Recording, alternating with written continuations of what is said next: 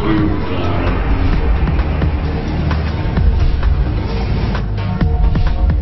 think I found it.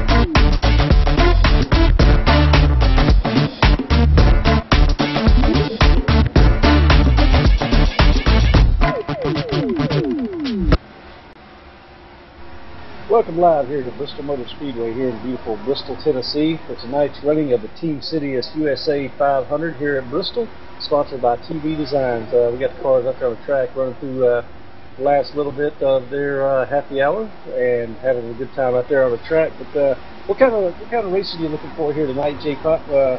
You know, this being Bristol, our first short track of the year, what kind of stuff are you looking for out there?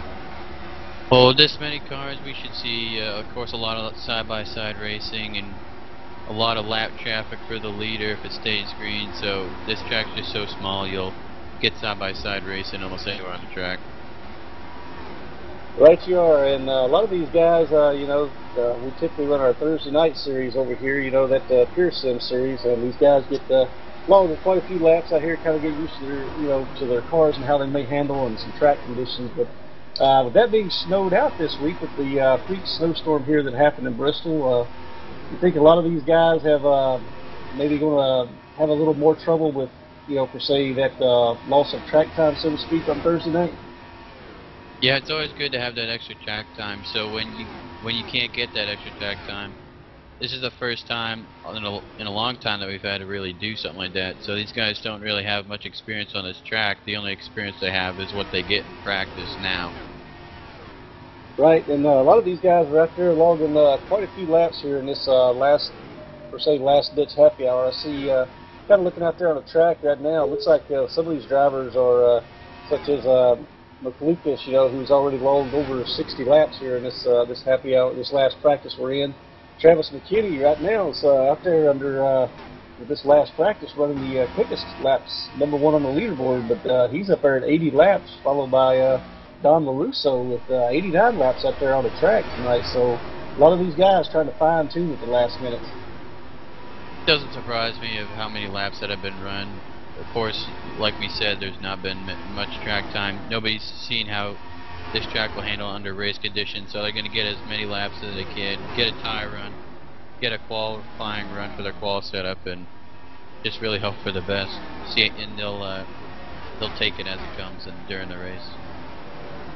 Right, and that's going to be the interesting thing out here with these, with this being the, like I said, the first short track we've ran so far the year. You know, the amount of laps. I was talking to Kevin Kelly earlier this week, and they're factoring in about 120 to 130 laps on a tank of fuel. But do you think?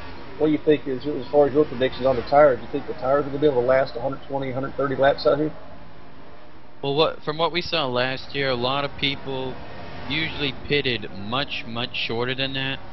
So of course your fuel can make it that far, but it's just all about if your tires can make it that far. And I don't think you're going to see a lot of guys that have that setup that has that tire wear that can get them that far.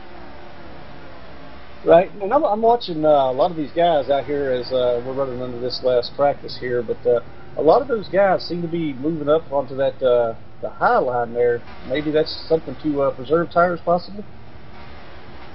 Yeah, it's always good to search around for lines, and you know they didn't get to see which line was best on Thursday, so they're going to be searching around. You're going to see, like I said, a lot of side-by-side racing because people will be searching around for lines. it's going to take a lot of time for people to get used to this track during the race. Right, and right you are there, but 500 laps to do it in tonight. I'm sure we're going to see some interesting side-by-side racing here. A lot of excitement, you know, and be interesting to see if Louis Bussa, you know, continues on his hot streak there. He's been tearing things up here in NuffWORLD so far over these first 3 races of the year. Yep, and 3 races for points, 3 wins for Louis Bussa. So interesting to see how it unfolds here tonight. And last year, I believe this was the same exact race. He got his first one of the year last year. So. Right, and I'm kind of I'm looking around searching for here on the track, but just kind of noticed back there Louis Bussa, you know, he's still back there in the garage area, sitting back there, still hasn't ran any laps out here during this practice session. So apparently, you know, he must be very comfortable with that car. He usually does feel comfortable with his setup coming into any race, but it does surprise me with the little track time and things getting done at the last minute that he hasn't really logged that much laps yet. And kind of looking through here, you know, kind of going down my little stat sheet here, statistician brought us up, but looks like last winner here would have been Timmy St. Jean, who's currently driving at 83 now. Right now, he's had 1 start here so far at Bristol Motor Speedway since he came over to NuffWORLD and has that 1 win here at Bristol. So that may place him at an odds-on favorite here. He seems to like this track. Yeah, when he came in, he was one of those guys who always showed up on the short track. So any short track that we have this year, Timmy's definitely one to watch. Yeah, another one to watch there. You know, like I say, look at this stat sheet though, but stats don't always mean everything. But I'm looking up here at that number 19 of Jeremy Enix. He's got 3 starts here at Bristol Motor Speedway, 2 top 5s and a win here with an average finish, you know, 5.3. I mean, so he may be another one to kind of keep an eye on tonight out there as we run this race. Based on statistics all year, Jeremy has always usually been the favorite going into races, but unfortunately that hasn't really shown as a result. So hopefully he can translate that into a result this year. Yeah, that's an interesting fact there. If I'm mistaken, Louis actually lost this race, was leading this race with 10 to go last year, but Timmy St. Jean took that checkered flag, but blew a right rear tire down in, I think it was turn 3 or 4, and ended up costing him the race, if I remember correct. Yeah, he tried to make it, like we talked about earlier, you could make it the whole run on fuel, but can you make it the whole run in tires? And he just couldn't do it. Yeah, so, you know, that kind of goes to show here with Bristol how amusing this track can be on the tires with this 18 degrees of banking. So it's going to get real interesting to see out there tonight how long these guys will be able to make it on tires and when we'll start seeing some pit stops tonight. Now, I know kind of rolling through this week, doing a few practice laps and riding around watching some of these drivers out here on this track, but you know, getting down that pit road, that's going to be a challenge tonight for these guys too, because once you hit pit road, that speed limit of 35, it just seems like you're crawling around at a snail's pace out here.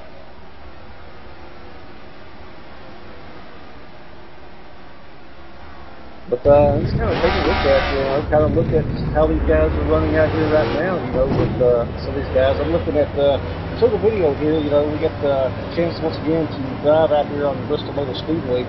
Getting out of the pits here, and they want to be kind of, you know, see what it's going to be like coming out here. This is kind of at pace speed right here, and getting ready to take the green flag. You'll notice there's I was told a Sharpie mark as you're coming out of turn 4 there, the word Sharpie.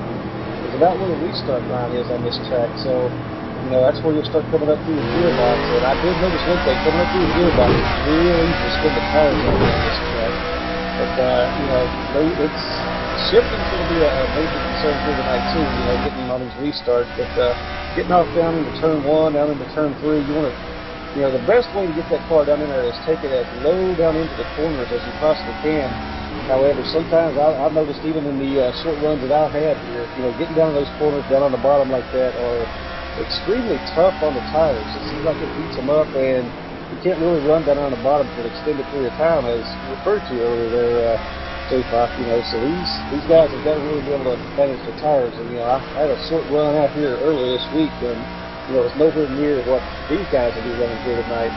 But, you know, the tires can definitely heat up quick here, and, you know, that's the one thing they're going to have to preserve, and that's one thing we'll probably talk about biggest most of this night is tire wear and also brakes. Some of these guys I've noticed out here have been braking a little bit getting into these corners, but as you see right here coming down off the racetrack, trying to get on the pit speed, this is the, it's a very interesting pit road here, as you got to come down into pit road on turns 1 and 2, heading down to the back stretch. Now this track actually has pit stalls on both the front stretch and the back stretch.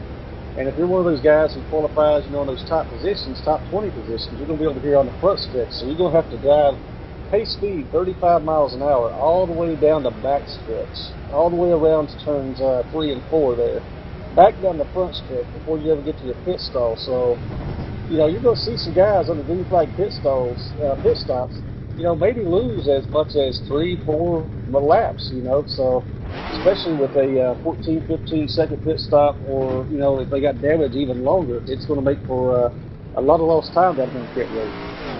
But, you know, you've got to make sure you can get all the time you possibly can here off of pit road, and, you know, that's one thing you're going to see a lot of guys, too, trying to pull those cars out of there, you know, as they try to get all the speed they can and get out of there quickly.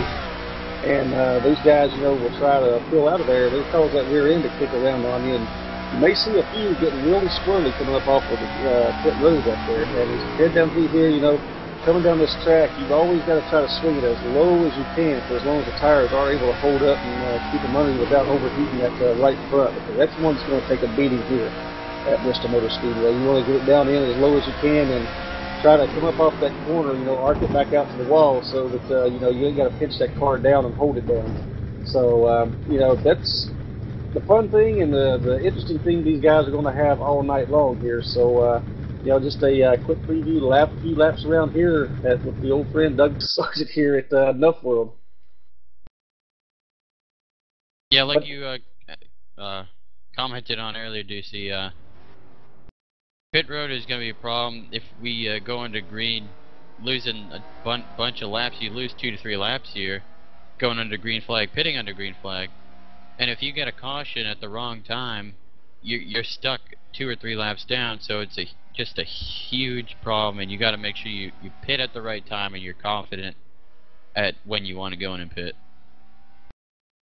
Yeah, this may be one of the first races this year where we'll see a lot of strategies play into it. But I also had the opportunity a little bit earlier this week to, you know, since we had the snow here on Thursday, to sit down with a few of those drivers, you know, sit down with a kind of a one-on-one interview where something new we're going to bring to you here with NuffWorld, and kind of entitled, you know, Meet the Drivers and such. But I'm going to kind of play you a little snippet here. We done an interview with Kevin Kelly, driver of that number 30 car. All right, I got a chance today to sit down here with Kevin Kelly, driver of the number 30 here in NuffWorld. And Kevin, you've been around for quite some time. How about you give us a little, just a little history? You know, your involvement here with NuffWorld and the time you've been around and such. Well, I tell you, Ducey, I think it's going. Oh man, I gotta think back now. I'm getting old. 5 years, maybe 5.5. My first season that I was here was like a half season. I believe that was NASCAR '08, so it's been a while. Enjoyed my first race with Nuff, and never left, man.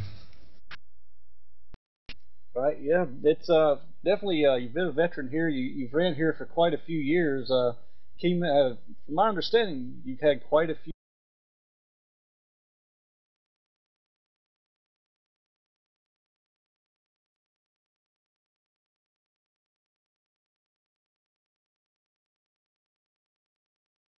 It all.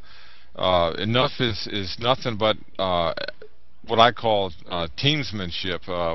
You know, working with people, and I tell you, every year we would sit there and say, "Well, we got no shot for a team championship this year," and you know, when it comes down to those final 10 races, we all buckle down. We try to finish our races, try to finish as best we can, and I think that's one thing that I can really say that everybody does here in NuffWorld is I mean, there's times you get wrecked on lap 3, and you got to go around and run that piece of junk just to get the points, the best finish you can.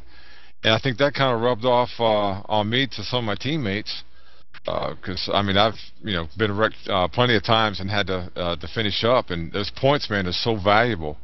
And the one team, the 1 year that I didn't run my own team, I went and drove for Mr. Dale Reynolds, and we won the team championship that year. So this is going on like 4 straight years that I've either been a part of or had the team winning championship. So I think it's just you got to learn to finish.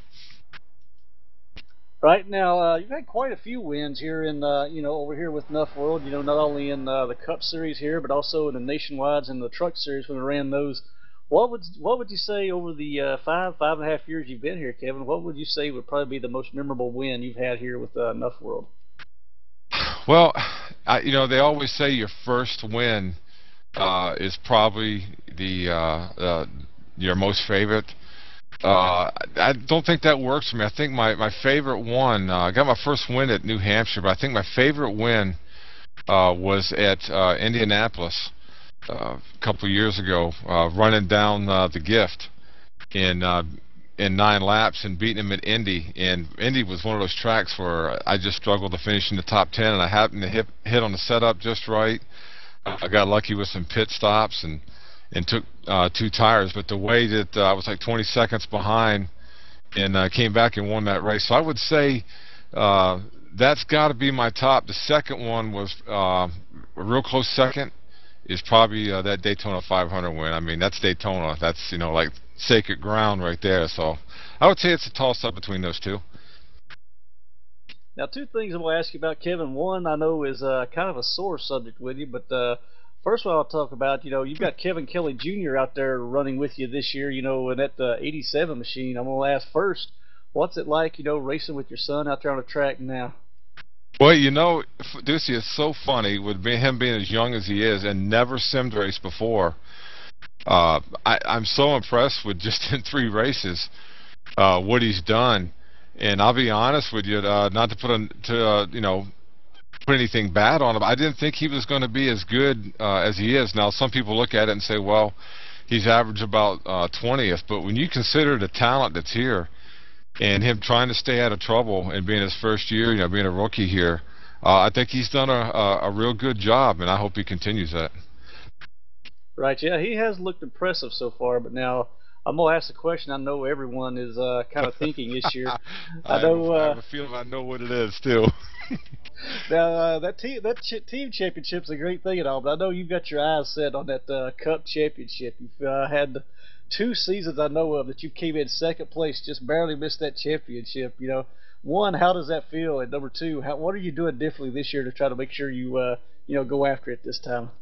Well, Ducey, and I'm going to add to that because it's actually 3 in a row being second, so it's actually worse than just finishing 2. Last year was an off year for me. There was a lot going on. Couldn't get the practice time and the wheel time in that I could.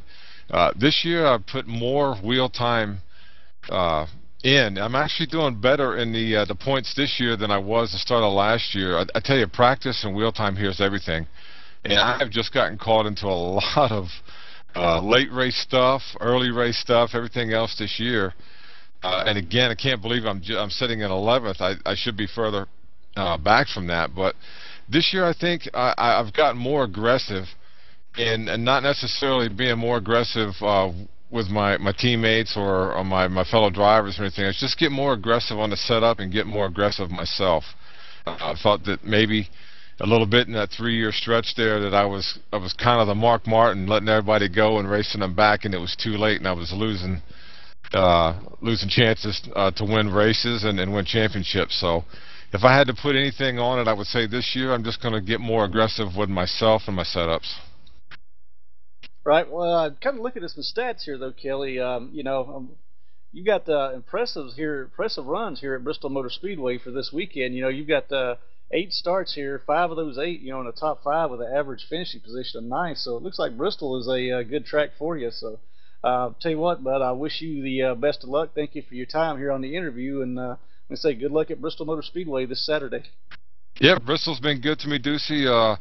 I think it's a lot different this year, but it's definitely a driver's track, and I think the person that takes care of the tires and takes care of their car and stays out of trouble is going to get it. And just to throw one more note up there, appreciate everything you guys are doing this year, and keep up the great work. All right, it's Kevin Kelly, driver of the number 30 car. You'll be looking for him this Saturday night.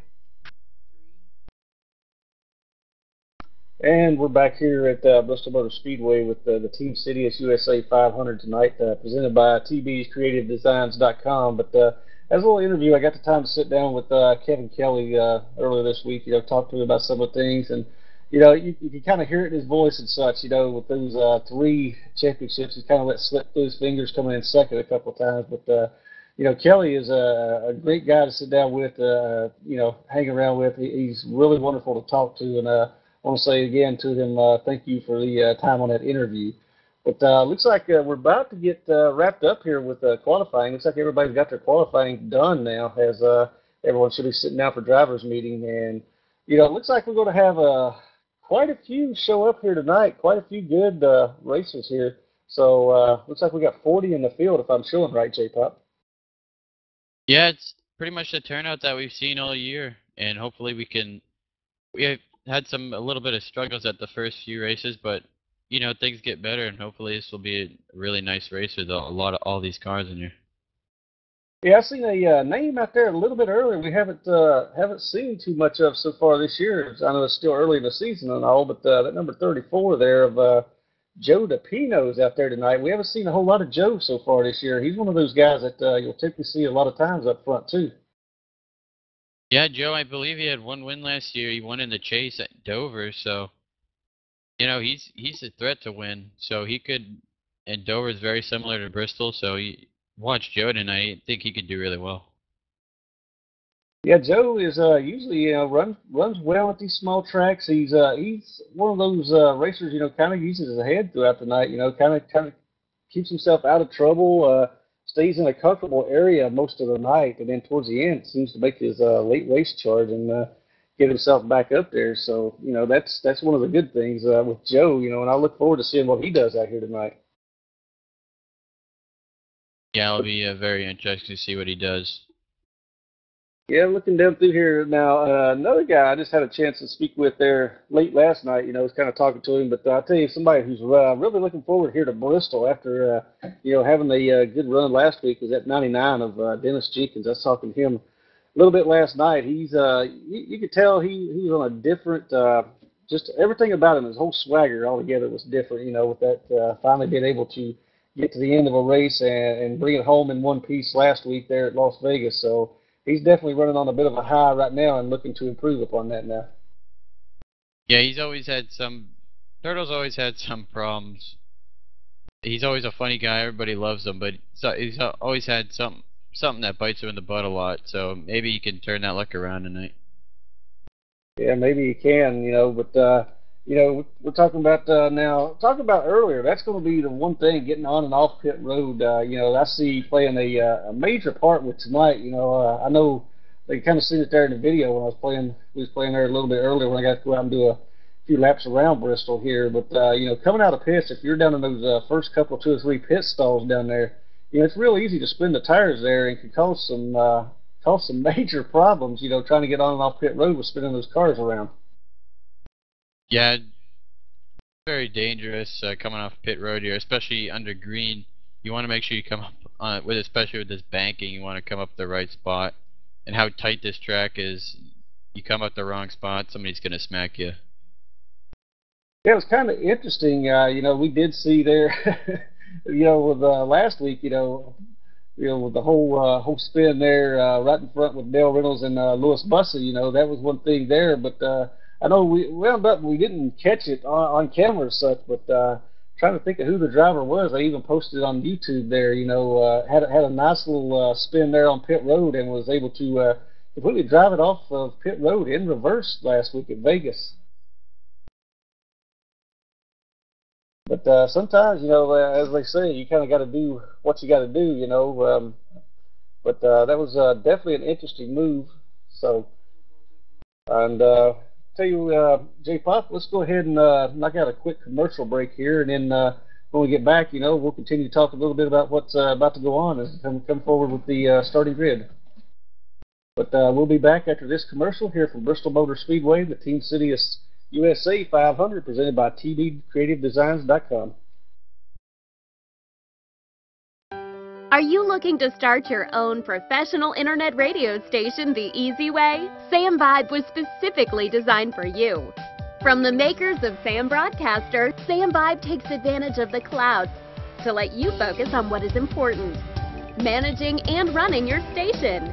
There are 5 simple steps to get started with Sam Vibe. 1. Sign up for a free account at samvibe.com. No credit card information is required to get a free account. 2. Download and install Sam Vibe. 3. Check your email to retrieve your account information and login details. 4. Run Sam Vibe and enter your username and password. 5. The Sam Vibe Quick Start Wizard shows you the first steps to start your station. Simply upload your music, turn on your station, and tune in.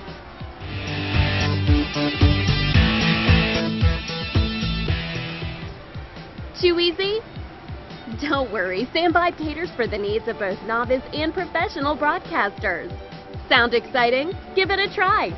Sign up for free now at samvibe.com to experience how broadcasting should be.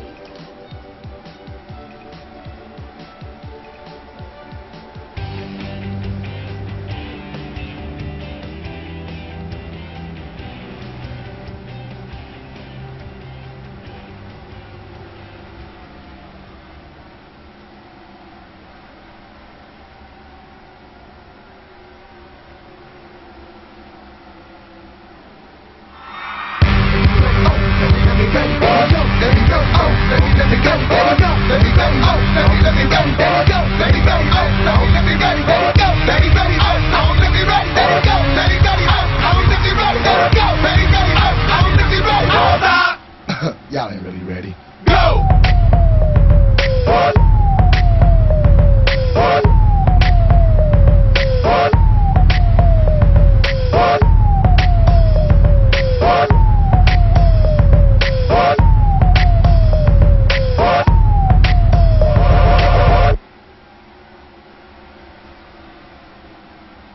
Welcome back here live to Bristol Motor Speedway here in beautiful Bristol, Tennessee, as we present tonight's Team Citius USA 500 presented by TDCreativeDesigns.com. Some of you may have never heard of Team Citius USA, but kind of check them out. We here at NuffWORLD are proud to have them as one of our sponsors here and one of our affiliates. These guys do a lot of great stuff with baseball and with sports all in general, but mainly so in the baseball field. They work with 7 through 14-year-olds, working with them, and even higher, to get these guys, through some of the things. They hold combines once every 3 months. They use those combines to evaluate and train ball players the professional way, with professional players. The ball players that come there, they're graded on the 5 tools of the game, and then they get worked with by former professional baseball players to improve their skills and get better. And these guys have sent up some quite a few good ball players in the years that they've been around. Right now, they have a total of 10 of their guys that they've worked with and trained who, made it up, sent off to play college baseball. And in 2012, through the MLB Major League Baseball draft, they had 10 players that were actually trained there with Team Citius who were chosen and picked up in the 2012 Major League draft.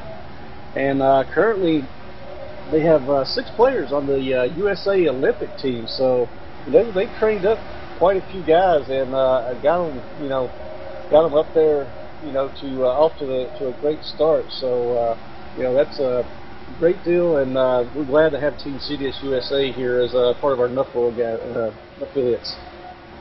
Yeah, it's always cool teaching 7 to 14-year-olds, not too young, and then to a point where they're not too old. Always teaching young guys, it's always great for them to experience, and they can really discover if any of them have real talent. Yeah, that's correct, J Pop. You know, seeing if they got the talent and being able to evaluate and work with former professional baseball players is always a great thing to help develop your game. But kind of transition back here to the race for a moment. We're going to kind of look at the VSU Cup Series standings right now. After 3 races in, of course, we referred to a little bit while ago there. Lewis Bussa, you know, is currently our leader, having 3 wins coming into Bristol so far this year. Has so far won all 3 races this year. But trailing right behind him by 22 points is Dale Reynolds. And in third, Brian Lee, currently 23 points out of the lead. Right, 1 point right there behind Dale Reynolds. So that could possibly definitely change hands tonight. 4th place there in our Cup Series standings, Dominic LaRussa, you know, currently only 29 points out of the lead. He's been having a very good, solid year so far this year. Yeah, Dom, we talked about a lot earlier this year.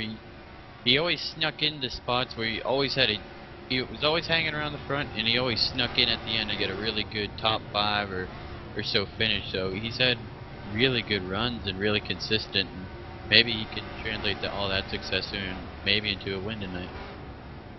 That could be the case. And currently rounding out our top 5 right now, we got Ben Britton, who we referred to was our regular season. He at the end of the regular season last year, he had put together a very solid year and was a points leader. He's currently 32 points out of the lead right now in 5th place, only 3 races in. So he's kind of continuing the steady work we saw from him in 2012. All right, and we'll return back here right after this the national anthem. We'll get the command of fire engines.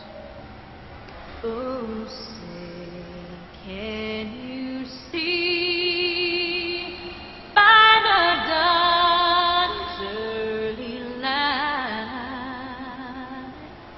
what so proudly we hailed at the twilight's last gleaming, whose broad stripes and bright stars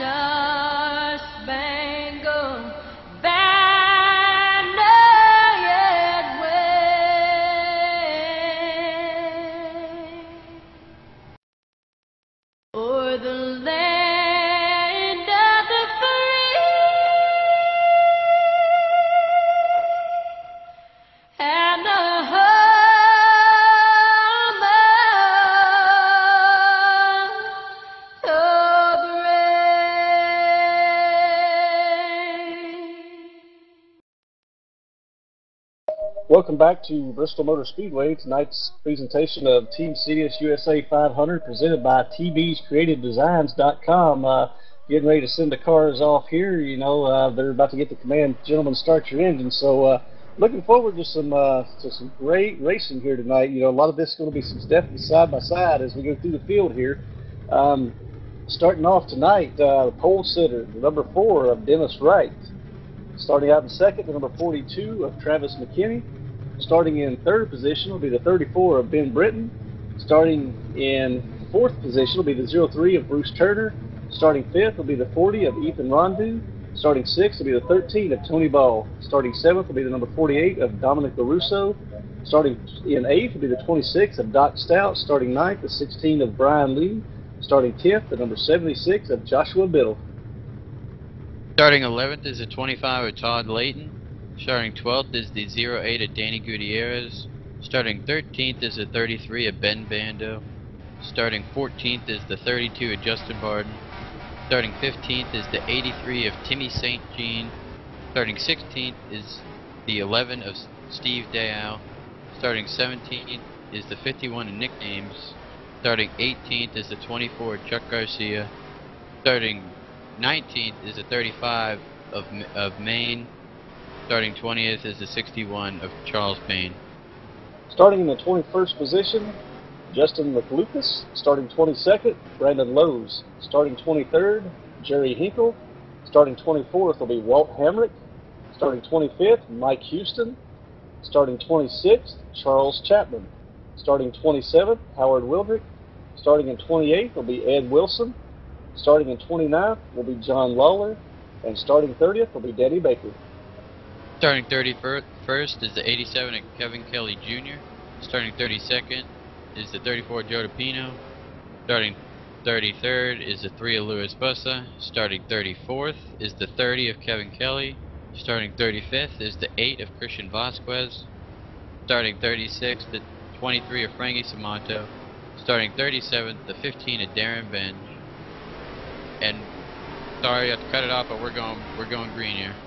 Yeah, looks like we got a real good start up here on the front row. Dennis Wright was able to use that inside line and already pulled out and up in front of Travis McKinney. And it looks like these two are using some very different lines already, with McKinney staying up there on the top and Dennis Wright riding that bottom line right now.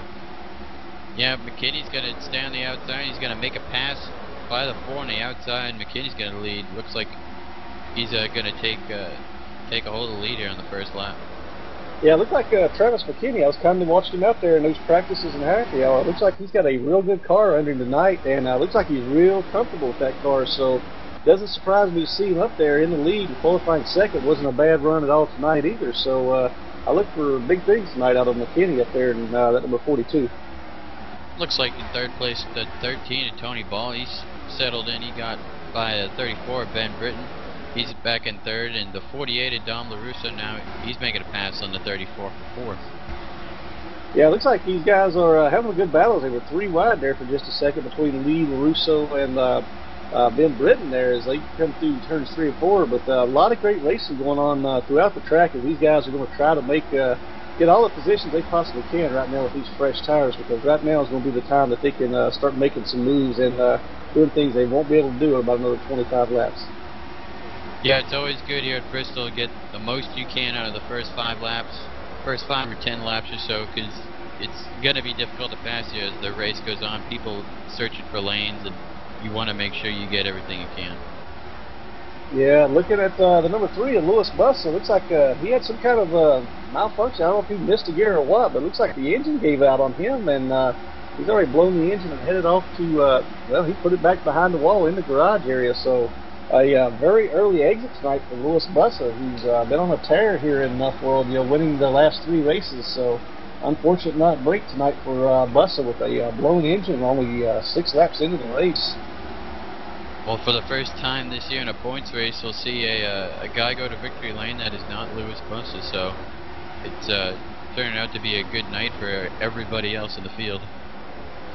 Right, and I've heard some of the guys already talk about, they've been making a lot of strategies on how are we going to beat Louis Bussa. I mean, he's been so dominant so far, and looks like tonight, unfortunately, that engine gave away early on him. I don't know if maybe he missed a shift or, what happened with it to blow that early, but there was definitely a lot of smoke came out the back of that car right before he went off. Looking back up at the front here, looks like we have a battle for about 10th through 8th here. Ben Britton and Timmy St. Jean and Nick Thames and Danny Gutierrez both side by side, both battling to see who can stay in the top 10. Yeah, we got a lot of cars up there. Looks like about 5 cars all kind of thrown under a blanket there, as these guys are all in very distinctive different lines too, as Timms is able to move forward a position, and now Gutierrez is looking up on the outside as we got a caution out. Got a suspender out there. Looks like we're going under caution, so we'll try to bring you the replay here, see what exactly just happened. Looking back to the field, it looks like I see the 7 of Howard Wildrick involved. I see the 23 of Frankie Samanto. John Lawler. I'm sorry, not Frankie Samanto. John Lawler was in there. Yeah, it looks like we had quite a few cars there involved in that one. I'm not quite sure what got what got it all started. But looks like there was one down on the apron.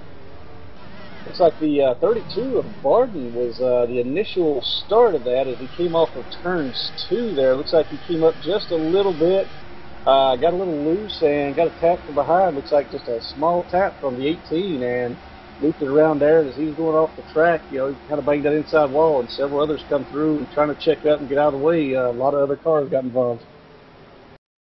Yeah, I did also see looks like the 9, he got into the back of the 7 car, Howard Wildrick.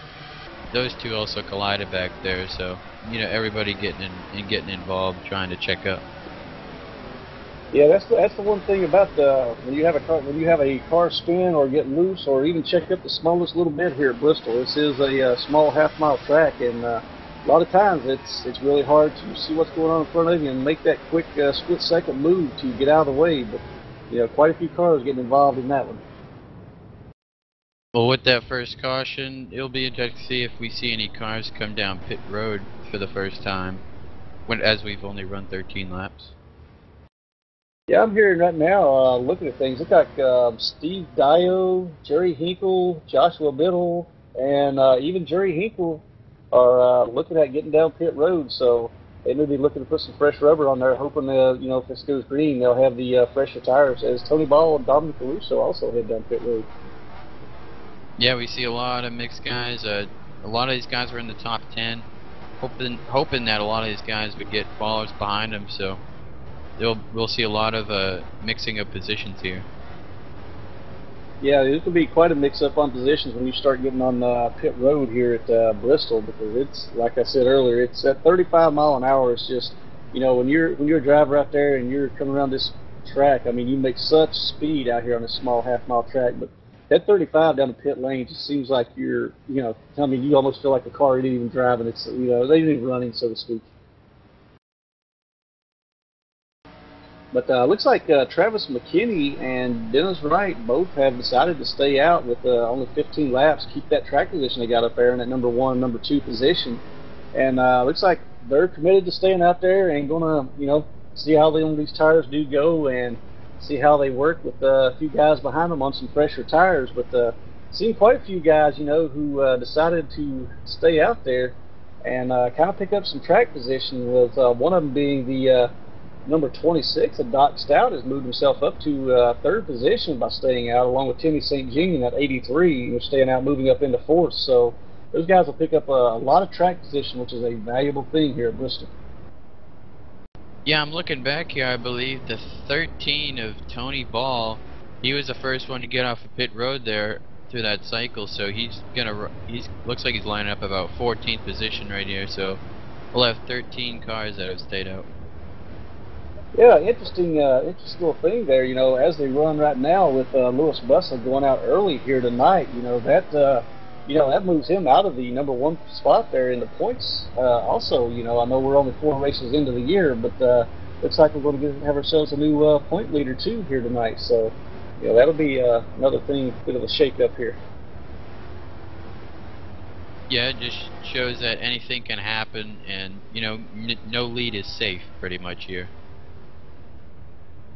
Exactly. That'll move Lewis Bussell into all the way down to 4th position in the points there. So bit of a hit there tonight for Lewis Bussell, you know, with that engine expiring, you know, early like that.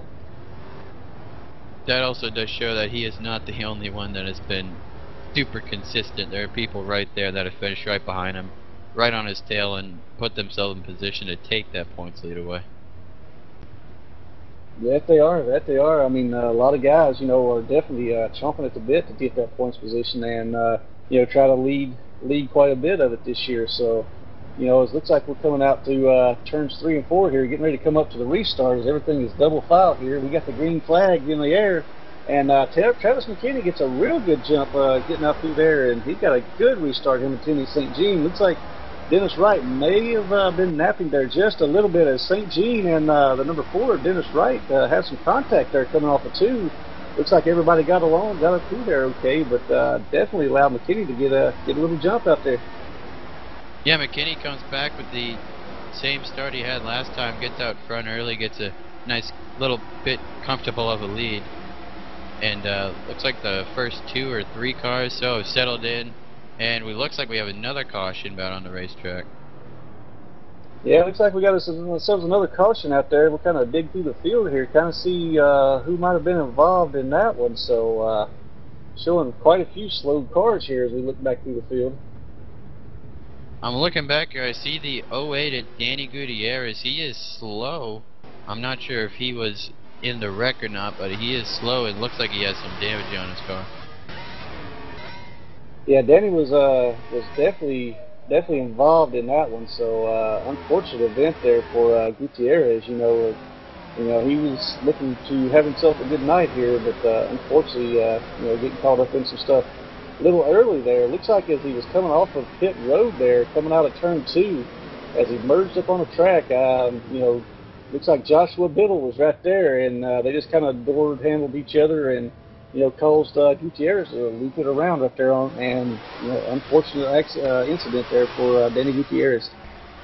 Yeah, we talked about that before this race had started. Getting off the pit road is going to be very dangerous, especially under green flag conditions. And he just came up at the wrong spot, the wrong time, and doored, looks like Biddle there, down the back straightaway, and he just, he couldn't really do much about it. He went straight in the wall. Yeah, and I know it's tough to see down there on that apron down there as you're coming out of turn 2 there. It's just so much there. It's, it's hard to see coming out of that corner with the degree of angle you got there coming off of it. So I would say Biddle probably didn't even know that the 08 of Gutierrez was there when he came off that corner. I'm sure he really wasn't expecting him to come up that much or come up at that time particularly, because Biddle, he was side by side with somebody, battling with somebody, and he's going to give a little bit of room down on the back straightaway since they just took the green flag out. So it looks like Danny just made maybe a little bit of a mistake coming up too early and coming up a little bit too much. Yeah, I think Danny may have saw that hole that was right there in front of Biddle and thought he could squeeze into that hole before Biddle got there. But like I say, that speed coming off a pit road versus what it is out on the track is so much different that by the time he made the move and got up there, Biddle was already there, and they collide, and the rest, as they say, is history, so to speak. I don't believe we'll see any of the leaders come down here in pit road. We will see a lot of guys, like now, we see a lot of guys in the back of the pack that are pitting just because they're already in the back and they really believe they have nothing to lose except getting some fresh rubber on the car. But yeah, as there's not very many of those leaders coming out. As that was kind of a quick one there, like you said.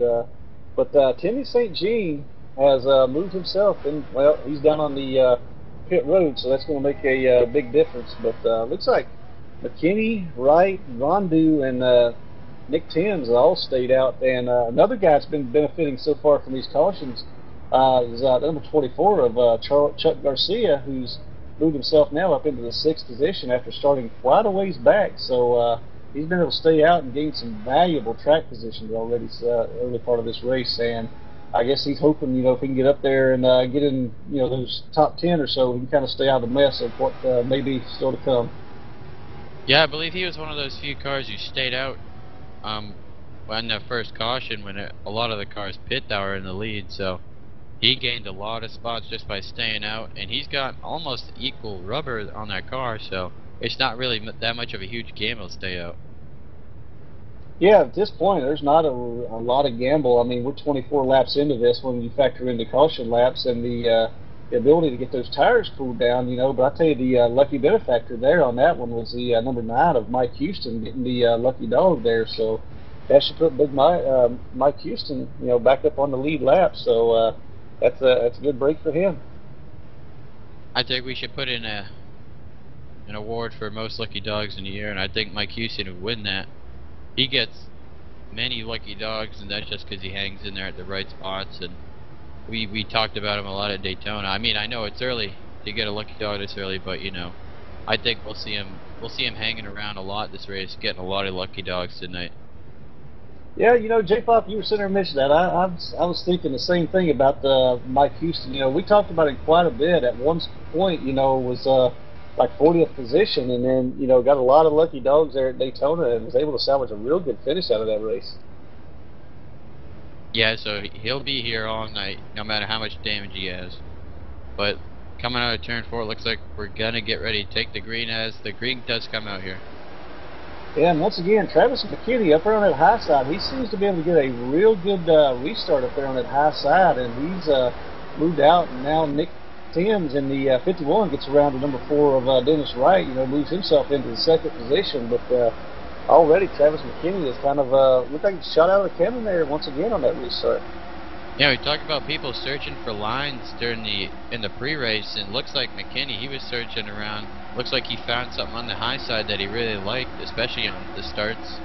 So let's see if he can, if this thing stays green, see if he stays up there, or if he just stays up there for short runs, and maybe he'll transfer down at the bottom for the long run.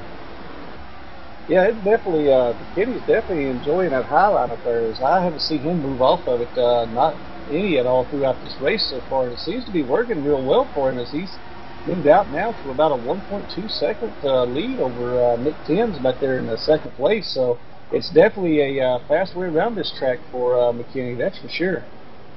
Yeah, and we get another caution out here on the racetrack, and zooming back, I believe I just caught it out of the corner of my eye. It was the 35 of Maine who made contact with a slow car down on the apron, and the 35 went around. Another tough break for Lance Maine here tonight, as you know, he's been one of those guys looking to have a good run too, and tends to, yeah, it looks like he may have just got in there a little bit. I don't know. It looks like the rear end might have kicked around on him just a little bit as he tried to go into the corner, but you know, he did come down. It looks like him and the 11 got together. So Steve Deo, but he almost saved that thing and got it down on the apron there. But I tell you what, other than that little tap that he had with the number 11, nice job there, Maine, of keeping it down on the apron, keeping it off the wall, and keeping it from back and back up into the track when it was sideways. Yeah, he did a very nice job keeping that down on the apron. Doesn't look like he got any damage from that. And the 11 car, Steve Dow, came out of that fine as well. So I believe both cars will be fine coming out of that situation. Yeah, and that's the lucky thing. I mean, for any of these guys, realistically here at Bristol, this is one of those tracks. I mean, we talked about at Daytona how much damage could really slow you down on the racetrack, but Bristol, luckily enough for a lot of these guys, isn't like that. You could take some damage here at Bristol and still have a fast car. Yeah, you can have red all the way around your car, and you'll still be fine. You'll still be good enough. If you have a good car, you'll still be good enough to maybe even get a top 10 out of it. So you're really never out of it here, no matter how much damage you have. As long as the engine's still going, you're really never out of it. Yeah, it looks like on this exchange of pit stops under this caution, Nick Timms, Dennis Wright, and Doc Stout, all three decided to bring those cars down on the pit road. They're going to give up that track position, get the fuel and fresh tires, but McKinney decided, you know, to keep himself out there in that 42, so he must be very happy with that car and how it's running right now. I mean, it looks strong, and to stay out, you know, pretty much almost the entire field has pitted at this point, but to either case, he's got to be happy with how that car is going right now. Well, with the fact that they really haven't run more than 5 or 6 laps during a field run, during a green flag run, he really feels confident with his car right now, and he should, with the way that he's doing well in these short restarts. So he's just hoping for a long run. He's got good tires. He hasn't really done much, so he's just looking for. I think he's looking for a green flag run here. Yeah, it looks like that. It looks like he's got a definite green flag run car, because he seems to get up there on that high side and just be able to continue to motor around here. But I tell you, looking right there behind him, that number 91 of Brandon Lowe's, he's made quite a few positions here tonight, staying out through these cautions and moved himself up into the number 2 position now. Yeah, I believe Brandon, he started around mid-pack or so.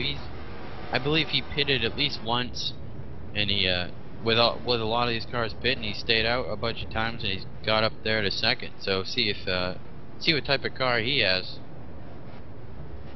Yeah, it'll be interesting to see now that Brandon's got that car up there. You know, see if he's got anything for McKinney on this restart. As McKinney has just he's been spot on so far on each of these restarts, so he's definitely got that car hooked up for a restart gear. Yeah, it's just like I said earlier, just waiting for that green run. It'll be really interesting to see who has that long run car, because a lot of these guys, maybe, you know, that short run car they don't have, but that long run car, that's what they set it up for. Yeah, and looking back, you know, first, like I said, kind of go through the order here. First place, you know, still Travis McKinney there with Brandon Lowe's in that number 91 in second, but Ethan Rondu has moved himself up into third, and Chuck Garcia has moved into fourth in that 24 machine. But another one we haven't talked about so far tonight, but Ed Wilson, through some pit strategy and through staying out, has moved himself up into the fifth place position in the 88 machine. Yeah, we have William Robertson. He started way back in the pack, and he's sitting there in sixth right now. We have Ben Britton. He's been in the top 10 for pretty much all so far. Tony Ball, he's in eighth. The 54, Charles Chapman, he's in ninth, and 16, and Brian Lee is in 10th. Right, so we've had quite a few guys move back and forth through the field, but you know, Travis McKinney's been able to keep that thing up there in the front so far. So he's been so far the talk of the night with that number 42 machine. But you know, I'm going to be interested to see now. We got a few different guys up here. See, you know, how well they might be able to handle him, and see if he can still get away like he has so far earlier this race. Yeah, McKinney using that outside once again. He's liked it. He's got huge runs with it. He's got great restarts. So looks like he's gonna stick with what he likes.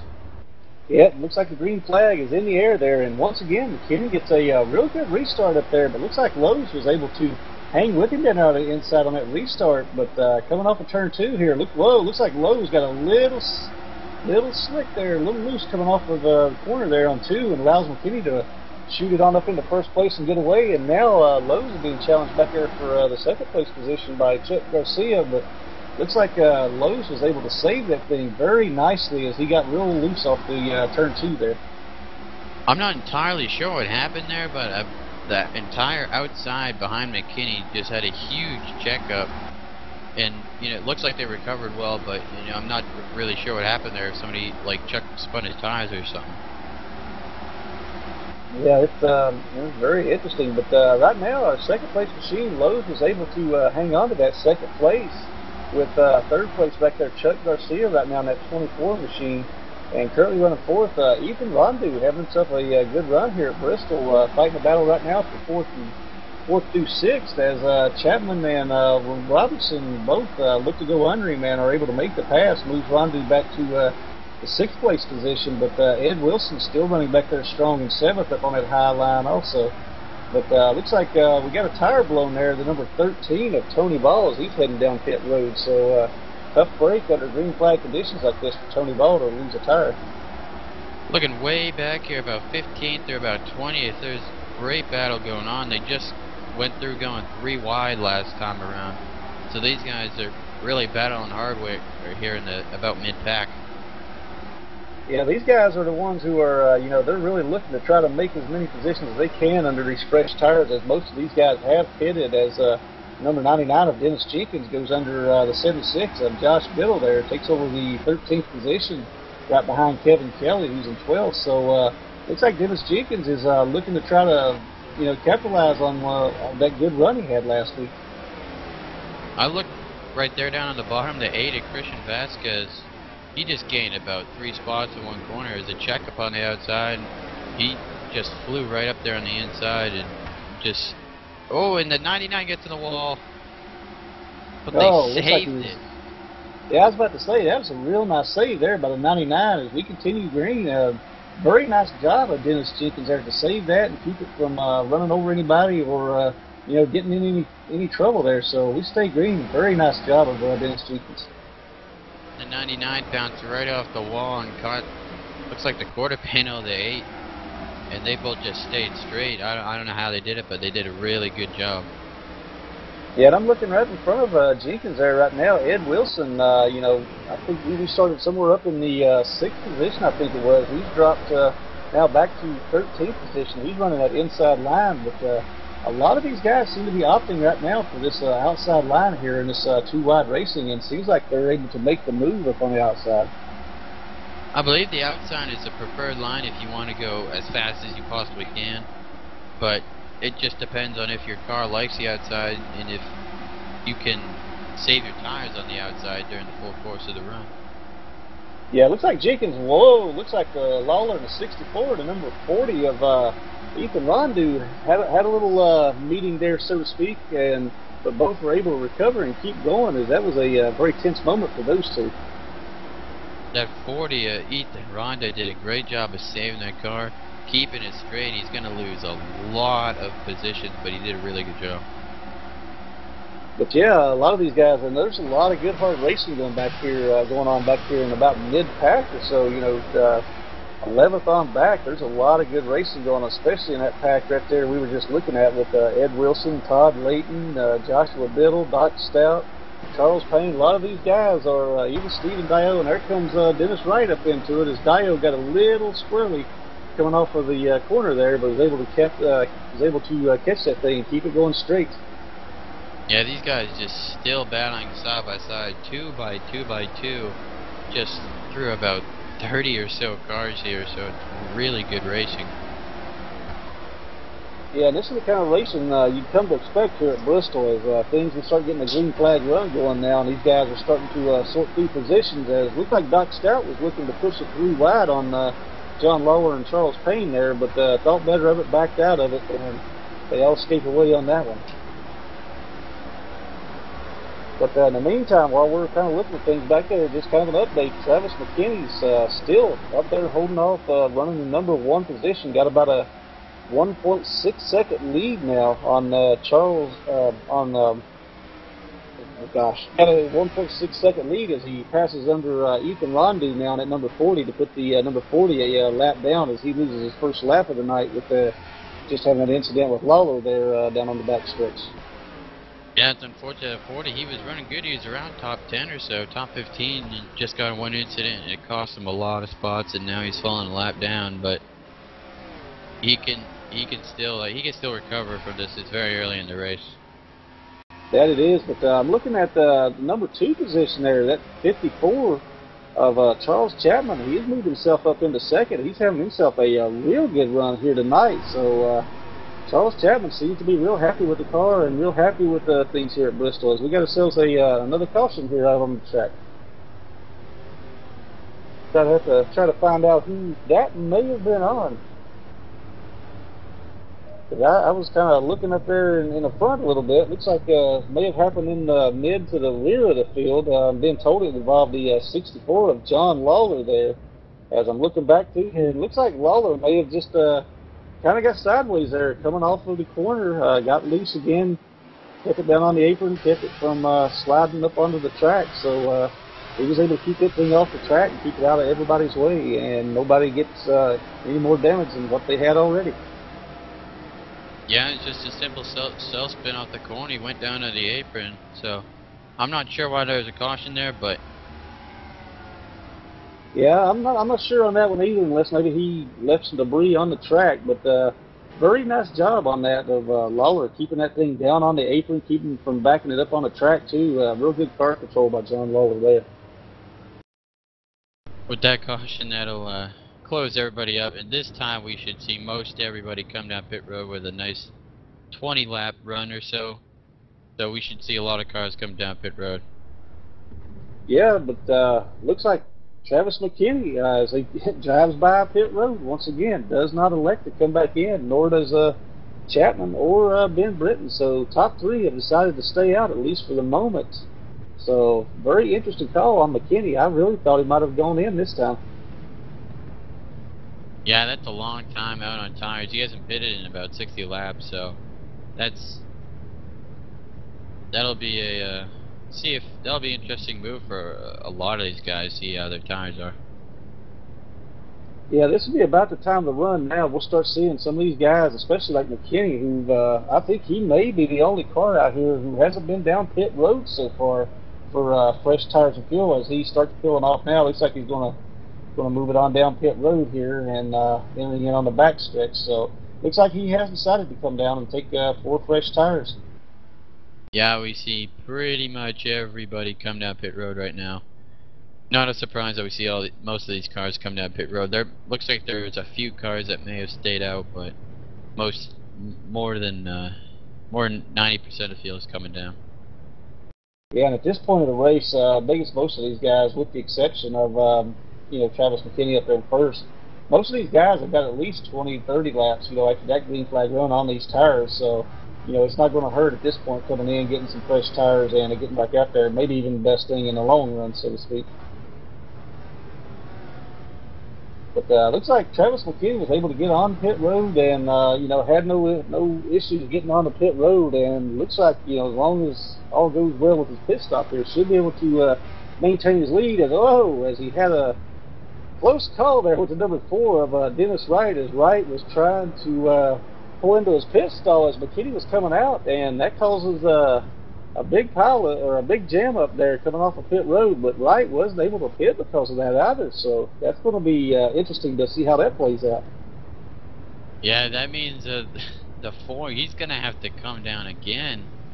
He's going to have to get, now he's out there on older tires than everybody else, he's going to have to come down again. He's going to lose a lot of track position, a lot of positions.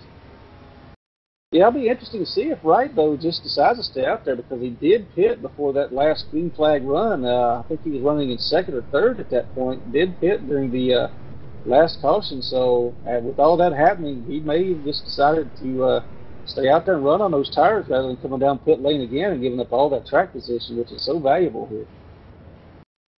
Yeah, now it's just a decision. Do you want to stay out on older tires than everybody else, or do you want to go down, lose track position, get yourself back in the field, but have equal tires than everybody else?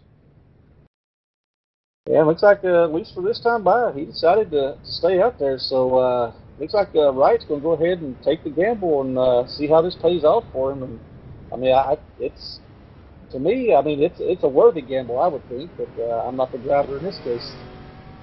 Yeah, I think it's pretty obvious with all the cautions that they've had so far. He's hoping for one right now, and he's hoping that he can get one. Yeah, and I just saw the number 40 of Ethan Rondine go around the field there, so he was our lucky dog this time. So that'll put him back on the lead lap, last car on the lead lap, back there in 34th. So that'll give us the 1 to go. Looks like we're getting ready to go green here soon. Yeah, it's a good break for him. He just got a little bit of a tangle with Lawler, and he got himself in a bad position, got lapped, but now he's back out there, and he's got the lucky dog back in the lead lap. He should be fine now. Yeah, but looking up there on that front row, 2 guys we haven't seen on the front row so far tonight, that number 30 of Kevin Kelly and the 51 of Nick Timms. It's going to be interesting to see. Kelly's on that outside, see if he gets the same restart there that we've been seeing McKinney get all night. Yeah, and they come back out in the green, and Kelly, they both got decent starts, but Kelly took the outside. He gets a good run. Looks like he'll clear the 51 of Timms. McKinney's going to follow him right on the outside. Yeah, looks like the 51 of Timms there, looks like he might have got a little loose coming off of 2 there. Had to back out of the throttle for just a second and allowed McKinney to jump right up there in that 2nd place position with him. And they got a nice little battle going off here, but Timms down our inside line. He is definitely not giving up, and looks like the 42 of Travis McKinney's just kind of looking for a spot to go right now. Yeah, it looks like most guys, and McKinney pulls a crossover down, gets down on the inside, looking to get, and the 30 turns the 42 straight into the wall, but they both keep it straight, but that's going to cause some damage for the 42 car. Yeah, that was a gutsy move there by McKinney, cutting down that quickly and into the corner like that in front of the 51, but he was able to pull it off very nicely. But coming back out of the corner, it looks like he kind of squeezed up into Kevin Kelly there and kind of caused Kevin Kelly to get into that right rear quarter panel and put him up into the wall for just a second or so, but everybody saves their cars nicely there, and McKinney moves on into the lead. I'm not sure how much damage that he's going to have now. That was a pretty decent hit there. It wasn't a late hit, so interesting to see if that affects his car here, but as of right now it's nice. He continues to pull out to a lead right now. Yeah, and it looks like Kevin Kelly, I'm kind of watching him back there. He's in a nice little battle right now with the 54 of Charles Chapman. He's also got Brian Lee right there behind him, and the 91 of Brandon Lowe's back up there again. So, you know, these guys on some of these fresher tires are starting to, you know, try to make some moves and try to get around, get themselves back up to the front already. So, a lot of nice racing going on out here. Yeah, Kelly and looks like, I believe it was Lee, but those guys, or Nick Thames, I'm sorry, Kelly and Nick Thames, they're both out there on old tires, and they're just trying to hang on right now. Hopefully they have the cars that could stay up there right now, but right now they're getting swarmed by a lot of the guys that have fresher tires. Yeah, but I'm looking at Kelly up there at number 30 on that high side. It took Chapman about 3 or 4 laps, as well as Lowe's, to clear him on that inside line. So he's able to also, just like we've been talking about McKinney so far tonight, he's able to make that high line work for him so far. And even with those older tires, he's still making pretty good time out there. Yeah, he's not losing too fast, but he still is losing position. So he's going to have to hopefully settle in here quick once after a few laps or so, after everything settles down. He'll have to settle in, get a rhythm going, because it looks like he's just trying to hang on right now. Yeah, kind of looking here in second place right now, at 51 of Nick Thames, who kind of got away a little bit during all that going on. But it looks like Chapman, with those fresher tires, followed by Lowe's, is right there. They've got up to him now, and shouldn't be very long before they'll start trying to make moves on that 51. But in the meantime, Travis McKinney has put that car of his, that 42 machine, out there in about a 2-second lead now. Yeah, that's about less than 10 laps he's got them in for 2 seconds. So McKinney right now, he has the fastest car. He has a car to beat at the moment. He's just very fast. It'll be interesting to see here in the long run if anybody's got anything for him. Yeah, that's what it's going to come down to here with the Bristol, is that long run, how well these cars will hold up. But these short runs, so far, McKinney has definitely got the car to beat. Just like you said, what we've seen so far is, I'm kind of still watching back here with Nick Thames and at 51. He's so far been able to hold off Chapman and Lowe's and Lee back there with those fresher tires, and seems to be running real good. He's running about the middle to high groove there, and he's been able to hold these guys off so far. Yeah, he's just hanging in there, and he's not, looks like he's got a pretty good car. He's just on those older tires, so he's expected to be slow, but maybe on the longer run, if he has a good long run car, maybe he can start maybe even pulling away from some guys, and just maybe he can be faster than some guys. Yeah, it's kind of watching there in that corner. It looks like the 91 of Lowe's may have touched the 54 there. Chapman just a little bit going into the corner, and Chapman slowed up quite a bit, so these guys were able to clear around Chapman, move up a few positions, and now Brian Lee is challenging for that third place position underneath Brandon Lowe's there. So we got a nice little battle going on here for third now. Looks like the favored line is the outside. There are a few guys dropping down low if trying to pass, but mostly we're seeing most guys out here on the outside. The outside line's favored, and it's faster right at the moment. Yeah, it looks like Lee, looks like he kind of lost a little bit of time there on Brandon Lowe's going down to that inside, so he may have a car that favors that outside line too, as he's moved back up there on the outside, and he's now being challenged down on the inside of that 34 of Ben Britton, who does make the pass, and that moves Britton up into the fourth position as he's looking to go underneath Lowe's also now. Looks like Britton, he's getting a really good run. He can get on the gas really soon. He gets a really good run through the center of the corner. He gains a lot of time on the guys on the outside, and he's able to clear him. He's able to slide right up, and he's got a good car right now. But looks like the 91, he finally gets by the 51, and the 34 gets by the 51 as well. Yeah, it looks like the 51 and the 33 of Bando there may have touched a little bit coming out of look like turn 2 there, but they all keep it straight, and they're continuing to move. Yeah, the 51, he got passed by one car. It slowed down his momentum, and he got swarmed by about 3 others. So, and a lot of these guys have come from the back, like the 91 of Brandon Lowe's and the 8 of Christian Vasquez. He started back there as well in about 30 or so positions. So he's up there. He's doing real well. He's up in 5th place right now. Yeah, a lot of these guys are, as we get these green flag runs now, you know, a lot of these guys are starting to move forward, and kind of looking right here behind Nick Thames once again. 2 guys we haven't talked a whole lot about tonight. That number 83 of Timmy St. Jean and the 27 of Dale Reynolds. They're currently working over Nick Timms, you know, getting themselves working closer to that top 5 position. So looks like they've got some pretty good cars underneath them too, even though we haven't seen a whole lot of them so far tonight. Yeah, Timmy, we talked about him a little bit earlier. He was trying to get his way up front. He had a little problem, but in Dale Reynolds in the 27, he started 36th position. He's already up in 7th and under 100 laps, so it shows the type of car that he's got at the moment. And I'm looking right there behind Dale Reynolds at 35 of Lance Main. We talked about him a little bit earlier, you know, being down there on that apron, getting it sideways and able to keep it off the track, but he's been back in the pack a little bit now since that incident, and he's currently moved his way back up into the 8th place position, following behind St. Jean and Reynolds there. So a lot of these guys are starting to work their way back up towards the front now. But looks like the 25 of Todd Layton was also able to clear Nick Timms now, moves himself up into 9th position. As you know, they got to get the 4 cars going in here together with Layton, Main, Timmy St. Jean, and also Dale Reynolds there. So maybe these guys are all kind of running about the same line, other than Main. Looks like he's running that inside line, so he's trying to put a challenge on Timmy St. Jean right now.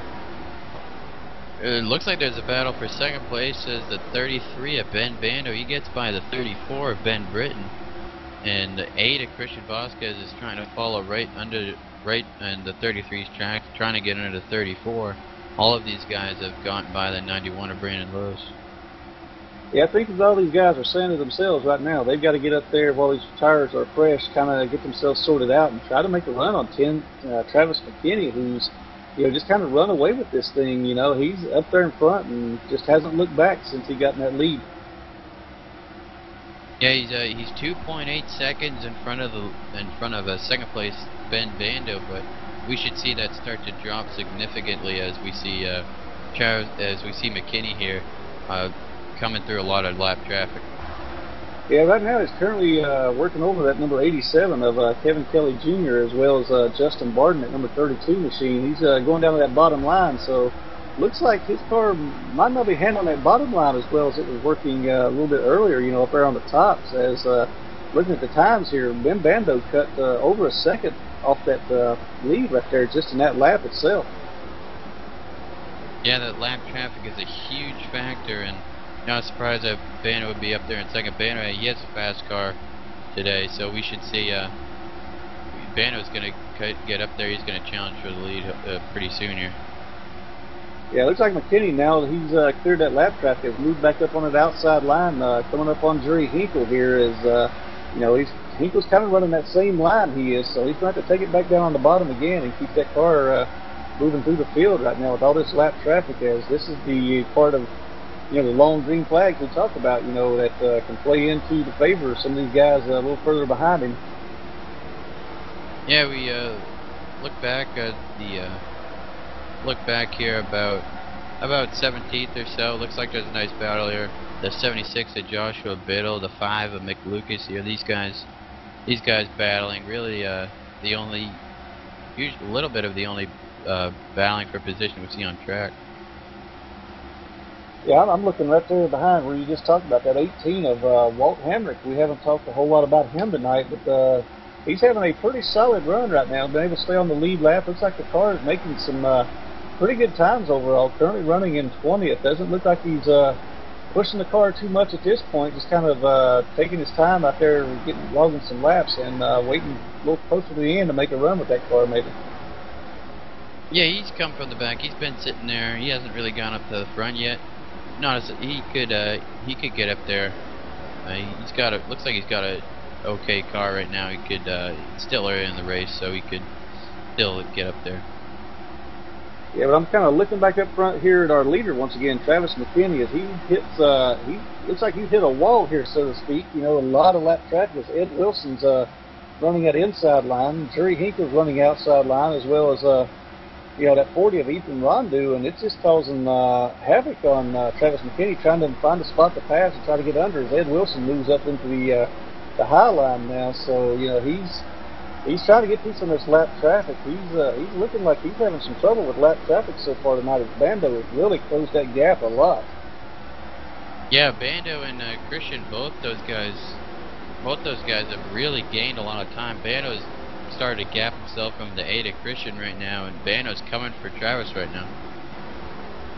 Yeah, that lap traffic that the leader has encountered seems like he's had a lot harder time with it so far. Getting through it is what Bando is. Bando's looking 3 wide right here for to move underneath Brian Lee and Jerry Hinkle. Nice move right there by Bando. As he now looks like he's shooting inside to try to get under the 88 Ed Wilson, and he's almost there. Yeah, and it looks like Travis, he's trying to get by the 48 Rondo, and Ben Bano, he's right there. Just one car separates those two from each other, and if they could both get clear, it'll be a nice battle for the lead here.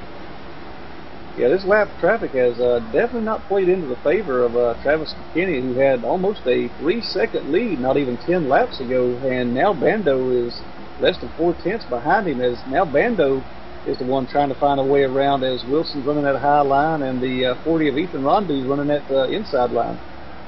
Yeah, McKinney was able to squeak by the 40 on the outside, and McKinney likes the outside if he's going to run it, but it looks like the 48 of Dom LaRusso is going to take away the outside lane that he likes, and McKinney's going to have to try and pass at the bottom here. Yeah, right now the only thing pretty much between the leader and second place is that 48 and the 88, but the 88's going underneath the 48 right there. Bando follows him right on through, so there's one car between these two. That's a big deficit that's been cut down now on Travis McKinney through this lap traffic.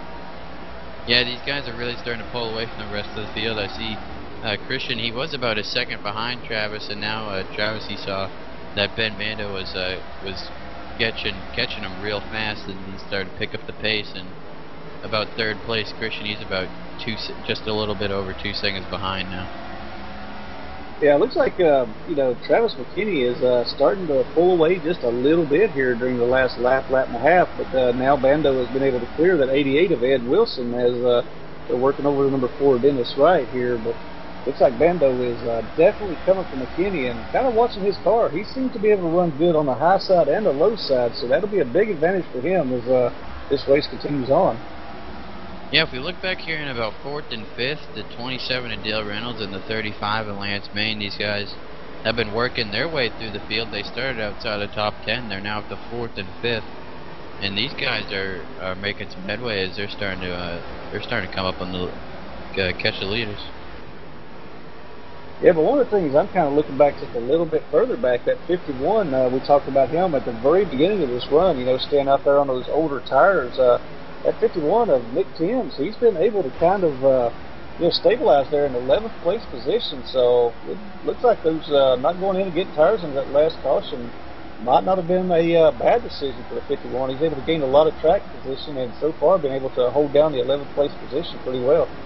Yeah, we go back up to the leaders. Bando, he's right on the bumper of McKinney right now. McKinney trying to get by the 08 of Gutierrez, and Bando can't really take it 3 wide at the moment.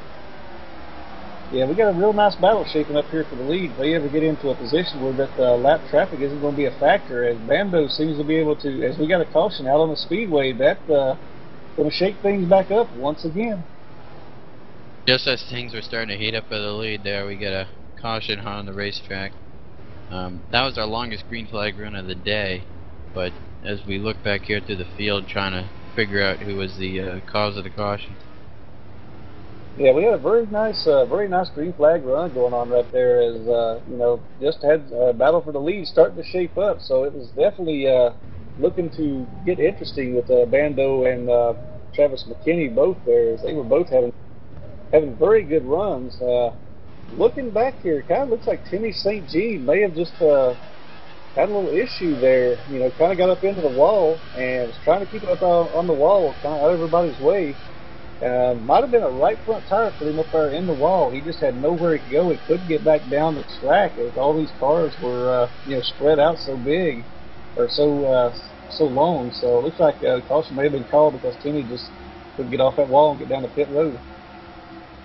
Yeah, it's always a tough situation. You got a blown tire. It's wicked hard to turn the opposite way. So that's just one of those spots where you have to call a caution in that situation, or else if you want to see that 83 Ryan around the outside with a flat tire.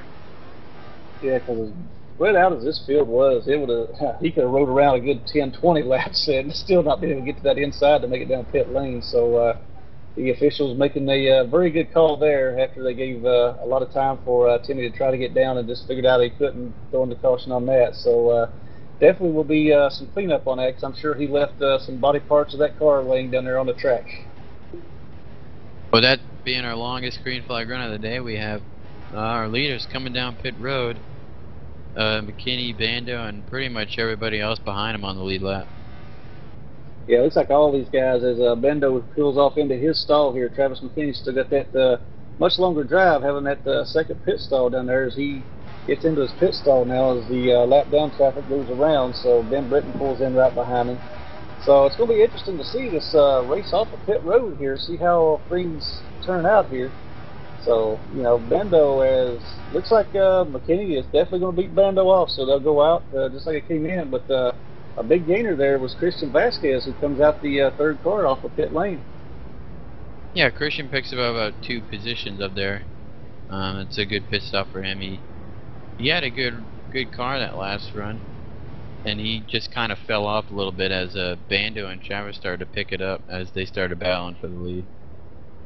Yeah, I was kind of watching Christian there as he was coming through that pack with the rest of those guys. You know, he was there with Dale Reynolds and Lance Bain and such there for a while coming up through the field, but seemed like he had a little more trouble once he got into the lap traffic, you know, kind of getting around some of those guys, or maybe he just wasn't pushing it as hard this early in the race, but seemed like his car slowed down a little bit once he got into that lap traffic.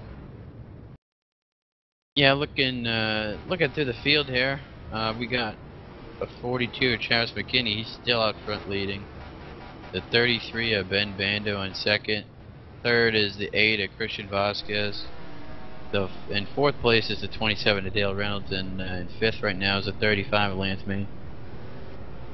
Yeah, looking up there at that top 5, I'm pretty much impressed so far with Lance Main and that 35 machine. You know, having that spin that he had at about, I guess it's 70 laps or so ago. You know, or maybe even more than that now. But you know, got mired back there in the pack, had to make that pit stop, but has really fought and clawed his way back up into the top 5. He's having a very good run here tonight. Yeah, it's always good knowing that you can recover from something like that. He just got a little bit of contact and self-spun, kept it on the apron, kept it out of trouble, and he just got back up there. And he's got a clean car and he's got a fast one. Yeah, I'm looking at that 51 machine back there at 10th of Nick Timms. You know, we talked about him earlier, staying out there and not taking tires. He went in on this latest pit stop to get those 4 fresh tires. He's been able to maintain pretty good throughout this long run, and that gamble kind of paid off for him as he was mired back in quite a bit of traffic when he decided to stay out on the last pit stop. And now after everything cycles through, he's still running in the top 10 now with you know, those 4 fresh tires. So a very good gamble for track position for Nick Timms. Yeah, he showed that he had a good long run car. He was able to settle in just around 10th, 11th or so. He settled in. He running good lap times, and no one was really passing him. So shows he has a fast car. And now here on equal tires, it'll be interesting to see what type of car he has. Yeah, it looked like the number 40 of Ethan Rondeau there took the wave around that time by, didn't pit, stayed up there on those old tires, going to take a wave around, get himself back on the lead lap once again, showing right now in 22nd, the last car on the lead lap as we get ready to come to green here, coming into 3. So, you know, Ethan Rondeau able to stay on the lead lap once again. Yeah, he's just doing a good job of getting back on the lead lap and get himself in those positions. But right now we're getting ready to go green flag. Yeah, they come off the banking here out of turn 4 and looking for the green flag. See, here we get the green flag. Let's see who, looks like both cars on that front row. Looks like Bando may have spun the tires a little bit, caused that rear end to get loose, but recovered nicely from it. And for the first time tonight, we're going to see going into turns 3 and 4 here, the best challenge we've had on a restart all night long for Travis McKinney on that lead. Yeah, it's good. You can recover real easy from a mistake. If you slip up, you'll be behind, but you can recover from that mistake just to how short the track, just the way the track is. You can recover from it real quick. So, but McKinney, right there on the outside, looks like he gets the advantage. He's going to get by Bando and clear him. Yeah, moves McKinney out into that number 1 position. Bando running in second right now as McKinney starts putting a little bit of gap between himself and Bando as we've seen over the restarts. McKinney's able to get a real good restart over his first 10, 15 laps. He's really kind of able to run away with it, and then it kind of equalizes out throughout the run. Yeah, he's got a really fast car. I think out of 126 laps, he's led just about 120 of them. So he's clearly, right now, he has a dominant car so far in this race. It looks like the number 27 of Dale Reynolds has been able to get around the number 8. Christian Vasquez up here took over the 3rd place position as Lance Main's looking on the high side there for a moment to get around Vasquez, but you know, kind of floats back a little bit as Robertson brings that target machine of his right up there into the mix at number 81 as he's looking low on Todd Layton in the 25, looking to move himself up in closer to that top 5 position as Vasquez continues to run that low line and Dale Reynolds running the high line. So quite a few very different lines you see from these guys out here. You know, it looks like Christian is a lot more comfortable down on the inside line right now. Yeah, going back to the 81 of William Robertson, we haven't talked about him all day. He's been hanging right around the outskirts of the top 10, and now he's finally back up there. He's going to try and see what type of car he has right now.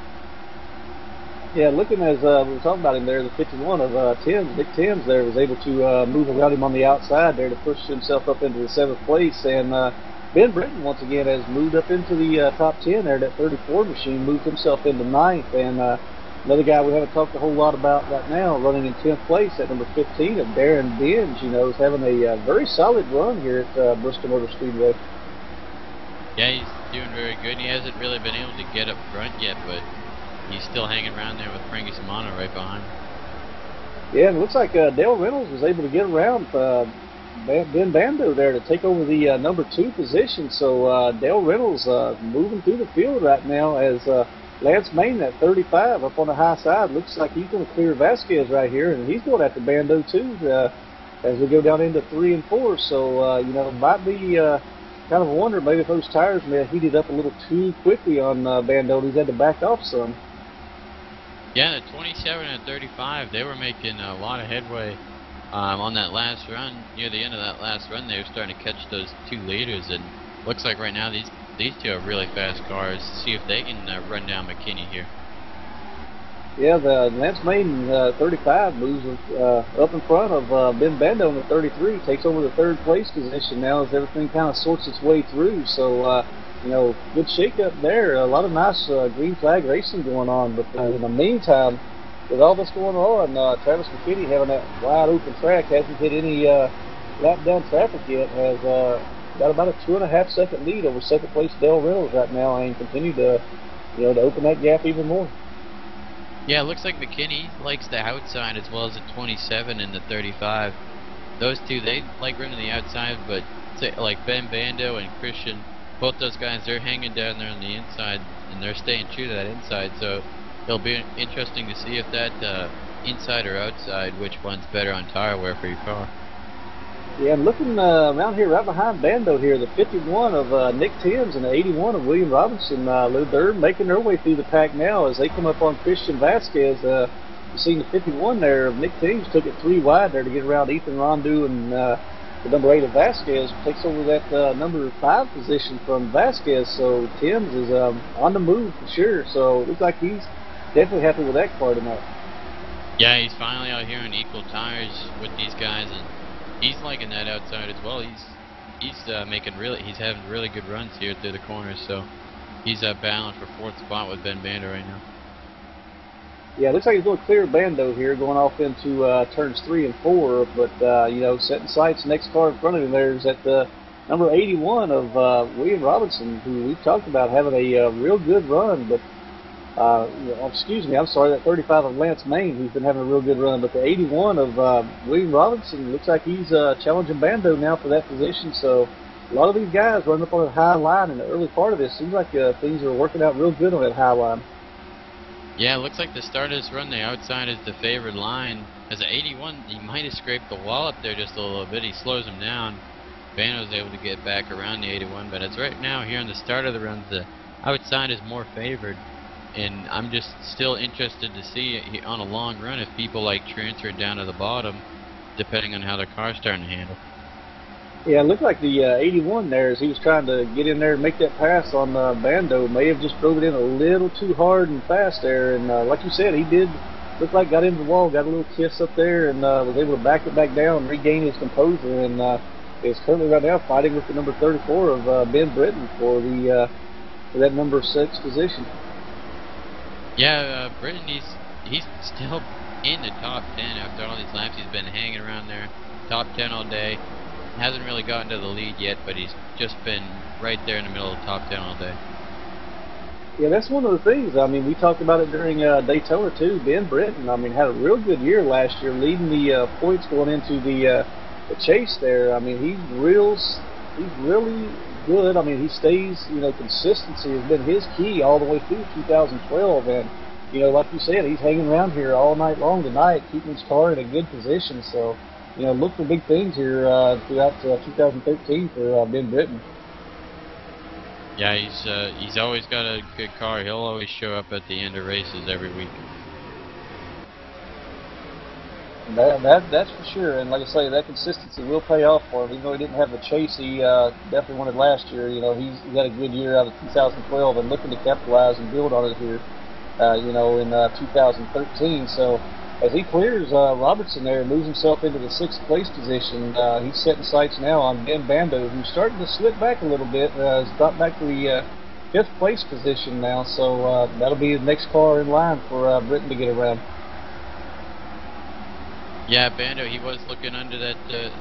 He was looking under that 51, but it looks like he's going to settle in here, and he's just going to ride behind these 3. We're going to take a quick commercial break here from Bristol, Tennessee, and the Citius USA 500 here, sponsored by, presented by the TVCreativeDesigns.com. Stay tuned. We'll be right back after this commercial break.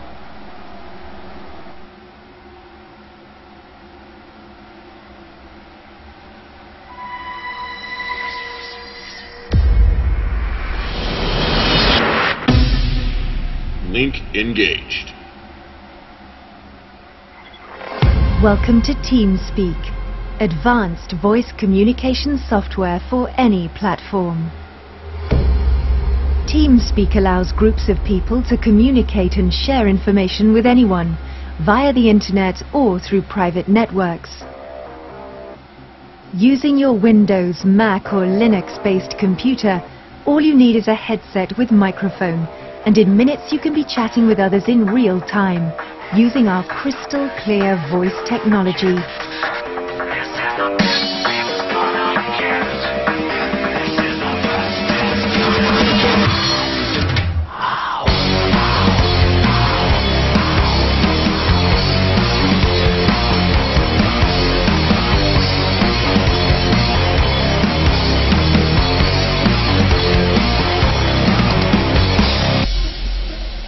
As a pioneer in the industry, TeamSpeak has become one of the most recognized brands in online gaming and voice-over IP solutions.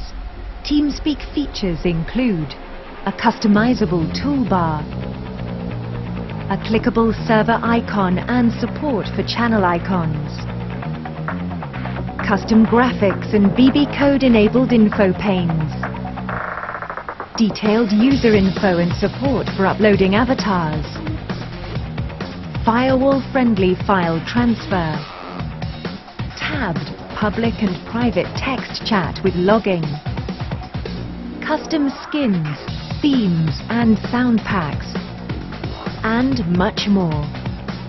I'm someone that's more than just a casual gamer. It's important to me to have fast, organized, quality voice comms. With TeamSpeak, I'm able to quickly customize user permissions and email a privilege key to an offline user. So the next time they log into the server, they'll be set up exactly how I want them to be.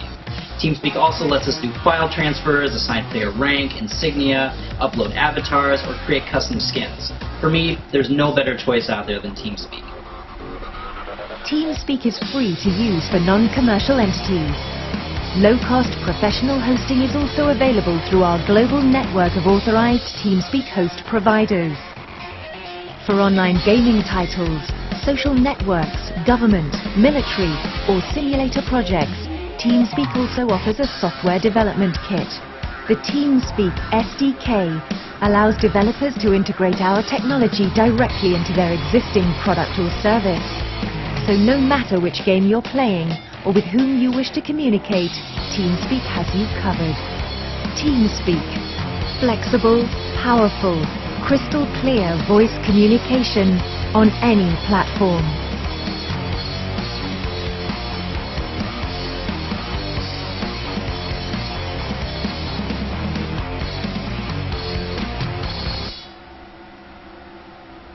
And welcome back to Bristol Motor Speedway here for the Team Citius USA 500s, presented by TVsCreativeDesigns.com. Up front while you're going away, Travis McKinney has continued to lead this as he has most of the night here, looking really strong. But kind of running back through the field here, currently running second is the number 27 of Dale Reynolds, having a real good run tonight. Back in third place is the 35 of Lance Main. Running fourth is the number 51 of Nick Timms. Running sixth, the number 33, running fifth. Oh, looks like Tim's got a little touch there, so hopefully he was able to hang on to that. Looks like we're staying green. Looks like the caution was called. It looks like Tim's may have had a little touch there to help him get around. We'll have to take a look at that one once again. Yeah, it was going through the field there. Looks like right there on Nick Timms, looks like he was having had a little touch. I'm not sure who that was that got him. I was able to catch it out of the corner of my eye, but in either case, we are currently under caution here at Bristol Motor Speedway, and we'll try to kind of find out what happened. Looks like him and the 33 of Ben Bando may have gotten together there, had a little bump in the back from Bando. Looks like Tim's almost saved it all the way down the front stretch there, but right as they got into the turn one, kind of leaped around on him, and a few other cars were involved also. So, unfortunate break there as these guys were having a nice green flag run, and he's kind of looking forward to some of these guys starting to make some green flag pit stops coming up. Yeah, that's unfortunate we didn't get to see that action, but maybe some guys were hoping for that caution out there, beneficial for them, but we should see now most everybody on the lead lap coming down pit road. Yeah, a lot of these guys will be coming down pit road. As I'm looking at here, it looks like Travis McKinney, Dale Reynolds also is heading down pit road with him, as well as Lance Main. Looks like most of these front guys are going to be heading down pit road, getting 4 fresh tires and filling up those fuel tanks. Unfortunate break right there for Nick Timms, who was having himself a real good run out here tonight, staying steadily in that top 5 and working towards the front, but we'll have to start all over again, so to speak, there on that run to the front. Looking back at that wreck, that 34, Ben Britton, he just barely missed that. He just barely missed that. Nick Timms nose almost clipped the 34, but just missed him. So the 34, Ben Britton gets out of that clean. Yeah, Ben's one of those guys. He's kind of out there minding his own business, so to speak, at the moment. But that was he barely did get through that. So nice job of driving there by the 34 of Ben Britton. So very nice job.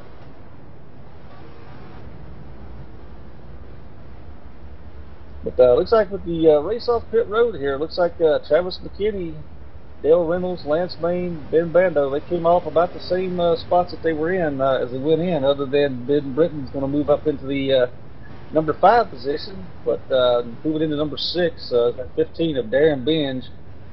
With a little bit of damage and such that had to get repaired, Nick Timms will fall back to the 7th place position, followed by Justin McLucas back there in 8th place. So he's moved up quite a few positions, been relatively quiet tonight, but that young man, this is, I think, his 2nd race here with NuffWORLD, looking really good out there tonight. Yeah, he's looking very good. He showed up in his first race. He did very well. I think he had a little bit of a problem, but he's showing up. He's doing really good now. Yeah, and back there at 9th, the number 8, Christian Vasquez, followed by the 91 of Brandon Lowe's, rounding out our top 10. Those guys, having some good, steady runs out here tonight. As well, quite a few are having some good runs. We haven't seen too many cars towed out of this one tonight, which is kind of typically what you would expect most of the time here at Bristol Motor Speedway. You typically figure you'd have lost 4 or 5 cars by lap 170, but these guys have been fighting strong and staying clean so far tonight. Yeah, so far we've seen a lot of shuffling from positions. We've seen a few people up there, and now they're falling back. We saw Charles Chapman of 54. He was up there at one point, running about second. We saw the 91 of Brandon Lowe's. He was up there. With the exception of Charles McKinney. Charles McKinney, he's been up there all day. But a lot of shuffling from positions from pretty much everybody else in the field. Yeah, it looks like the 99 of Dennis Jenkins will be our lucky dog on this caution, so that'll put him back up on the lead lap. We've talked about him quite a bit. You know, he's having a real good run. Looks like he may have finally got that monkey off of his back, so to speak, but currently running in the 20th position on the lead lap, and had a wave around there, the number 88 of Ed Wilson. That'll put him also back on the lead lap now, so 21 cars still left on the lead lap at 171 laps in.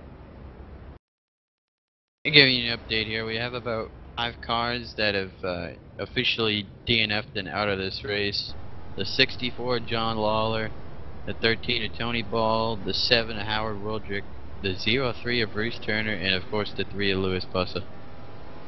Yeah, you know, that's one guy who's definitely, you mentioned him there, not having a year he was hoping for here, was that 03 of Bruce Turner after, you know, being the champion last year. He's having a unfortunate turn of events the early part of this year so far in 2013.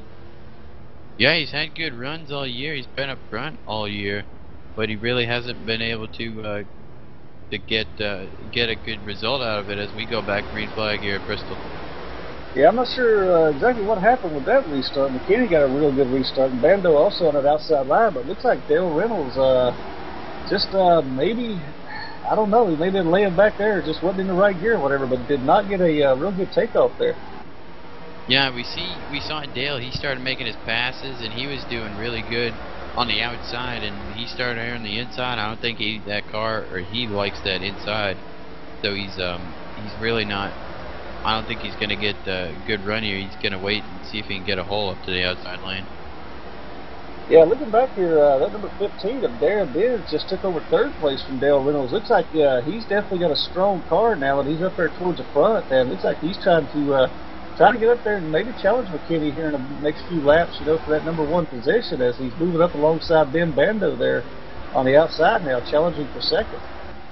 Yeah, Benji picked up some spots on that pit stop, and now he's up there trying to get around Bando here on the outside. See if Bando will give it to him here or not, but that 15, he's looking real strong right now. Yeah, he's definitely got himself a good car. He's been hanging around towards 10th through 15th most of the night so far, but looks like he's going to clear him here and move himself up into that 2nd place position now and try to set sights on chasing down Travis McKinney as Lance Main now is got that number 35 up on the high side there, and looks like he might be trying to look at taking a challenge at the 3rd place position of Bando also. Yeah, unfortunately for Benj, not many people have been, really almost no one have been able to track down McKinney so far in this race, so maybe he'll be one of the first ones.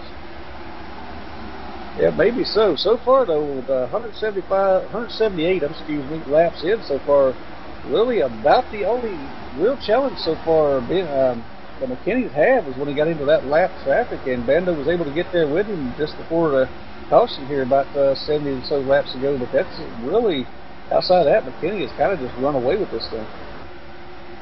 Yeah, as we look back here, battle for about around 5th or so, we got Justin McLucas, we got 34 of Britain, the 51 of Thames, and the 8 of Vasquez, all side by side, 2x2 here, just trying to get every position they can.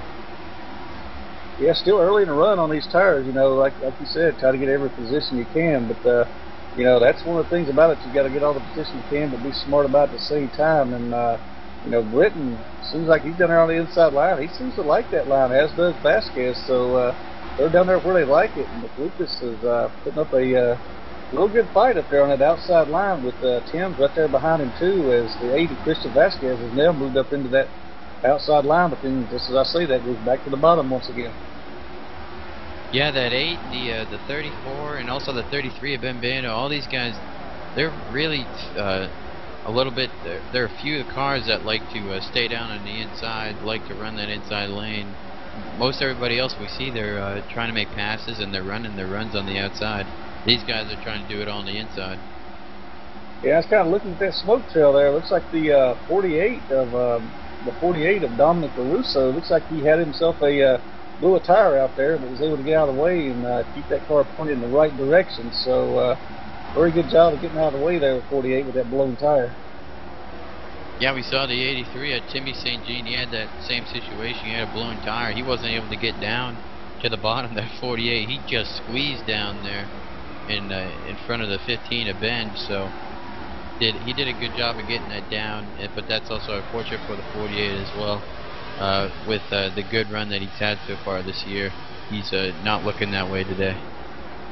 Right, I'm kind of looking back up here at the 35 of Lance Bain, and I've noticed here over the last couple of laps he has moved that car down onto that inside line, maybe try to search around, see if he can make that work for him, but in doing so, he's lost, 4 positions so far, moving down on the inside line, and now he's got that outside line stacked up, so he can't get back up there. So that might have been searching. He was just searching around to see if he could get something down there, and might kind of bite him in the butt, so to speak.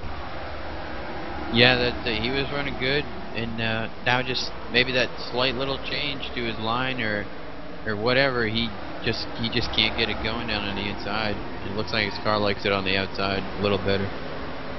Yeah, it looks like the way it's playing out so far here in the early part of this race, first 200 laps, if you can get your car to actually work down on the inside and make some speed, seems like that's the way to go for you, because if you can get it down on the inside, there's not a lot of guys that are running that line, so you could make a lot of passes down there. Yeah, looking back up front, looks like McKinney, he's still leading, but he has not broken out to as big of a lead as we thought he would. As Benj, he's staying under a second right now, about 0.7 of a second behind McKinney. He's just staying there and maintaining that gap. Yeah, Darren Benj is looking real strong out here in that 15 machine right now. You know, he's one of the few, like you said, J-Pop, so far that McKinney hasn't just been able to kind of run away with, so to speak, out there in that, clean air and stuff. So it might be real interesting to see if this one stays green for a while, just what does happen once we get into some lap traffic. Yeah, those two have about a 2-second lead from second to third right now, so they're both looking really strong right now, especially Benj. And see how on the long run, Benj can maybe run down to McKinney, and if these two get in lap traffic, if the 27 of Reynolds and 33 of Bando are right there on their tail as well. Yeah, that's going to be the great equalizer here soon, as they're starting to run up on lap traffic. They should catch lap traffic here within the next 2 to 3 laps and start having to deal with that. So that's definitely, as we saw earlier, will most likely. Oh, we got Steve Deo. Looks like we're going to have a caution on that one, as Deo about took out our lead pack right there. That's an interesting scenario. It looks like the 11 just kind of lost it coming off the 4 and got back up on the track in front of our leaders. We'll have to go back and rewind and see how all that played out. I believe that 11 just clipped. He smacked the 27 at Dale Reynolds. Reynolds had nowhere to go, and the 33 of Ben Bando, I don't know how, but he just barely missed the 11. The 27 hitting that 11 was Bando's saving grace right there. Yeah, but kind of looking back at the rewind on this thing, I'll tell you one other guy who was heck of a job driving is at number 18 of Walt Hamrick, as the 11 lost it completely, spun it sideways on the track there coming out of 4, and Hamrick just barely gets by. I mean, you couldn't squeeze a fingernail between the two of them as they went through there. And looks like also Charles Chapman gets down. He takes the apron and goes around the inside there on Deo, but then Deo thought he saw a spot he could get back out on the track, and just as he did, there come the leaders, it looked like, and he ended up trying to get back through the gearbox. Yeah, it looks like Reynolds took a good chunk of that. That's unfortunate for Reynolds. Run up there in third spot. He had a really strong car, so that's a huge not good for Reynolds there, but see if he can maybe recover from it or not. Like we said, it is Bristol damage, doesn't hurt as much as it would on any other track, so maybe he can recover somehow from this. Yeah, I'm kind of looking there at the, looks like the passenger side of that car on Reynolds is number 27. Looks like it's caved in pretty good, so he took a good bit of damage, but like you said, it doesn't play in as much here at Bristol as it does other tracks, but Reynolds took a significant amount of damage there. I'd expect to see him with an extended stay here on pit road to get that car checked out.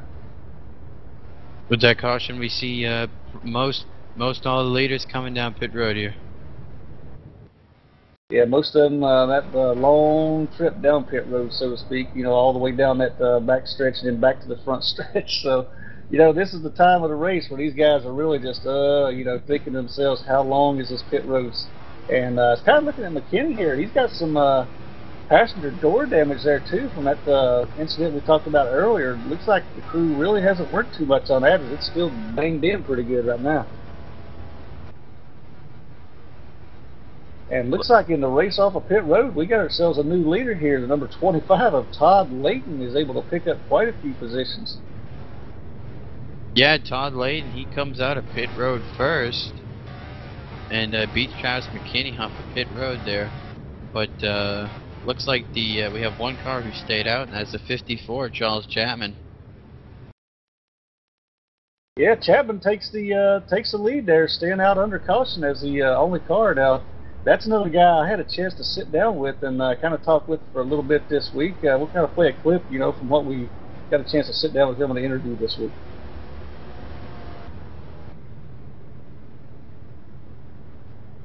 All right, I'm here tonight with the driver of the number 54, Charles Chapman. I want to say thanks, Charles, for taking the time sitting down with us here today. But you know, you've been around NuffWorld here for a little while. I was just going to ask you maybe you know, some memorable moments you've had here with NuffWorld racing here. Oh wow, there's been quite a few on the Xbox, and then quite a few here on the PC side. Gosh, put me on the spot there. I don't know, there's way too many to mention there, I think. Yeah, now, Charles, you have been around. You've been one of those drivers who, you know, has been here with us through the Xbox days when, you know, we were first young with, you know, looking back at the days when we were only getting 14 to 20 racers or so each week, and made the transition over with us, coming over here to the ArcSM racing platform. Did you find any real challenges in the crossover when you first came out? Oh yeah, I sure did. With wheel settings, first season here on this side, it was a disaster. I think every caution that come out, I was either bringing it out or involved in it. So, yeah, it was pretty hard there.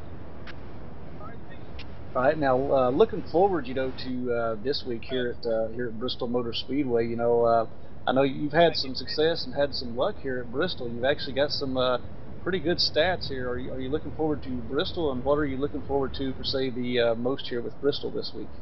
Yeah, I'm looking forward to here. I think my teammates are running good. This has been one of my favorite tracks as Richmond. Between here and Richmond, these short tracks seem to be my sweet spot, if you may say. If I'm going to win one in the Nuff, it'll be at one of these short tracks. Right, now, like pointing back to stats here, I mean, you've got, let's say, 1 top 5 and 3 top 10s here out of 6 races, so, you know, you've got a very good average finish here. So, you know, I'd look to see that 54 up there this week. You know, is, you know, kind of looking at Bristol with everything, the snow out there on Thursday night, not getting to run to Pure Sim. I know a lot of guys run to Pure Sim to kind of look at, you know, how things are going to be for Bristol on the Saturday night race. You know, do you see any issues, any negatives coming out of not being able to run Thursday night and getting that experience for this week? No, I think as with any race here at Bristol, it's more of a survival race. Having a good car really helps, but down at the end, I think it comes down to who's got the better car of surviving, you know, through the mayhem that comes here. And surviving the mayhem is definitely what it's about here, you know, at Bristol Motor Speedway. But you know, I like to say, you know, Charles, I appreciate you know, sitting down with us today, kind of getting an insight, you know, as we're trying to you know, get others who are joining us for the first time here on broadcast and such, you know, to kind of meet the drivers. But appreciate the time and appreciate you sitting down with us, bud. Hey man, I appreciate the invite, and look forward to seeing and hearing all the interviews. right, and I'll throw it back up to you in the booth. And welcome back here to Bristol Motor Speedway. As Charles Chapman, you just heard in the interview there, great man, great guy, to sit down with. I want to say thank you to Charles for sitting down with us, not one-on-one there, but so far he's been up here fighting for that #1 position. He's got those old tires, as he stayed out, against Bando, who's now looking to go under. He might make the pass here. Looks like he will move himself up, but Chapman having a very good run here tonight so far. Led quite a few. That's the second time I think we've seen him up there leading tonight, so definitely got a good car under him. We'll see how interesting to see how his plays out throughout the night, as Travis McKinney now looking under him for that second place position. Yeah, Chapman, he had a good run earlier. He was up there in the top 5. He fell back earlier, but now he's back up here staying out. Maybe you saw what Nick Thames did earlier. Nick Thames, he was able to stay in the top 10 after staying out, and see where Nick Thames is right now. So this could work out for Chapman maybe. Yeah, he may be trying that same strategy there. We saw that 51 of Tim's there tried there earlier, stayed out, and he fell back all the way to 11th at one point, but was able to keep a lot of track position once they went up there. So it's interesting to see how that works out. As we got a battle up here for the lead, as McKinney now goes around the 33 of Bando to take away the #1 position. So put Travis McKinney back up front once again. Yeah, it didn't take McKinney long. He started 5th, and he got right back up there to the lead, just where he likes it. Yeah, McKinney seems to really like that high line, and seems to be able to make a lot of speed around here with that high line, which, we've seen quite a few working that high line here tonight, which seems to be the preferred line, which you would think would be the inside, but McKinney has really been able to make a lot more speed out of it than most everyone else that we've saw so far. Yeah, Bano, he settles down there in the 2nd place. Nick Thames, after that wreck, actually, 2 cautions ago, he's sitting in 3rd. He's still having a very good run with all that damage on his car. But Todd Layton's right behind him, putting the pressure on him for 3rd. Yeah, Todd Layton's he's one of those that he's really looking to have a good run here tonight. Hasn't had the run that he's wanted, previous 3 races. So he's really trying to turn things around here at Bristol Motor Speedway, this 4th race of the season, as he's really working on Nick Thames here as early, about 213 laps in. Ooh, back here about 7th through 10th, we have a really nice battle. Benj, he was running 2nd that last run. He just got in the back bumper of the 54 Chapman there. That's going to send Chapman a little backwards. That sends Benj a little backwards as well. So, really nice battle going on here. Yeah, it looks like a lot of these guys, 9th, 10th on back, seem to be fighting a lot of fighting for position going on here, as these guys are, a lot of these cars on fresh tires have some real good cars. Lance Main, William Robinson, Dale Reynolds himself, these guys with these fresh tires are trying to move themselves back up towards the front. And looking at the 18 of Walt Hamrick here as he goes under Chapman, followed by the 76 of Biddle. So Chapman might be, may not have the same luck, it looks like, as what Nick Thames did there a little bit earlier in the race, with that move, as he fell back now to the 15th place position. Yeah, Chapman just may not have the car to hang on with those old tires. Some guys handle old tires better than others, but it doesn't look like Chapman's responding well to those old tires. No, it definitely doesn't look like he's not responding as well as what Nick Thames did when we saw him try that same thing for the track position earlier, as he continues to fall now. He's currently in 17th, and next car behind him there fighting for position will be the 61 of Charles Payne, who's having himself a real good run. We haven't called his name much here tonight, but he's got a good solid top 20 run going right now. Yeah, he's done good. He's has stayed out of the trouble, but he really hasn't been able to get up in the top 10. And actually, right in front of him, another guy who we haven't really talked about is Joe DePino right there. He's unfortunately he's a lap down. He's not on the lead lap, but he's still hanging in there around 24th position. So maybe he can get a lap back here pretty soon.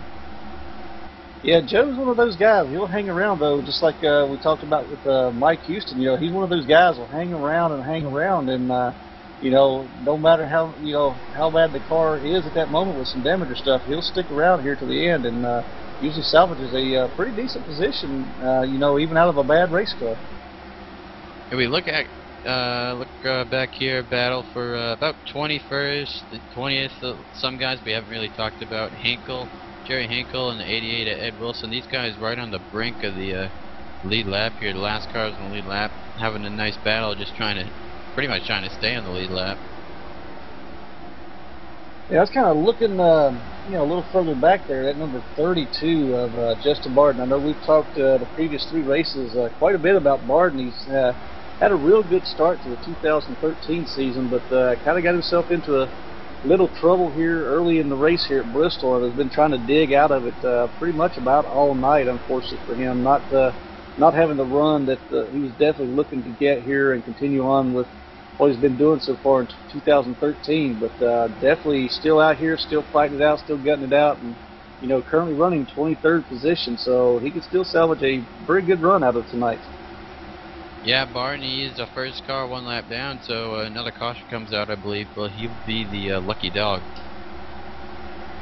Yeah, so it's still a good chance he could salvage a bit out of this tonight. So, going back up front here, though, number 1 of Travis McKinney still leading the way as he's started encountering some of that lap traffic now. We talk about, the number 9 of Mike Houston as he goes underneath him here, getting down into the quarters. He's been able to pull out to a little bit of a lead here. He's got about a 1.5 seconds over second place Ben Bando now, so will be interesting to see now that he's starting to hit some of this lap traffic again, almost a replay scenario of what we talked about 100 laps or so ago, with Bando running second and McKinney in first hitting this lap traffic. See how this one plays out this time. In a battle for 5th here, Darren Bench in the 15, the 5 Justin McLucas. These guys just went 3 wide with Todd Layton about 2 laps ago. Yeah, it looks like they've settled down just a little bit, but these guys are making their way through the field. Bench, he was back there right around 10th, and Nick Lucas is right behind him. These guys, they're starting to gain some spots. Yeah, and I tell you, that's one that's really impressing me here tonight. It's at number 5 of McLucas. Only his second race over here with NuffWORLD, and 40 cars on the track and such. But this young rookie is definitely handling his own and looking real good out here tonight. Yeah, he's doing really well. He showed up in his first race, like we said earlier. He did really well. He just didn't have the result that showed it. But now he's doing really well. Has another really good run going, and maybe he can translate that into a really good result. Yeah, so hope to see more out of McLucas as this 2013 progresses on. But I tell you, the up front here, the leader is really starting to run into some heavy traffic with lap down cars now. As I've seen him change lanes about 4 times here in the last lap, trying to work around some of these guys. And the unfortunate stuff, we talked about it a little bit earlier, Charles Chapman standing out there on those older tires now. He just got lapped by our leader, Travis McKinney, so that strategy definitely didn't play out the way it did with Nick Timms. Yeah, McKinney, he's sitting there in first, just still, he has about, looks like Ben Bando right behind him. He's catching him at a really fast rate. Bando's caught him about a second in the last 3 laps, so Bando's starting to gain a lot of time, just like we saw earlier through the lap traffic. Yeah, it seems like that might be the way that they'd have to take down McKinney tonight, because that lap traffic seems to be the great equalizer here with McKinney's car. Because like I say before, 3, 4, 5 laps ago, McKinney had almost a 2-second lead, and now that thing has been erased to less than a second right now as they run. Out there with this lap traffic, as Bando is now. Is trying to weave his way around some of that lap traffic too as he goes underneath Mike Houston here. So setting sights on, he's got a little bit of room there before he encounters the next car of Ed Wilson. So he's definitely trying to make it work here in this lap traffic. Yeah, McKinney, he's led just about over 200 laps of this race out of 237, and the lowest he's been during this race is 8th. So clearly McKinney has had the dominant car tonight, and just really nobody as of right now can really contend with him. But Bando, he's still catching him right behind him in second. Yeah, Ben Bando is definitely he's coming with a head of steam, that's for sure. And if they get to the right spots, I'm pretty sure Bando is looking forward to challenging McKinney for this lead. As they're really starting to bunch up now within this lap traffic, you know, and it looks like McKinney's car really doesn't like that inside line that he's been forced to push down into right now. Yeah, there are a lot of guys probably trying to give McKinney the room, but a lot of them probably don't know McKinney likes that outside lane, and taking away that outside lane, that's going to slow down McKinney, but it's going to help Ben Bando because he gets by traffic better because he runs the bottom the whole time. His car likes the inside lane, so he can get through traffic much better. And I think this thing comes down to a long run. It's going to be who can get through traffic better, and right now that's Ben Bando. Yeah, Bando is definitely getting through the traffic better than McKinney has so far. But you know, as you look, Bando is almost there now, so he's closed that gap quickly, less than 0.2 of a second right now, and he's got that bottom line. Looks like it's working really well for him. So you know, it's going to be interesting to see as they start catching more lap traffic here pretty soon. They're coming up behind the 99 of Dennis Jenkins now. Once these guys get the chance to kind of fight it out between the two of them, it's going to be interesting to see how this will play out now. Yeah, Bando, he's been up there. He's been right behind him. He really hasn't been able to try and get by McKinney for the lead. But right now, he sees McKinney right there. He's gonna looks like he's gonna make a huge push to try and get by the 42. Yeah, Bando seems to they've definitely got two different driving styles here. McKinney definitely, you know, he likes running at the high side, and Bando is sticking to the bottom towards the middle, you know, and these guys are definitely two different styles that they like out here. These cars are set up completely different ways, so both of them making a lot of speed now. We got a little gap out there. Let's see what if McKinney can open it back up, or if Bando's able to use this lap traffic to his advantage now and start trying to make a move on McKinney. The lap traffic has started to clear up. There is a really big oh, and McKinney, I'm not sure what happened there. McKinney looks like he has a problem. He's down on the apron. I'm not sure what happened to McKinney there, but huge problem. Yeah, but, it looks like McKinney may have blew a tire there from the looks of it. So, you know, if that's the case, just as Bando got there, it looks like he blew a tire. He's heading down pit road right now. Very tough break for McKinney. McKinney with the clear dominant car all day. He just not quite sure what happened there, but he's got a lot of damage on that car right now. And that is a really tough break, especially now this thing is staying green. He's going to lose a lot of laps. Yeah, McKinney's going to be lucky if he ain't 4 or 5 laps down by the time this all cycles through, making this pit stop on green right now. As I'm showing him already 2 laps down, back in 27th position. Very unfortunate break, and he's got some heavy damage after he clobbered that wall heavily. Well, a bit of a shocker there, but we're going to continue on going green as Bando, he takes control of the lead here.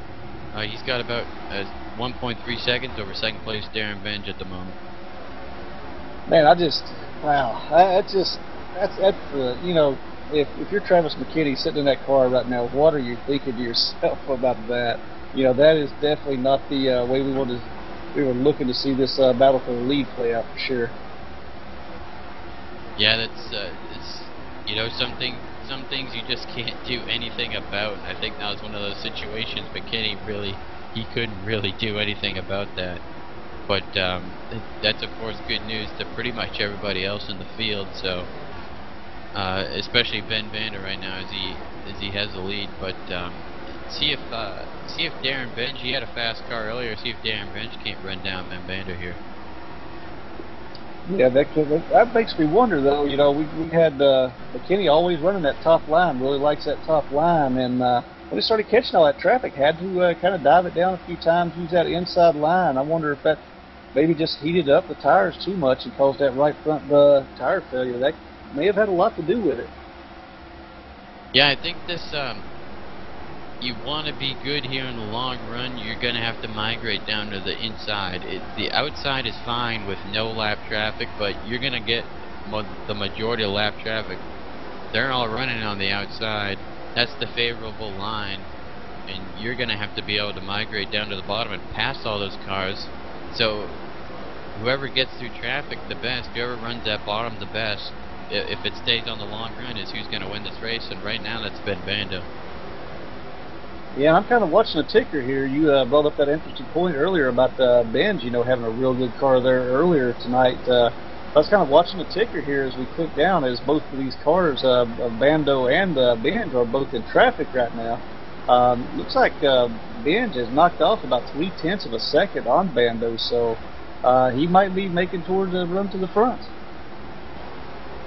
Yeah, Benj was he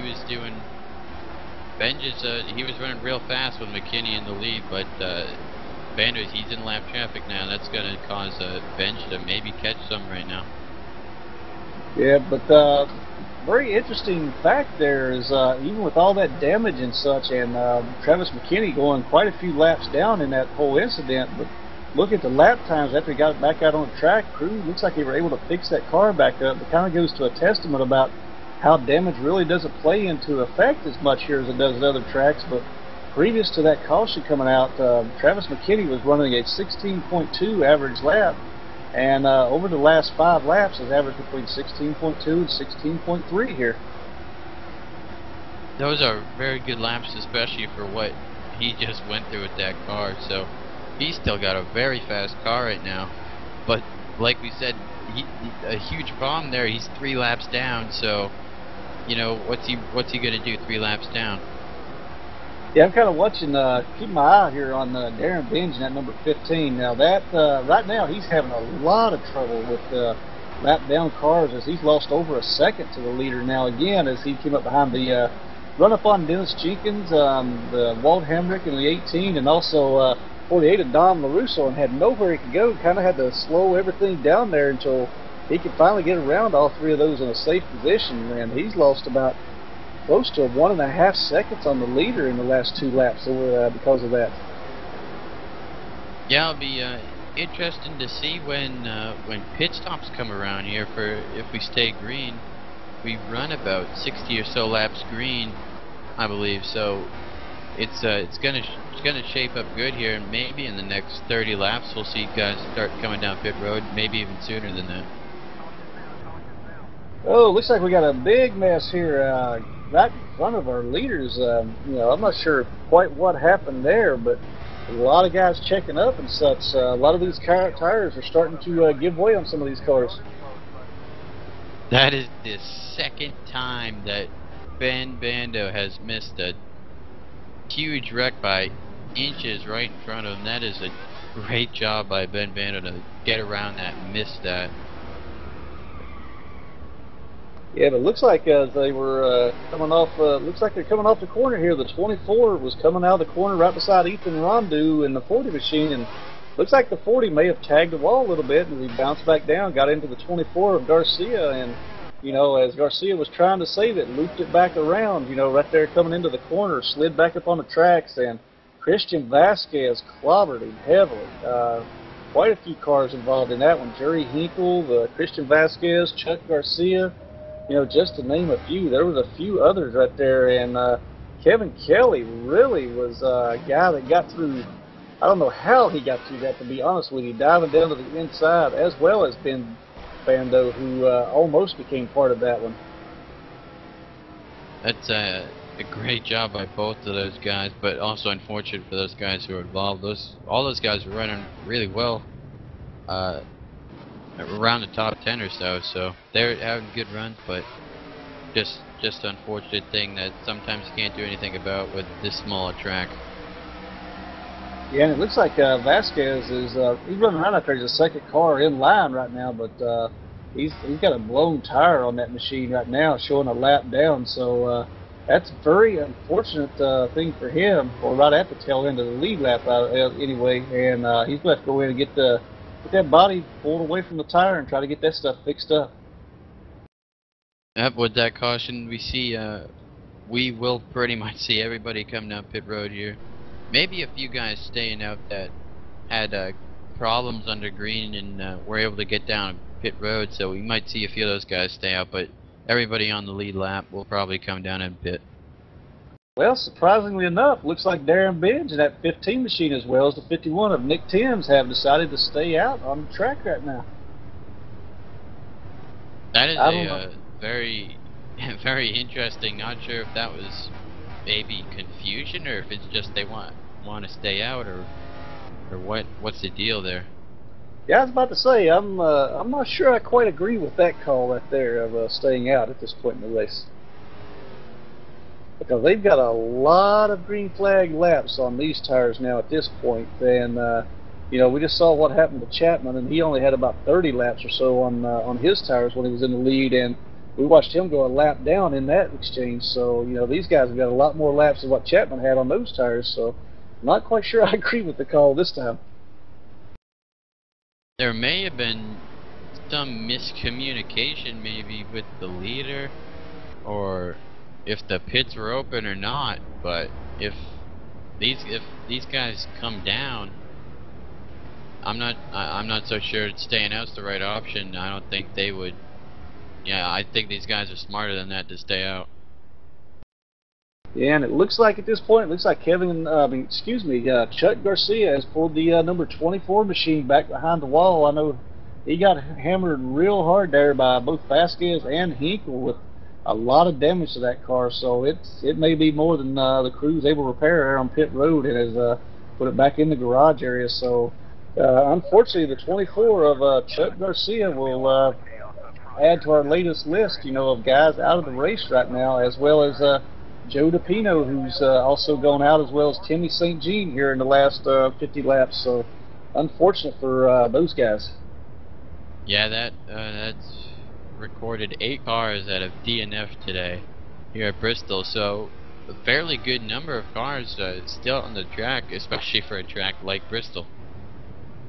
But the interesting thing here, I'm looking at right now on the track as they run, Walt Hamrick is currently shown in the 9th place position as the last car on the lead lap.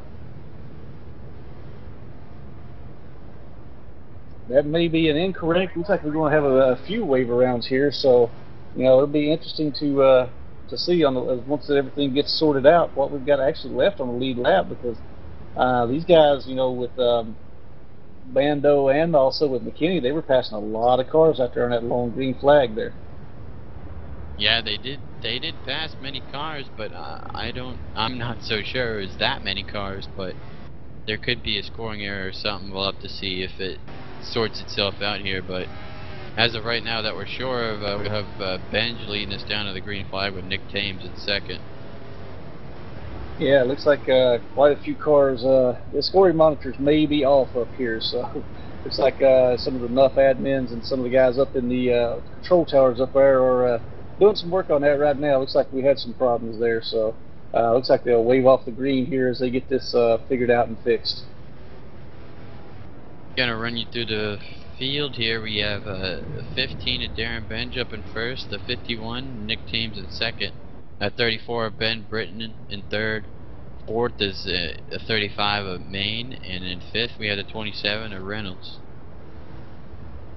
Yeah, Reynolds is having him and Maine both having a really good run here, as well as our rookie there, McLucas, you know, having good runs here tonight. Been kind of quiet, haven't really been up there leading laps, but have been right there in the top 5 most of the night, top 10, you know, taking care of those cars, keeping them out of trouble. I don't think we've called any of those 3 names so far tonight being involved in any kind of incidents so far. So they're really taking care of those cars and, you know, keeping them up there in a good position. Yeah, we remember the 51 and the 27, they were both involved in big wrecks. The 51, he got T-boned by, I believe it was the 23 Frankie Samano early in the race, and the 27, he ran straight into the 11, he T-boned the 11 car. And both of these guys had massive damage on their car, but they're both sitting there in the top 5 right now. Yeah, they're both still running in really good positions, so you can't say enough about that, the way they've been able to recover those cars. Great job of driving by these guys. And, you know, Ben Bando sitting there in 7th place, right now. And, you know, right there in 8th is Todd Layton. So a lot of these guys, and even Walt Hamrick showing in currently the 9th. As we go back to green, looks like that number 15 of Darren Ben's got a good restart out there on that outside line, but Nick Thames right underneath him there. Fighting coming out of 2, isn't going to let him go easy, and looks like we got some cars spinning back there on the backstretch. Looked like they were able to stay off the track and out of the way as we keep this thing green, and Ben will lead that lap around. Yeah, there's a 25 of Todd Layton down there. He gets it straight. He gets back up on the track. Looks like he doesn't really have that much damage on his car, so he'll roll that. He'll roll away from that pretty much clean as well as many others. Yeah, in all that, looks like Ben Britton in that 34 machine was able to get by the number 51 of Nick Timms, moves himself up into second place now, and looks like he's looking to set sights on Benj, as Benj hasn't been able to pull away on this restart like we've typically seen with a lot of guys on that high line, so it's going to be interesting. I'd say here in a few laps, Britton will be looking to challenge for that lead. Yeah, I think we'll see the 33 of Ben Bando getting up there very soon, because like we remember, these guys, they ran pretty good amount of green flag laps, and they all stayed out. Bando came down a bit, and Bando, he had the faster car than most of these guys out here, so, and especially now on fresher tires than everybody else, it should be no problem for him to get by all these guys. I tell you though, Benj is doing a really good job up there holding down that number 1 position with those old tires right now. I kind of questioned that whole strategy staying out, but so far, the last 5 laps or so, he's been able to hold down to that number 1 position, keep Ben Britton kind of back there at bay at the moment. But as this thing goes longer green, like I say, I think it's going to really play to a little bit of a disadvantage for him. Yeah, Bando just got by the 51 Nick Timms there, and now he's free, and now he could go focus on those leaders. Yeah, and looking at the last few restarts when Bando was up there in those top 5, top 10, it seems like his car, about the first 3 laps, really isn't an amazing car, but it seems like after about the 3rd or 4th lap, his car really comes to life, and that's when he starts making his charge up that way. So we should start seeing him coming forward here real soon. Yeah, Bando, he's still staying true to that inside line like he has all day. So, not a surprise to see him still running that inside, running fast. But as of right now, I believe we do have just about 8 cars in the lead lap, like you said earlier. Yeah, so these guys got around quite a few, and looks like Todd Layton right now, he's showing in 9th place, last car on the lead lap at this point. But you know, he's the one you said J-Pop was involved with that coming off of turn 1, that little spin. So he's definitely fighting for his life, so to speak, now.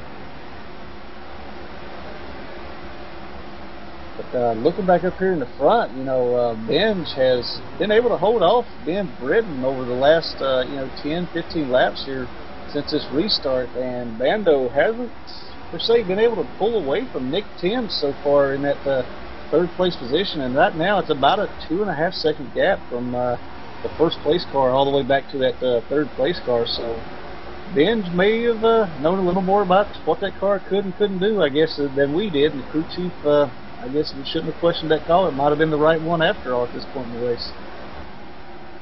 Yeah, Benj and Britton, they both sitting there 1st and 2nd. They have driven away from Bando from about another second in the last 5 to 10 laps. So I'm not sure if Bando's taking it easy or he did something to his car that he doesn't like, but right now that those 2 that stayed out are running very fast. Yeah, and Benj is making his way, moving into starting to come up on some lap traffic now as him and Ben Britton work over the number 87 of Kevin Kelly Jr. are able to get around him and continue moving on, and it's about a 1/2 second right now from 1st to 2nd, and about 2.7 back to 3rd of Ben Bando. So he may have done something in the pits, like you said, J-Pop, that the car just isn't liking at this point in the race. As of right now, we have 9 cars on the lead lap. Todd Layton, he's farthest behind. He's in danger of coming down. He's in danger of being a lap down here by our leader, Ben. So we could have 8 cars in the lead lap pretty soon. And that's a wild statistic to think about too, with the amount of green flags we've been able to have here over the last I guess about 140 or so laps, you know, and these guys being able to keep it the way they have, you know. But I hate to see it, you know. This is the point of the race too, you know. We were talking a little bit earlier, you know, Travis McKinney talking about Travis McKinney, you know, all those long green flags played out to his advantage for so long, and now it's a point of the race where Travis really needs those cautions that he wasn't looking for earlier. Yeah, even with all that damage, though, McKinney's sitting at 21st spot. I believe I think he's 2 laps down at the moment right now. He's still got a very fast car right now. So if he can get some more cautions, get back on the lead lap here, he could get back up there and be a contender again. Yeah, he seems to still be running some very fast laps out there. But you know, you got to wonder how long. You know, if this stays green like this, will he be? Yeah, it's going to be a hard. It's going to be a heck of a. Oh, as the 25 of Leighton there gets a little sideways through the corner. Looks like Ben Britton may have had some contact with him there. So looks like those tires may be giving the 25 there, maybe giving him a fifth there, and they seem to be heating up pretty bad on that right rear on him. Yeah, he had that trouble right on the restart, and he looks like it might have affected his car as of right now, and his car's just not taking and handling well, and I believe we'll probably see him coming down pit road right now.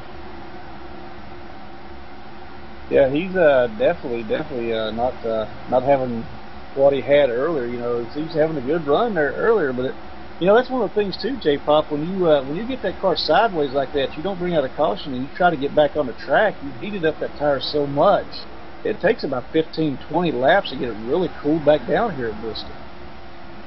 Yeah, you gotta take it real easy, especially the way you run the track. If you run the outside, you're gonna have to take it real easy. You're gonna have to probably convert down to the bottom, save that right rear. And especially when he was about to get lapped, he probably had a sense of urgency in him to get going real quick, and he probably just overdrove it too much when the tire wasn't cool enough, and he just went around. Yeah, I'm guessing that would play a lot into it. 'Cause I know, like I say, you hear a lot of guys talk about once you heat that right rear up, it is just so hard to get it cooled back down, and you got to take it easy for so many laps. And like you said, once you get that car, you know, you get those lead lap cars right back behind you. You're trying to stay on that lead lap, and maybe you push it too hard sometimes, and that may have been the case there. But either way, looking back up here in front, Darren Benz with those old tires has just continued to impress me. You know, he's got a 1.1 second lead after all that cycled through with Ben Britton, but Britton's still hanging tough back there in second, and Nick Timms has been able to get around Ben Bando, take over that third place position. So, you know, a bit of shuffling going on there, but in the meantime, Benz is continuing to just kind of run away with things here, and you know, kind of makes me, you know, rethink about what I said earlier about I wouldn't have made that call, you know, staying out on these old tires, but shows he knows more, I guess, than I do as far as what his car's doing right now. That's always a embarrassing moment for both of us, but you know, sometimes drivers can prove us wrong in some situations, and this is one of them. What is the term they use for that? The Monday morning, the armchair quarterbacks. I guess we weren't the armchair quarterbacks as good as we thought this time. But in the bean case, like I say, Darren Ben's doing a well of a job out there keeping that car out front, you know, with those old tires as he's working his way through lap traffic right now. But looks like the third place machine of Nick Timms is starting to get that car to his liking now, as he's picked up about 3-4 tenths of a second in the last 2 laps on our leader. So he's finally getting to where he wants that car, I think. Oh, and we got the 18 around of Walt Hamrick down right. He's down on the back straightaway, I believe, right now, and there's a caution out on the racetrack. You know, and that's a tough break for Walt Hamrick, who you know, just coming back to NuffWorld after a long hiatus away, had his first race back there last weekend. You know, with Las Vegas, didn't have the showing he wanted coming back, but was having a real good run here tonight, running inside the top 10. So the unfortunates there for Walt Hamrick. So, you know, hate to see that happen to Walt, as he was having himself a real good run here tonight. But looks like as he was coming off the corner there, he you know, just, oh, that's a tough one to call. Looks like he was just you know, coming up off the corner, trying to kind of slide it out to that outside line there against the wall there. Had the number 4 of you know, had the number 4 underneath him and just run out of real estate, got up into Todd Layton in that 25, and, you know, they door slammed, went round and down and hard into that inside wall, but luckily enough was able to keep it down on that inside on the apron and didn't involve any more cars, but tough break for Walt Hamrick in that number 18 M&M's machine. Yeah, he's running about 8th spot. He had a good run. He looks like his car wasn't really handling the way that he wanted it to. He got in a situation where he's 3 wide and he just got sandwiched in between 2 cars there, and he just couldn't save it, as he was getting in danger of losing a lap. So, you know, maybe that sense of urgency came in, but made a little bit of a mistake there. But just a tough break for Walt. Yeah, it looked like he took some pretty heavy damage there on that right front fender there, right at the bumper and the fender, and also on that driver's side door. So he's got to spend quite a bit of time there, I'm sure, on pit road, getting all that body work pulled apart, getting it away from the tires, make sure he don't have a tire rub. But you know, also lost a lap on that exchange, looks like. So the unfortunate Walt Hamrick, you know, goes from 8th back to 16th there, and going to spend quite a bit of time back there in you know, on pit road. So unfortunate break for Walt Hamrick here tonight. But we got ourselves a special guest just kind of wandered in here tonight up into our broadcast booth. But want to say a great big welcome to Louis Bussa III, who unfortunately went out early tonight, you know, with that blown engine back there on lap 2. Man, I hate to see that happen to you, Louis, but welcome to the broadcast booth. Hey guys, thanks for having me. So we got ourselves a pretty exciting race going on here. Looks like Travis McKinney, you know, has been the man so far the first 250 laps, but these last 70 after that blown tire have really changed things up quite a bit out here. Yes, sir. He's been real strong up there working that outside line the way he was. It's pretty cool to see these guys, you know, working a different grooves here, with the 33 working the inside on him, and he was working the outside, and Nick Thane's been working the outside. You know, it's proven to be a pretty good race up front there. Right now, kind of looking back through here, you know, looks like you know, a lot of these front runners did pit that time by, and looks like Ben Glidden may pick up the lead here before all's said and done, unless you know, unless that 15 of Ben who pitted over on the backstretch can really make some good time around there. So be interesting to see on the race off pit road here who gets out first, as it looks like most of these front runners did come in and take tires. Yeah, it looks like Ben's going to be the first one off pit road. Oh, and we got a crash there. The 4 and the 34 get together on pit road. It has not been the night for that number 4 car on pit road, as Ben Bando looks like got rear-ended too coming down onto pit road. So pit road has been a hazardous situation here tonight, especially for that number 4 of Dennis Wright, as that's the second time tonight he's had a mishap there on pit road, having that number 1 pit stall as he's trying to get in and kind of getting out. So another unfortunate break for the number 4 after sat on the pole tonight. Turns out sitting on the pole for Wright was the worst thing he could have done. He can't even get into his own pit stall without having some type of problem. He got blocked out by McKinney early this race, and now he just ran in. He just ran into that 34, I believe it was. Just not a great night for him. Yeah, a lot of times you wanna try to get that number 1 pit stall because it's a clean shot right off of pit road, but it definitely has not been a friend tonight for Dennis Wright, that's for sure. And a second unfortunate pit road event there for Wright, and that's gonna, you know, cause some more damage to that car that he's gonna have to spend a lengthier time on pit road trying to fix. So definite unfortunate event, as he's currently showing in the 21st position. 3 laps down, so definitely not the night that Dennis Wright was looking for after sitting on the pole. The 34 of Britain there, he stayed out, led a lap. Now he's coming back down pit road. Figures, hey, there's only 7 cars on the lead lap. He's got nothing to lose. He'll come out 7th.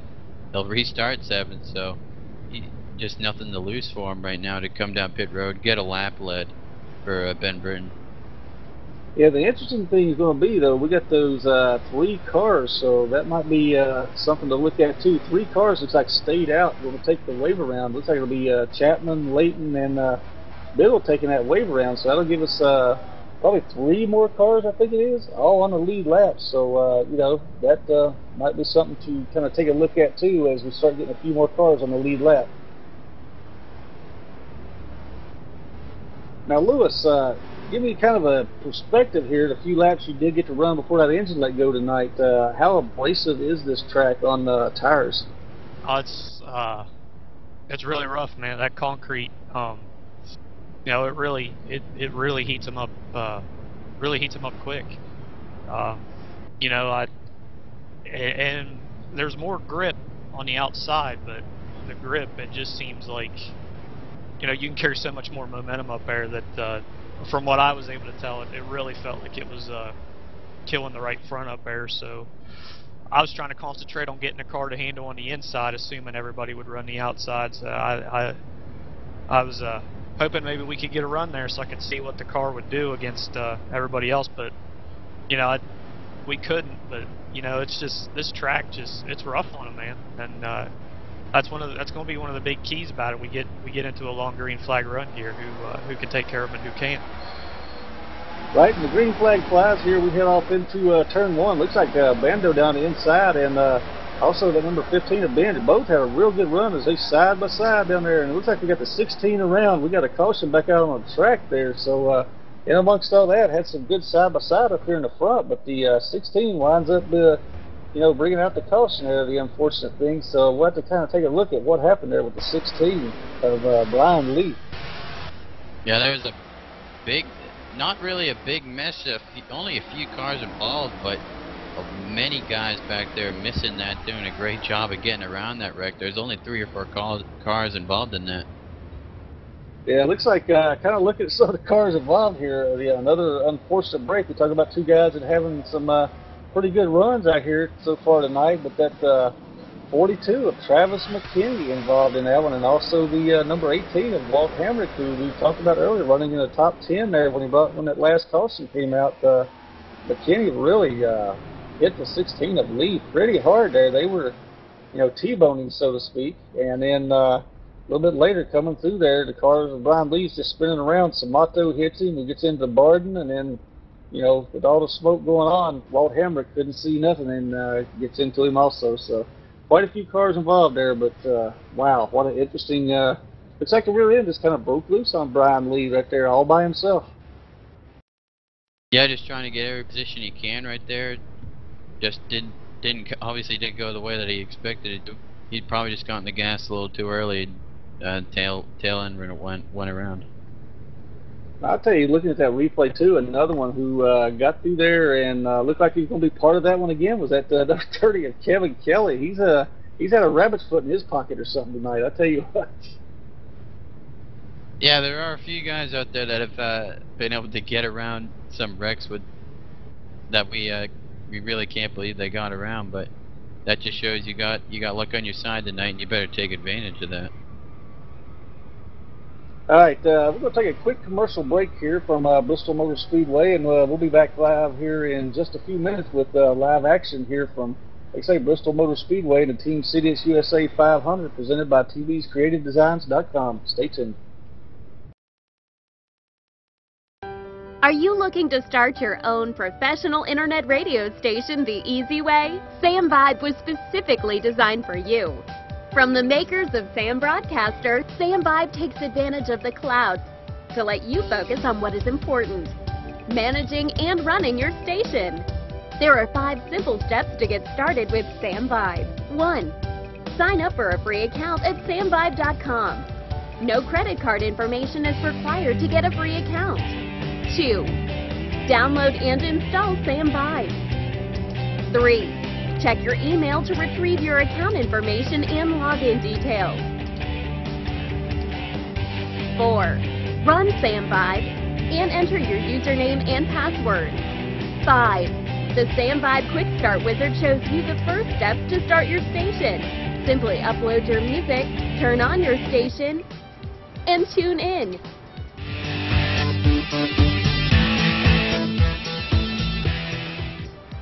Too easy? Don't worry, Sam Vibe caters for the needs of both novice and professional broadcasters. Sound exciting? Give it a try. Sign up for free now at samvibe.com to experience how broadcasting should be.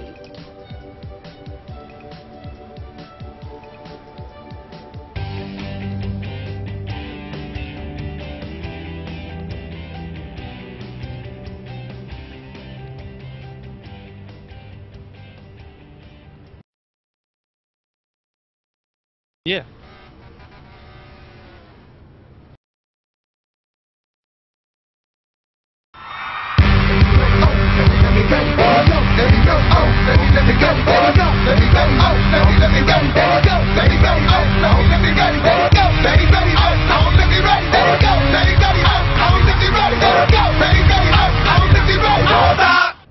Y'all ain't really ready. Go!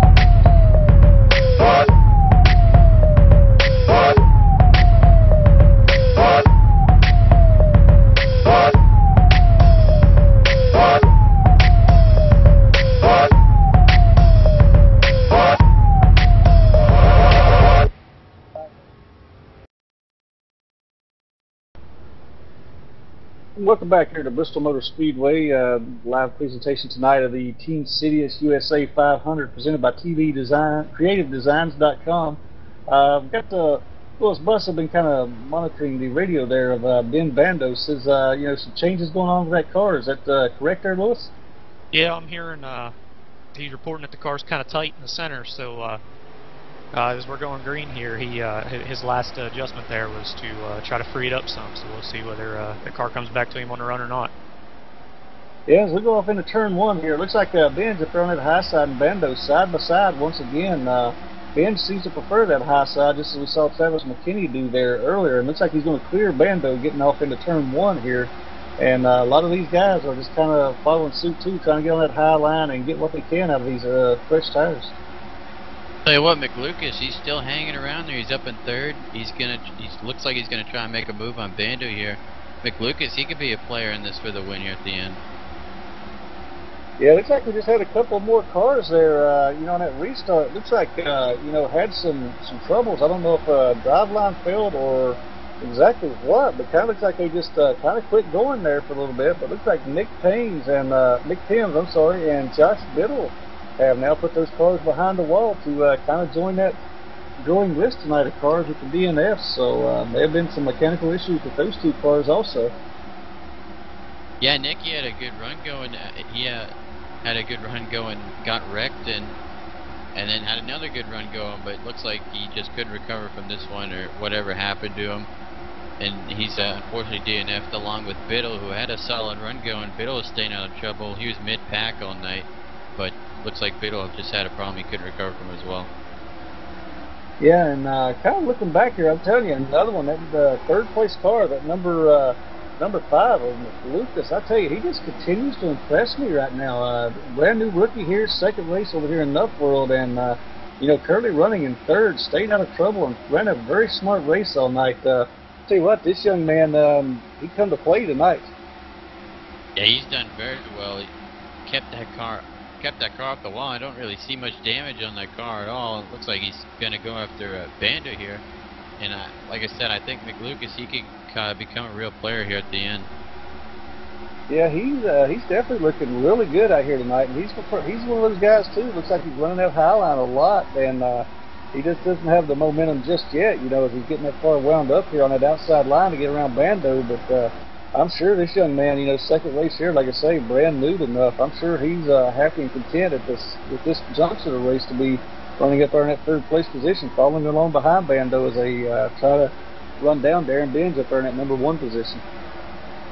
Yeah, behind these guys got a good gap between them. Dale Reynolds and 34 Britain, 35 of Maine.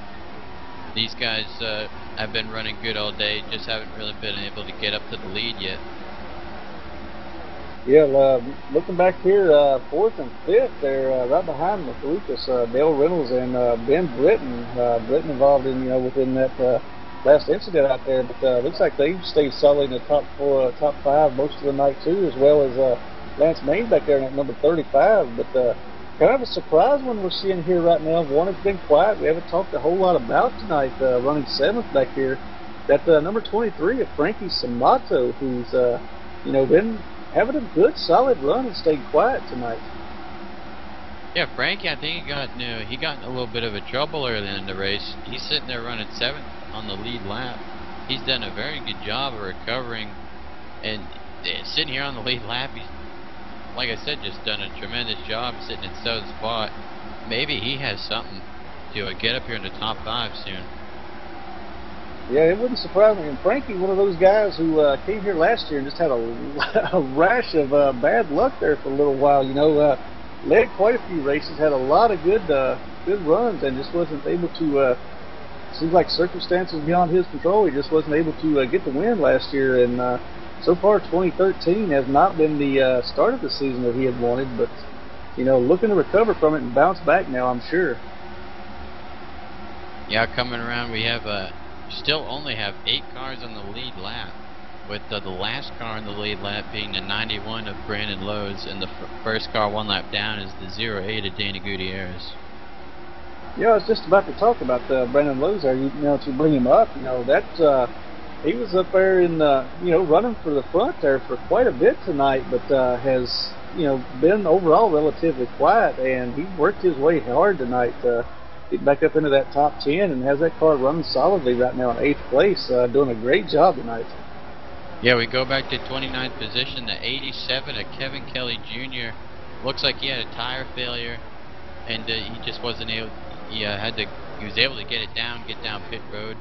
Now he's in his pit stall. He's getting 4 fresh tires, and he's getting repairs on that car. But that's an unfortunate break for Kevin Kelly Jr. there.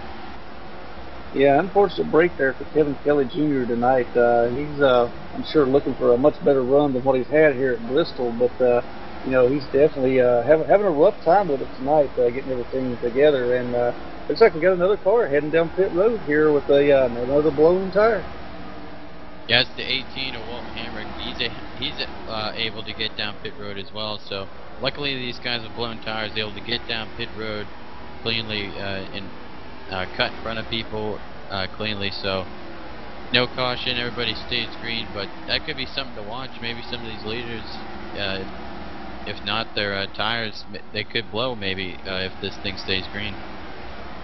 Yeah, I'm kind of looking down here at gauges and such, but looks like track temperature has climbed quite a bit too there, J-Pop. You know, since we started this race, I'm showing track temperature right now of 99 degrees, so this track is definitely heated up, so that might have a lot to do with some of the blown tires we're seeing right now. Yeah, that track's going to get a lot slicker out there, so just your tires are going to wear more, you have to take care of them more, but it's, you know, maybe that's why Ben Bando slowed down a little. Yeah, and I'll tell you what, I'm looking at number 5 of McLucas, and he's still following Bando around. Is any reports there, Lewis, from down on pit road? Anything you're hearing there on the radio about Bando on what's going on with that car? Yeah, the 33 came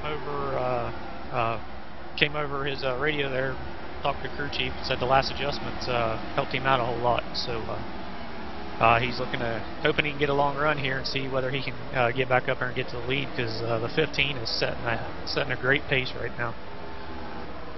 Yeah, that he is. That's 15 of Ben's. You know, he kind of stayed towards the middle in the back of the pack the first half of this race, but ever since the unfortunate incident with Travis McKinney, it seems like that car came to life, or you know, Ben's either decided it was time to go. But in the other case, he is definitely setting a heck of a pace right now. Yeah, here in the short run, he's been able to get out front in the clean air. He's been able to do really well. And he's actually been able to do really well in lap traffic as well. Surprising, as we thought earlier, Bando was the best getting through lap traffic. But as of right now, the 15's doing really well, and he's setting the pace. Yeah, he's definitely setting the pace. Looks like, as we were talking about a little bit earlier, that blown tire with the 18 of Walt Hamrick, looks like the officials caught him down there in second pit marker driving too fast, so he's going to get a penalty for speeding down pit road. So another unfortunate break for Walt Hamrick, who was having a really good run earlier in this night. And kind of looking back here, J-Pop, one that we haven't talked about at all tonight, but you know, has been very quiet but having a very solid run, is that number 68 machine of Danny Baker. I can't remember saying anything about him tonight, but definitely having himself a good run here tonight. Baker's sitting in 22nd right now. He's doing good. Not one of his best races, but he's doing well. He's hanging in there, and he's just making sure he gets this thing to the end. Yeah, he's definitely kept the car under him tonight. I can't recollect. I can't think of any incidents. We've called his number in so far tonight, so he's definitely drove a smart race. Unfortunately, you know, he's been caught a lap down or so, getting some green flag pit stops early in the race, and you know, Curly, like I say, though, running in that 22nd position. So, you know, knocking on the top 20 for the night as he's working with Justin Barden right now as Ben Bando goes underneath him. So, you know, gives way to Bando to let him get on through, as does Justin Barden.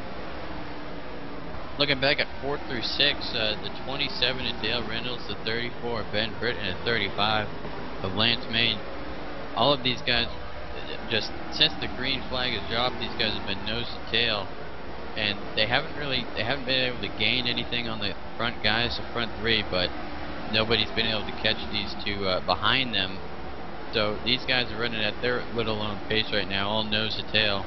And interesting to see as this run goes on who's able to pull away. Yeah, it looks like there's a bit of a stack up back here, looking right in front of the number 5 of McLucas, as we were talking about Reynolds too. Is now he's right on McLucas, but looks like there was a bit of a stack up down there in the corner. Not quite sure what happened on that one, but those guys really had to get hard on the binders and slow them cars down. And Dale Reynolds now is right behind McLucas, that number 3rd position car, number 5. Yeah, it's a great break for Reynolds there. He's able to get right back on the 04 or the 5 of McLucas.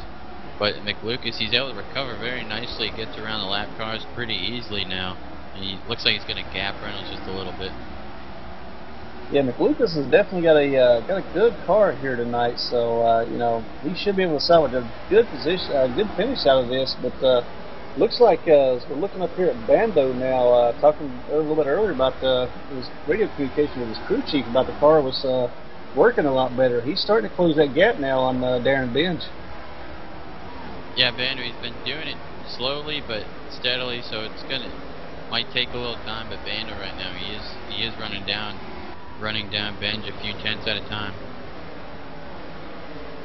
Yeah, so those are these two drivers. I mean, like I say, Bando has proven. I mean, he's got the car. He's been able to chase down cars all night long, and you know, come from the back to the front and work his way from the middle of the pack. And he's kept that car really well. As we got a caution out now, so that'll erase all of that.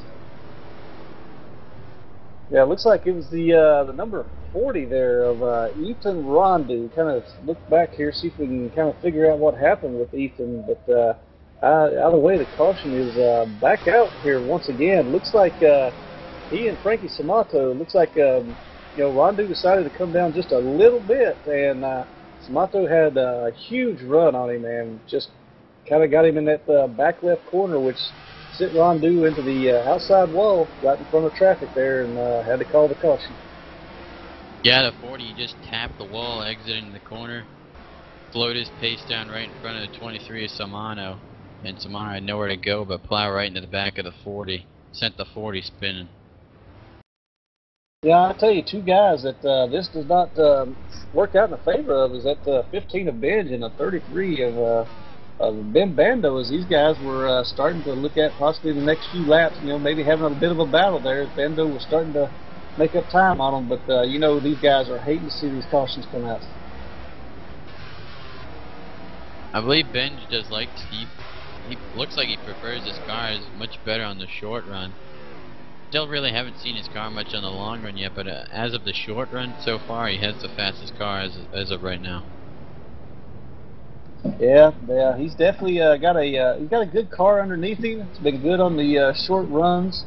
You know, I still look back at that call his crew chief made to get him the track position, him up there in first place, and still just surprising me that call he made, that he was able to get the success out of it that he was, and that's what's, you know, got Benj up here in the front tonight. So, you know, that was a good call out there to the crew chief.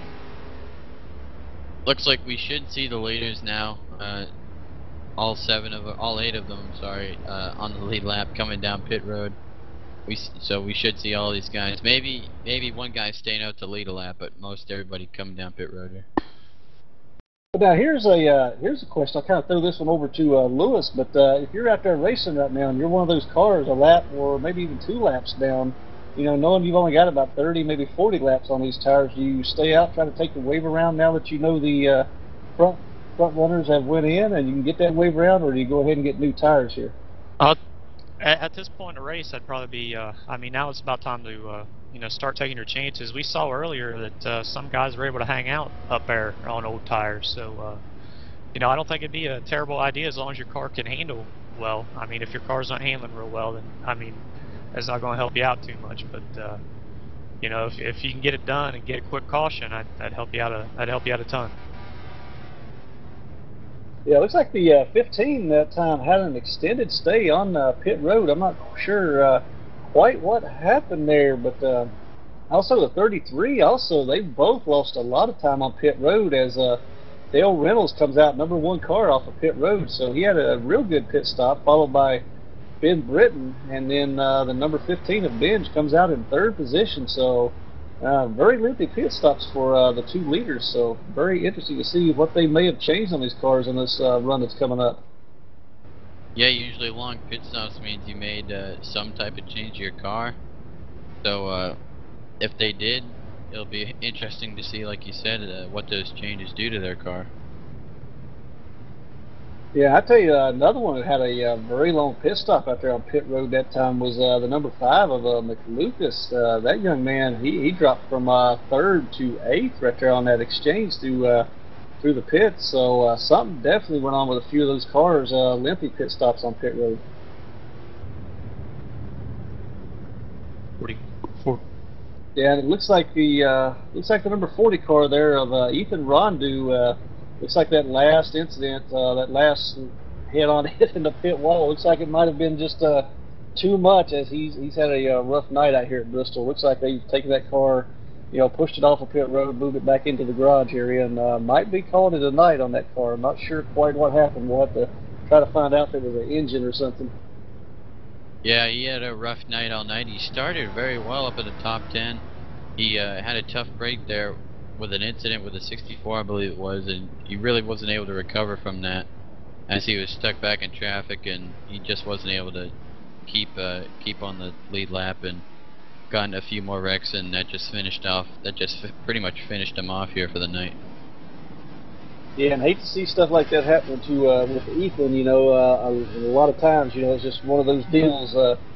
You know, wrong place at the wrong time, especially with the 64. So very interesting night.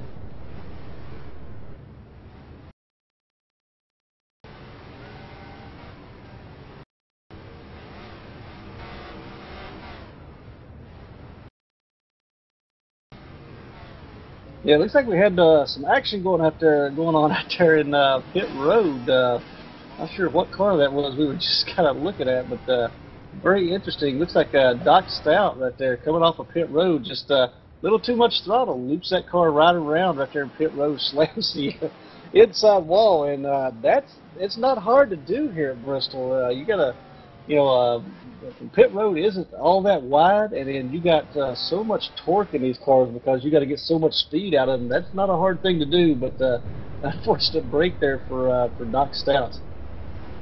Yeah, he's trying to get everything he can off pit road, and he got a little anxious and probably messed up in the gearboxes and just spun it around. Kind of reminds us of something we saw last week of that number 3 car as we come to green here, head off into turn 1. Looks like Dale Reynolds going to lead them off on that high side, but on the inside there, Ben Britton gets a real good run through the middle of the corner, so it's going to be interesting to see if he can keep that run up on that inside line. He's got a real good car down there on the inside, but looks like Dale Reynolds going to come off the high line here, coming down to the stripe, and he's going to have the lead on that lap. Yeah, Britton is one of those guys. His preferred line is the inside, but like we talked about earlier, that outside on short runs seems to be that faster lane. Whether or not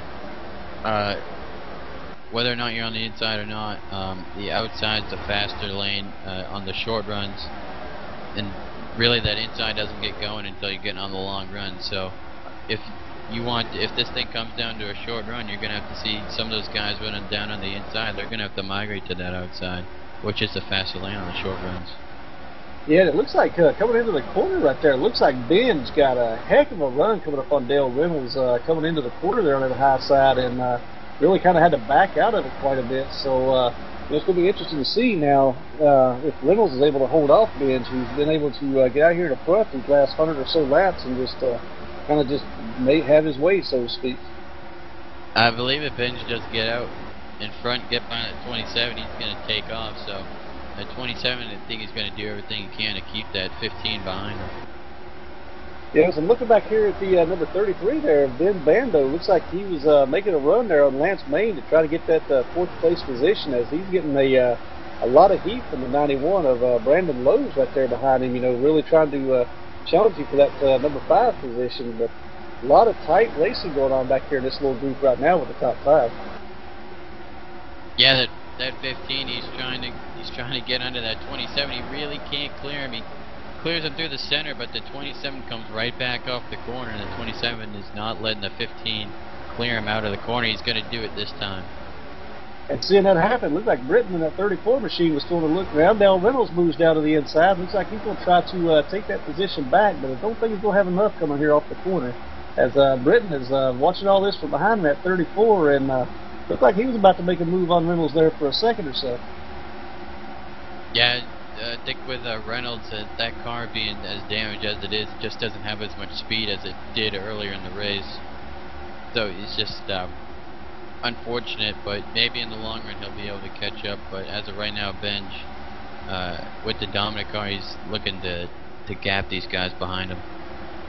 I'm kind of looking back in the field here a little bit. That number 42 machine, I know we've documented quite a bit about him tonight, how well he was running there at the very beginning of the race and such, J-Pop, but he's moved up now into the 14th position, only one lap down, so he gets the right break there. He could be back on the lead lap and possibly pushing for something too. But as I say that, he's involved in this accident.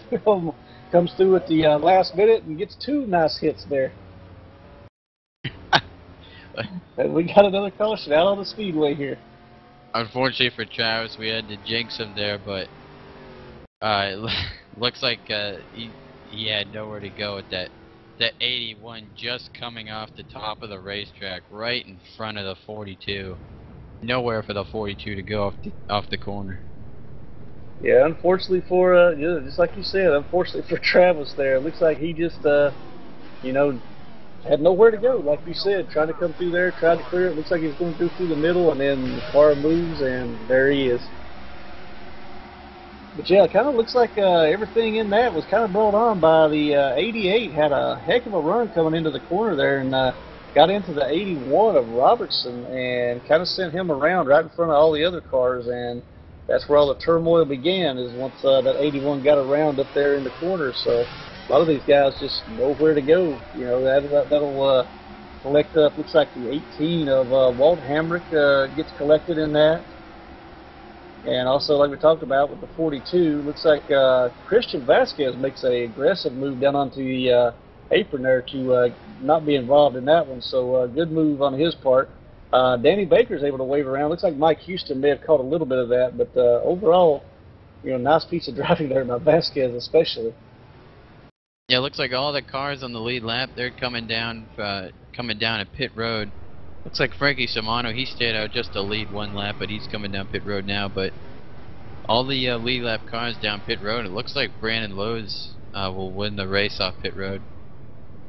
Yeah, to kind of document here and add another one to the grilling list, looks like the number 7 of Howard Wildrick has now moved his out to the garage area too. Maybe too much damage here at Bristol, as a lot of these cars are starting to get pretty beat up now.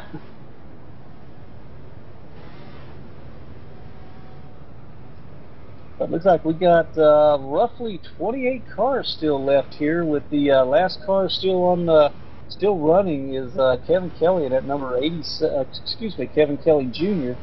in that number 87 machine. So a lot of these guys, it wouldn't surprise me maybe to see a few of them try to stay out, maybe and take a wave around here on this run.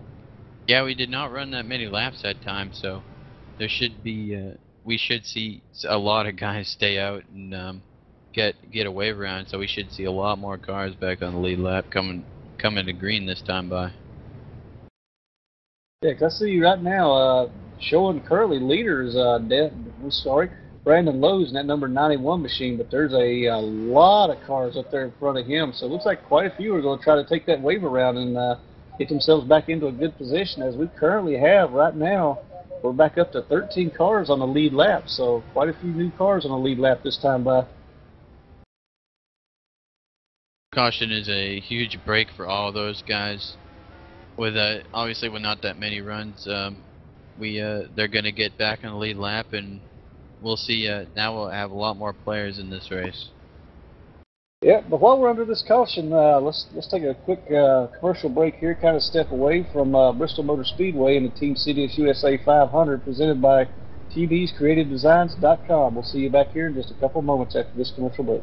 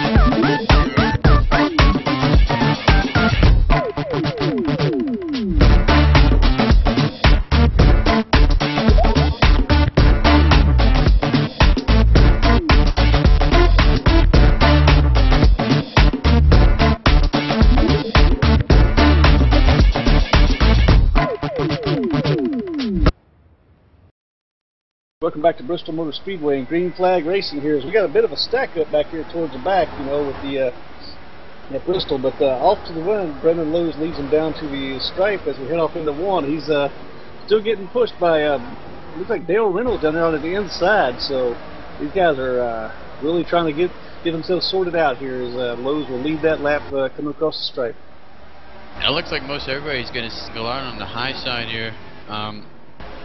Britton, he down on the inside, he started second, I believe. He's falling back real quick, but it looks like Ben's trying to get down on the inside of 27. Ben's get just a tad loose, and Bando right there on the outside trying to take advantage of it.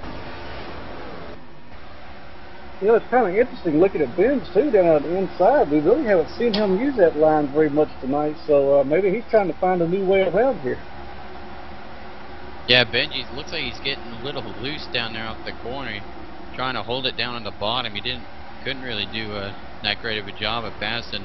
Loses a spot. He gets right back there on the outside, and now Ben Bando, he's going to look to go get by Dale Reynolds.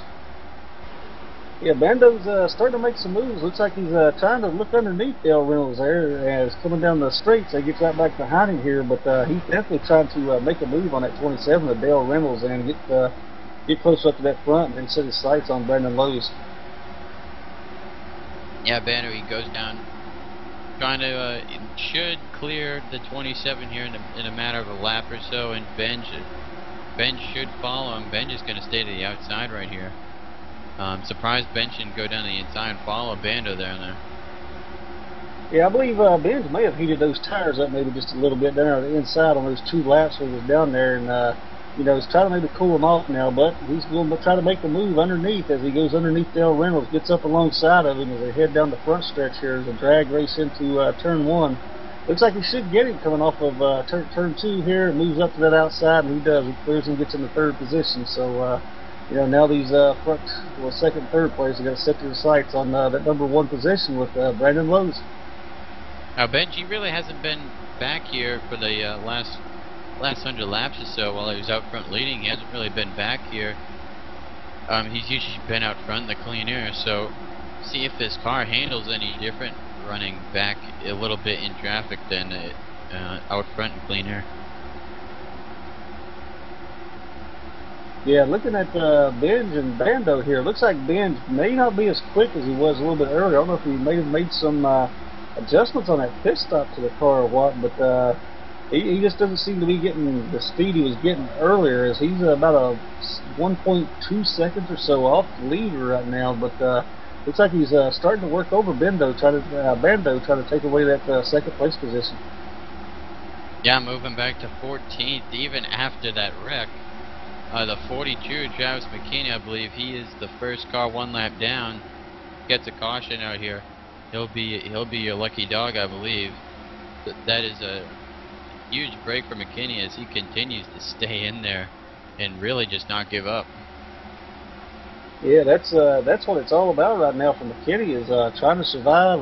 If he can catch one lucky break, you know, getting back up here into that, you know, onto the lead lap, then he might be able to really salvage something. It looks like his car is still running really quick, as he's been able to stay with the biggest most of his pack throughout the night. Hasn't lost any laps under by being passed by the leaders, so definitely still got a strong car. So if he catches a lucky break, he might still be a contender before it's all over with tonight.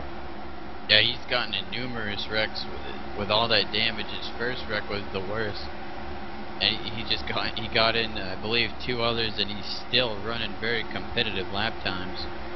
Not quite the lap times of the leaders, but he's still running very, very good lap times as of right now. And if he gets back on the lead lap, he can manage a very good finish out of this. Yeah, but looking back up here in front, the number 91 of Brandon Lowe's, and 2nd place now is Benj, as he was able to get around Bando. He is set sights now on Brandon Lowe's as they start to come up on lap traffic there with the 88 of Ed Wilson. But Benj has caught Lowe's now and is looking for a way to start challenging for the lead again. Yeah, with less than 100 laps to go, I believe. If this thing does stay green, as long as you take care of those tires, you'll be able to, should be good to go to the end and be able to make it down. But it's all about taking care of those tires. As Benj and Lowe's battle, they gotta be aware, if this thing does stay green to the end, you know, they gotta make sure that those tires can make it there. Yeah, I was watching there coming off, turning off the corner. Well, as we got a pass for the lead going on here, as Benj moves down on the inside there, challenging Brandon Lowe's for the lead, pulls up alongside of him, and looks like he's trying to get around him here. So Benj is putting up a good fight out here on Brandon Lowe's, as Benj using that inside now. The first time we've really seen him using it much tonight. Been making these last few passes, but still hasn't been able to clear Brandon Lowe's. He's out there on that outside. As these two are battling, right behind him, Ben Bando in the 33, he's creeped up there, and he's looks like he's bringing the 27, the 35, and the 5. Looks like we should have a little bit of a nice battle here for the lead, as the 15 finally gets around the 91, and Ben Bando, he's going to take the 91 low. Yeah, Bando, while they were fighting right there for that for the lead stuff, Bando was able to make up a lot of time on these guys fighting side by side, and then once Benj got around, Bando was able to shoot down there on that inside, take away that inside line away from Lowe's, and sure enough, he took that number 2 position, as Dale Reynolds now looking to follow suit and move up into the 3rd position. Yeah, Bando's right there. He's trying to look low on that 15. He can't really get that run to get side by side with him out of the corner. And the kind of update we talked about, you know, just a few laps ago about Travis McKinney and that number 42, who was dominant here for the first half of this race. Looks like all the damage was just finally too much to overcome, and looks like the engine expired on that machine, and it's been put behind the pit wall back there in the garage, and looks like it's calling it a night for Travis McKinney, who had such a great run. Yeah, that's really unfortunate for McKinney. He was sitting there, the first car, one lap down. Caution came out, he would have been a lucky dog. After that huge run and not giving up, he just, I guess his car just gave up for him. So that's a really tough break for McKinney there, but just nothing you can do about it. Yeah, I'm kind of watching the 91 here, Brandon Lowe's. It looks like his car might be tightening up on him quite a bit, because he's fallen off the pace a good bit here over the last 5-10 laps or so, and has fell all the way back to the 5th place position, almost 2 seconds behind the leader, as McLucas was his last car, just got under him. So looks like his car might be starting to fall off or getting tight on him. This battle for the lead up here is still going on. Bando is still right there, but he just cannot get to the, as we have a caution out on the racetrack. Yeah, another caution out on the racetrack here. We'll have to kind of rewind, kind of take a look at this one, see what happened. I wasn't able to catch anything on that, so we'll have to take a look at it here on the... Looks like it might have involved the 18 of Walt Hamrick here. I'm not quite sure what happened. Yeah, looking back at it here on the rewind, looks like Walt Hamrick was coming up into the corner there and just kind of got in there too high, too hot. Got into the wall, rubbed it for a little bit, and as he tried to come back down, he come around as Todd Layton was right there, and Todd was able to, well, unfortunately, Todd got him there in the left rear corner, and that kind of spit Walt around, rear end into the wall, and then Chapman got into the Layton car, so that's what kind of brought all that on. Unfortunate incident there. It looks like, you know, not a whole lot of damage on those cars, so still going to be able to continue running, it looks like. Now, if these guys, under this caution, these guys come down here and pit, they'll be able to make it till the end on tires and fuel. So it will be a great finish at the end if this thing stays green. Yeah, and kind of looking back through here, you know, about 80 laps or so to go.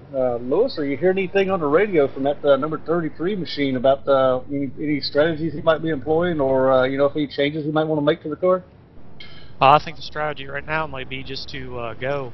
He was saying he likes his car, he likes the feel of it. He's just trying to keep the rear tires happy right now, and he got enough of a run there. It looked like he was getting ready to you know, go up there and try challenge the 15. I think the 33 and the 15 look like they're probably going to put on a show here at the end of it.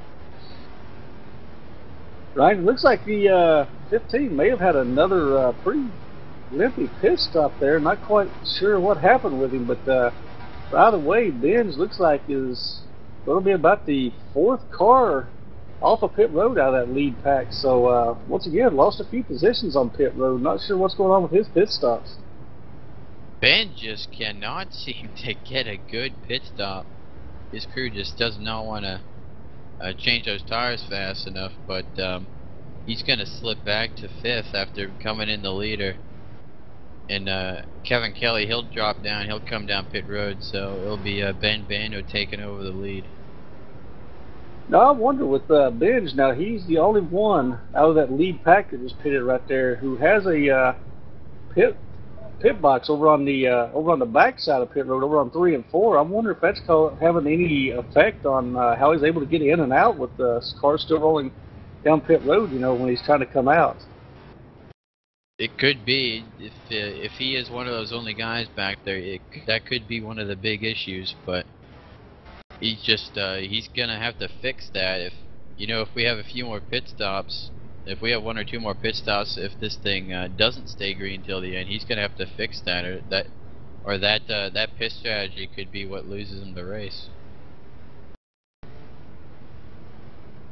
Yeah, but currently showing about 12 cars on the lead lap now, so looks like in that bit, you know, they had quite a few, and looks like we're going to add another one to the list of cars out tonight. Looks like at number 13, a Tony Ball, just too much damage. They pushed it back behind the wall again, back behind the wall, and moved it into the garage area. Looks like his night might be over also.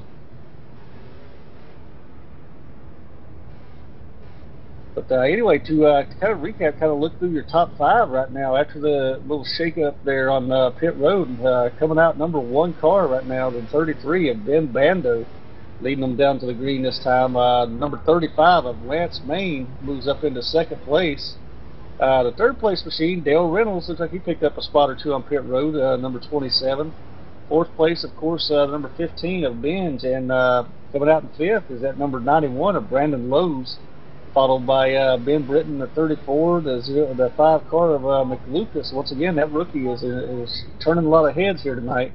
And then the number 23 of Frankie Samato, followed by the 08 of Gutierrez, and the 16 of Brian Lee.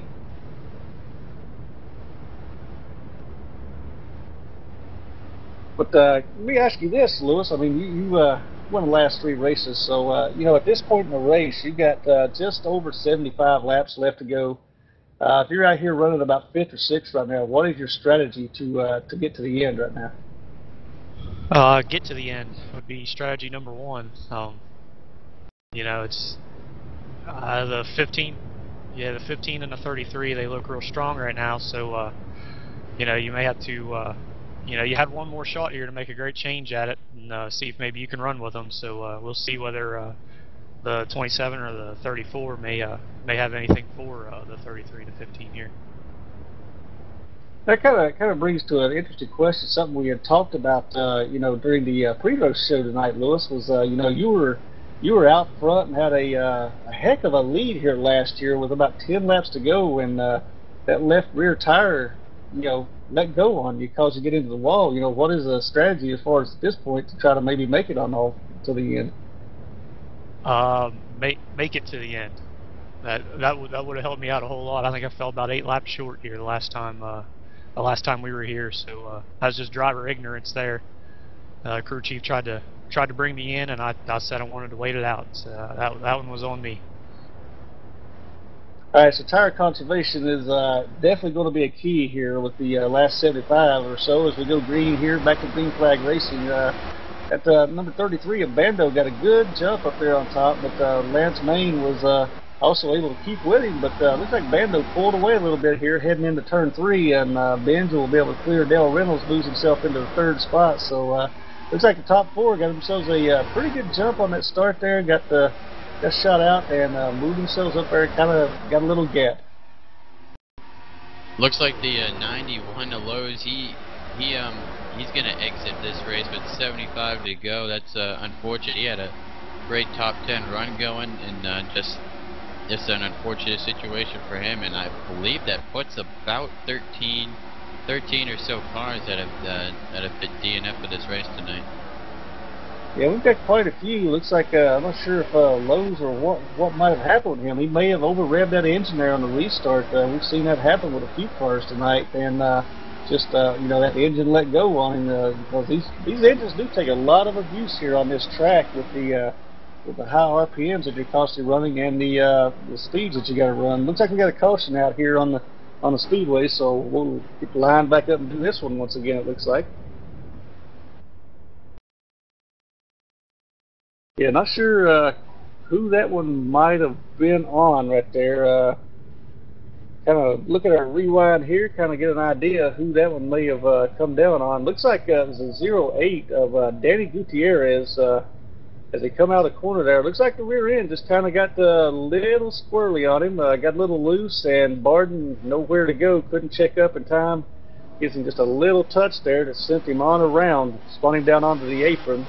Luckily enough, though, Gutierrez really didn't do a whole lot of damage to that car, luckily enough for him. Looks like he may have cut down the tires about it, but other than that, not a whole lot of damage to him, so he got away lucky on that one. Yeah, Danny, he's gotten in some trouble tonight, but he's sitting up there in the top 10 and just looks like his car just stepped out on him.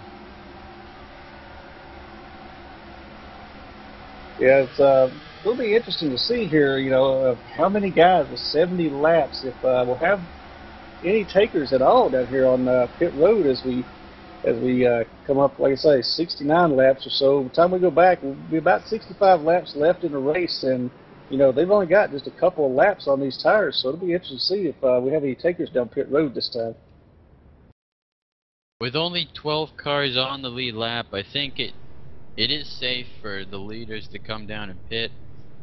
You'll still be right around the top 10 if you get all those guys staying out with like 65 laps to go. I do believe that is enough time if it stays green, but you know, you never really know.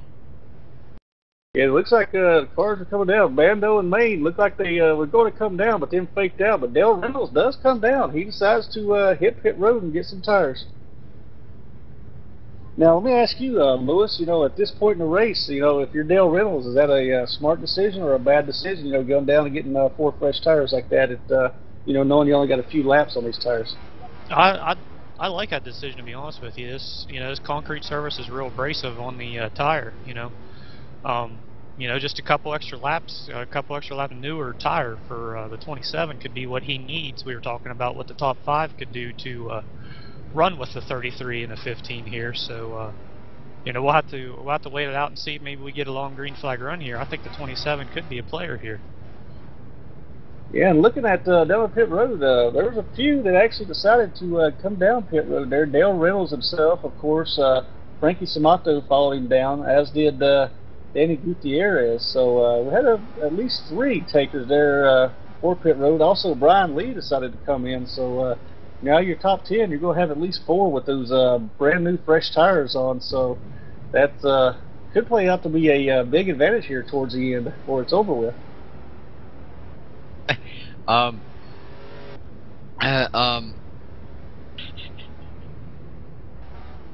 Sorry there, DC. Yeah, that could definitely play out to be a big advantage for those of you watching at home who may not want to know what we're laughing about. Someone hit her funny bone. We're not going to say exactly who, but we got some things going up here in the booth. Table's a little too low, so to speak.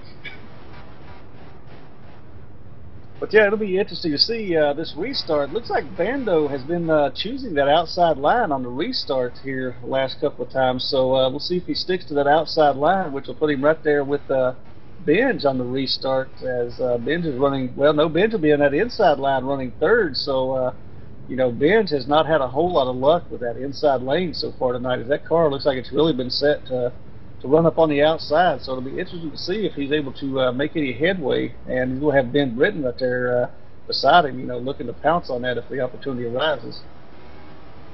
Yeah, Benji hasn't liked his car hasn't liked the inside all night, so him starting down on the inside isn't really what he would like, and he could lose a lot of positions by doing that. Yeah, looks like we just got the one to go. I saw the 26 of Doc Stout go through there. Looks like he was our lucky dog in that exchange, so that'll put the number 26 of Doc Stout as the 13th car on the lead lap. So we now have 13 cars on the lead lap. So Doc's still out there fighting and clawing. Looks like he's going to finish up with a pretty decent position if he can keep the car under him for the last 65 laps or so here. Yeah, as they line up to go green here, there could Christian. He's sitting right there. He's come up. Christian Vasquez. He's come up out of nowhere. He's sitting right there. He could be a player here at the end. Yeah, it looks like we had the green flag waved off on that time by. It looks like it might have been still cleaning up a little bit of debris out there on the track. So, as we get to one to go now, this time by, yeah, like you said, Christian has been one of those guys that he's definitely been a fighter here tonight. He has fought all night long to get where he is at. He's been all over the place. I mean, he's been as far back as, the 30th, 35th place position, and as high as, I think, second. I don't think he's led a lap yet, but he's definitely been fighting here all night at Bristol. I swear I see more than half these guys in the top 10 have all gotten in some type of major wreck and still sitting here in the top 10 with very fast cars. So really nobody's out of it as we go back to green right now. Yeah, as we go back to green, looks like it's a dead even drag race down into turn 1 here with Lance Main and Ben Bando, but looks like Main wasn't able to hold that inside line all that well, slides up just a little bit. Now he's trying to duck in behind Bando as Bando tries to shoot back down the inside there. So it shows, who wants what lane. Looks like Main wants that outside lane, and Bando's wanting the inside, as Bando leaves him down to the stripe that time to head off down the back stretch. I'm not quite sure what it is, but it looks like a lot of guys side by side.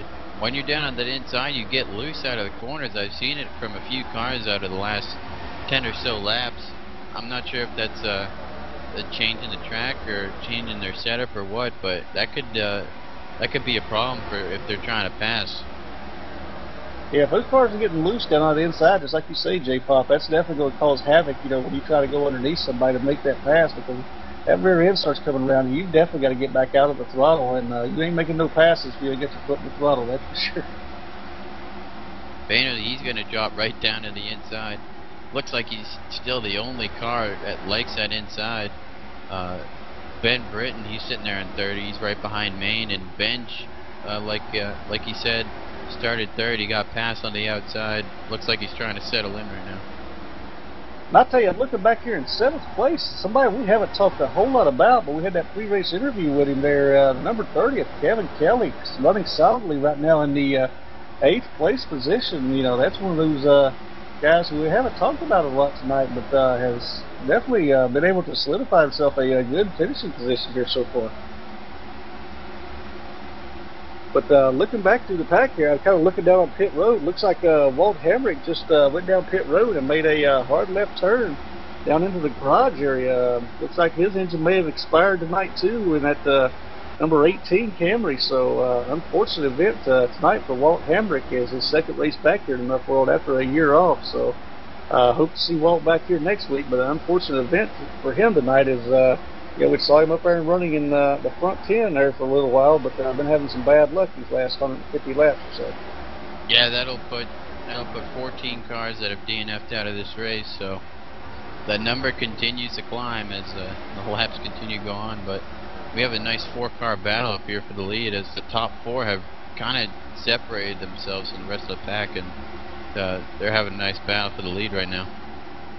You know, I'm kind of looking back there at that 15 of Binge. I don't know if he may have made some adjustments under that last pit stop or what, but his car just doesn't seem to be coming up through the field like it was earlier. Yeah, I'm not sure what it was, but as he goes by Britton here, he's trying to settle back up on the outside. Very, very clear that he likes that outside more than that inside lane. So if he is able to pass on the outside, I think he'll be good. Yeah, and looking back here, right behind Britton there in 5th place, Dale Reynolds, one of those cars who dug down pit road and took fresh tires. He's moved himself back up into the 5th place position already, and starting to make some time up on this front 4. So he may be a factor here before it's all over with. We may see Dale Reynolds up there fighting for this for the lead at the end. Yeah, he's 2 seconds down. He's got just over 50 laps left, so he's got plenty of time to get back up there, but he's got to make sure he doesn't use up those 4 fresh tires, that advantage that he has over the top 4 in front of him. He's got to make sure he doesn't use that up trying to run them down. You know, and I'm wondering if that might be the case back here with Binge, as we talked about earlier. You know, he wasn't seems like he wasn't getting the speed out of that car he was earlier. I'm wondering if he might not be trying to conserve tires right now for another 20, 30 laps or whatever to make a run to the end. That could be it, because we still got 50 laps left. That is that is still a little bit ways to go. So Bench, it makes sense for him to sit back there, save those tires if this thing does stay green. As long as he keeps as long as he keeps within a second of those front 2, I think he should. If he is saving those tires, he'll be in good shape. Yeah, and it looks like the 4th place machine back there, the 34 of Ben Britton, looks like he's kind of fallen back a little bit too, off this lead pack, as we had a 4-car breakaway there for a while. Looks like he is falling off their pace a little bit, and back there, it won't be long before he falls into the grasp of Dale Reynolds with those fresh tires. Yeah, it looks like he's not handling that. He just can't hang with those front 3 cars right now, and he's still got a good car, just not as fast as those front 3. As we were talking about that, the number 15 of Darren Binge has now moved himself up into the number 2 position as he got around the 35 of Lance Main there, and now looking through the windshield, looking at that number 33 of Ben Bando. So, barring anything happening here in the next 44 laps or so, looks like we're going to have us a shootout between these 2 cars before it's all over with. Yeah, these 2, they battled all day, and they battled for the last 100 laps or so, but these 2 are, right now, I believe, are the fastest cars on the track right now. And it's just, I think it's going to come down to these two. As long as it stays green to the end, I think these two are the two guys that are going to finish it. Yeah, Darren and Ben's there, the 15 of Bando's 33. They've definitely been the dominant cars here the last 150 to 200 laps or so. I think the whole game changer tonight was when McKinney got in that mess that he was in, and you know, then that's when it seemed like Ben's kind of popped up, you know, out of nowhere at that point. And Bando, who's been there pretty much all night, he's been top 5 about all night, so he's really put together a very impressive run tonight. So not enough you can say about the way that car's been running. From what we've seen, Benj is not as fast as Bando on the long run. But we've seen Benj. He was out 2 seconds in front of Bando when Bando started catching him on the long run. So now that Benj is sitting behind him, probably saving his tires behind Bando, if he makes a run here, it'll be interesting to see who has the better car at the end. But kind of talk about that number 15. Are you hearing anything across the radio there on the 15, Lewis? Those guys talking any strategy so far on what they're planning on doing here at the end, or is it just a quiet radio? Yeah, from what I'm hearing, you know, earlier in the race throughout the practice sessions, that the 15 and the 42 are running real similar setups, and you know, the 15, he's worked his way up to where he wants to be, just behind the 33. I think, from what I'm hearing right now, is he's just trying to take care of that right front, and he's going to see if he can make a run at it these last 10 laps, do something with him in. So Ben's maybe holding back a little bit at this point in the race, kind of holding that car and see what he's got at the end. Interesting situation. We may have to send down and see if we can figure out what's going on, see if there's a similar situation down there with Bando at 33. But looking back up here, these front two, they're maintaining about the same gap. Bando's really not getting away, but Benz really isn't catching yet. And as we just heard, Benz is starting to, you know, saving those tires. They start catching some lap traffic here, going under the 68 of Danny Baker here, and Benz is having to move down to that inside line. You know, that may play into the race here before it's over with, having to make these passes on the inside. These two, Benj and Bando, if those two start battling each other, coming through this lap traffic, I think Main's sticking right with them. Main could pounce on them. Yeah, out of any mistake by either Bando or Benj, Main is definitely sitting there, I'm supposed to say, in the catbird seat, so to speak. Any little slip up by either of these first two cars, and he's definitely there to pounce on it and take a position, that's for sure. As of right now, this lap traffic is gonna pretty much decide this if this stays green. As what we've seen so far, Bando is the best getting through traffic, but if he can't get through that traffic, we'll see Benj and Main right on him. Yeah, if this thing stays green for the next 31, 32 laps, it's definitely going to come down to who gets through traffic better at this point. So, you know, are you hearing anything down there in that 33? You hear anything across the radio there, Lewis, on his car? Well, I'll tell you, I don't know if it's just nerves or, you know, whether at this point he's just hearing every tick and chatter or anything in that car. Right now he's complaining about forward grip, but the front tires are sliding around on him a little bit. So, you know, crew chief's been trying to calm him down in there and, you know, get him to just hit his marks. But he's got to get through this lap traffic here and, you know, try to get these last 30 some odd laps finished. Yeah, and look like getting through the lap traffic so far here. It looks like Bando has definitely been able to pull away from Benj a little bit here as they work through this lap traffic. As Benj is now working underneath the number 8 of Christian Vasquez. So that could play out lap traffic, like we said earlier. J-Pop, you know, Bando was able to make up a lot of time in lap traffic on some of these other cars, so it may play out in his favor if this thing stays green. What's interesting here is Bando. We see him running the inside this entire race, and now he's migrated up to that high side, and he's starting to gap the 15 of Benj right now. He's put almost a second on him as of right now. So maybe Bando moving up to the high side has helped him. Yeah, it may have helped him. It may help save those tires too throughout the end of the run, as Bando has definitely pulled out a little over a second lead now as they've worked themselves through as they kind of work themselves through this lap traffic here. But Bando has opened that gap up quite a bit through lap traffic. We look back at the 27. He's right back. He's right on the bumper of the 34 right now. He's trying to challenge Ben Britton for that 4th position.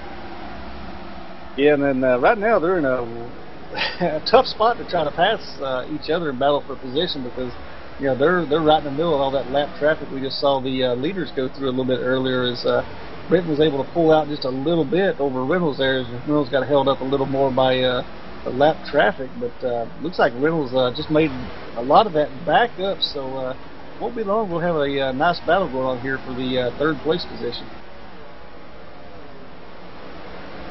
Looks like back up here at the front, Bando, he continues to, looks like he's picking up about a 1/10 a lap. He's up to 1.5 seconds, and looks like Bando, he's right now he's got the better car, and he's starting to pull away from Bench. Yeah, he's definitely starting to put some distance on that number 15 of Darren Benj, as he's pulled out now to about a 1.5 seconds or so. So, that lap traffic seems like it might have caused Benj to use his tires a little bit, as Lewis Bussa reported there just a few minutes ago. He's got a very similar setup to what Travis McKinney was running in that 42 earlier, and if you remember, that's he was having a lot of trouble passing people on the bottom, and was having some tire issues with passing on the bottom. Yeah, but that's music to Bando's ears. If he's having problems, that's exactly what Bando wants to hear.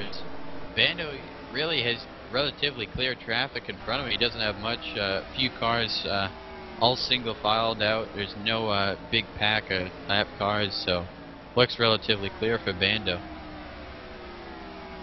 Yeah, Bando's definitely, if you're in that car right now, you got to be thinking to yourself, in every single motion that you're making, try to save these tires, try to save these tires. That's got to be the consistent thought in your mind at this point in the race, because we're down to about 18 laps or so here, so it's about that time, of make sure you got tires underneath you.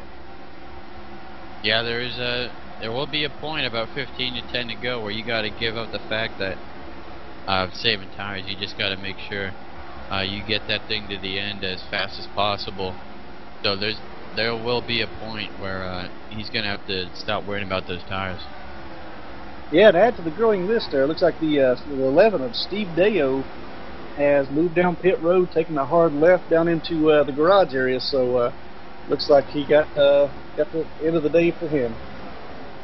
Looks like the 27 of Dale Reynolds finally made the pass on the 34 of Ben Britton for 4th.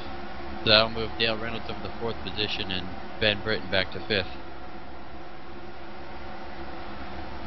Yeah, it looks like the leader's encountering some traffic right now. Looks like got quite a few cars there that he's trying to work under. But as you said earlier, J-Pop, if you're Benj back there in at number 15, I think the time for saving the tires is over with. He's about 1.8 off the leader right now. So it's pretty much time to start putting the old foot to the floor, so to speak, and trying to reel that back in now. Yeah, Bando's maintaining a steady gap, about 1.8, 1.7 seconds right now.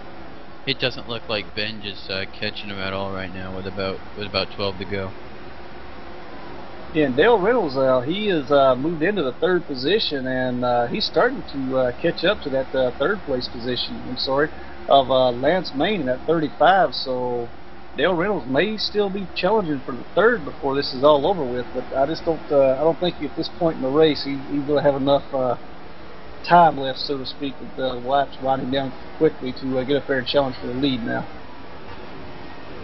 Yeah, Benj has about a 1 second lead over third place Main, and Main has about a 1 second lead over 4th place Reynolds. So these guys are particularly spread out, no one really on each other for a position except McLucas. He's on the back bumper of the 34.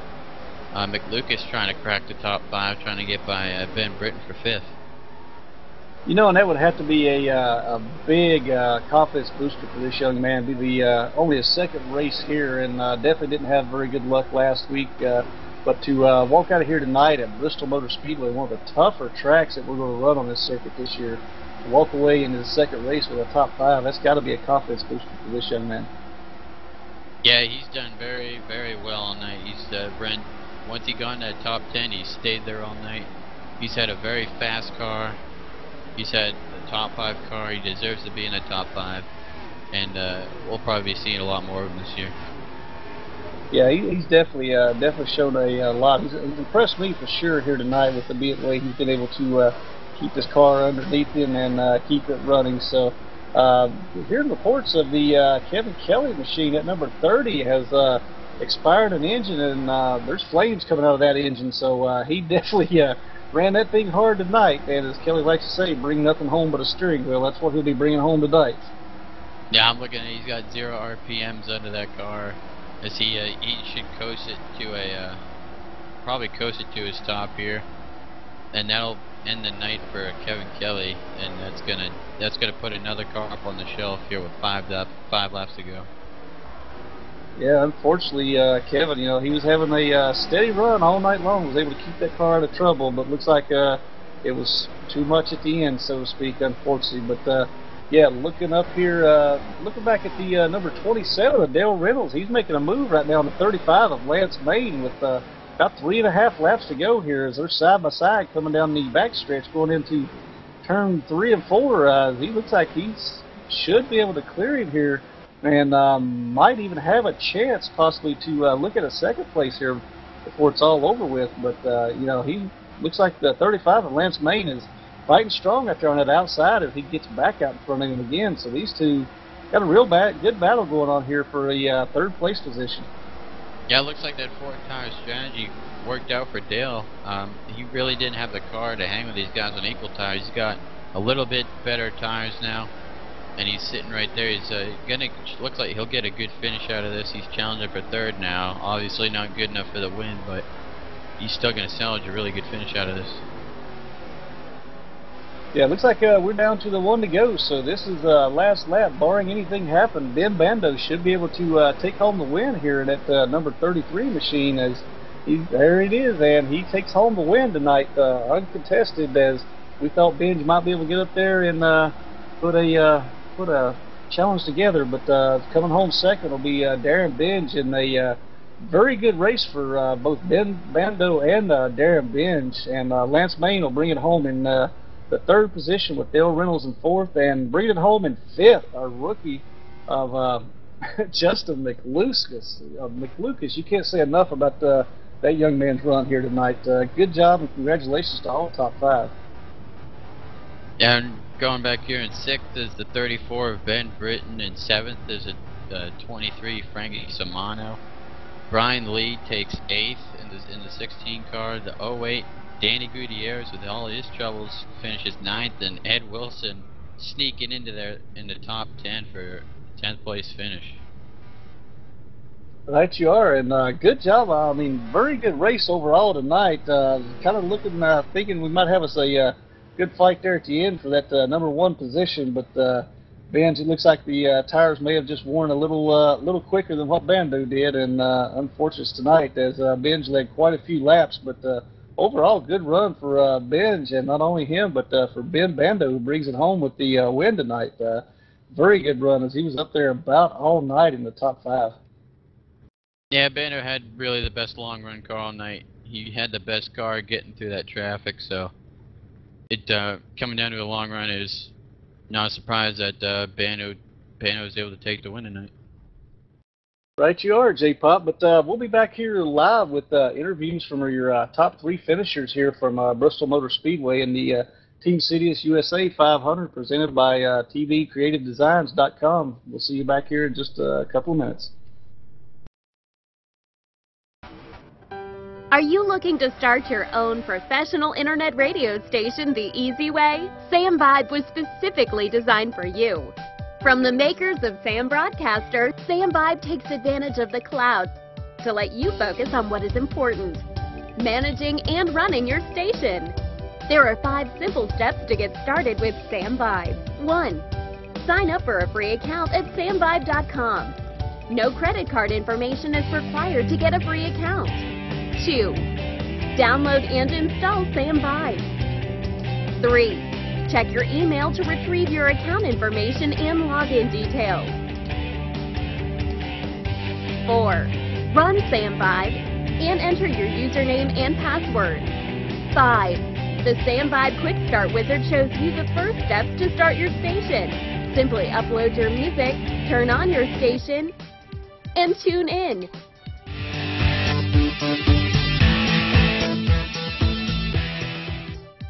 Too easy? Don't worry, Sam Vibe caters for the needs of both novice and professional broadcasters. Sound exciting? Give it a try. Sign up for free now at samvibe.com to experience how broadcasting should be.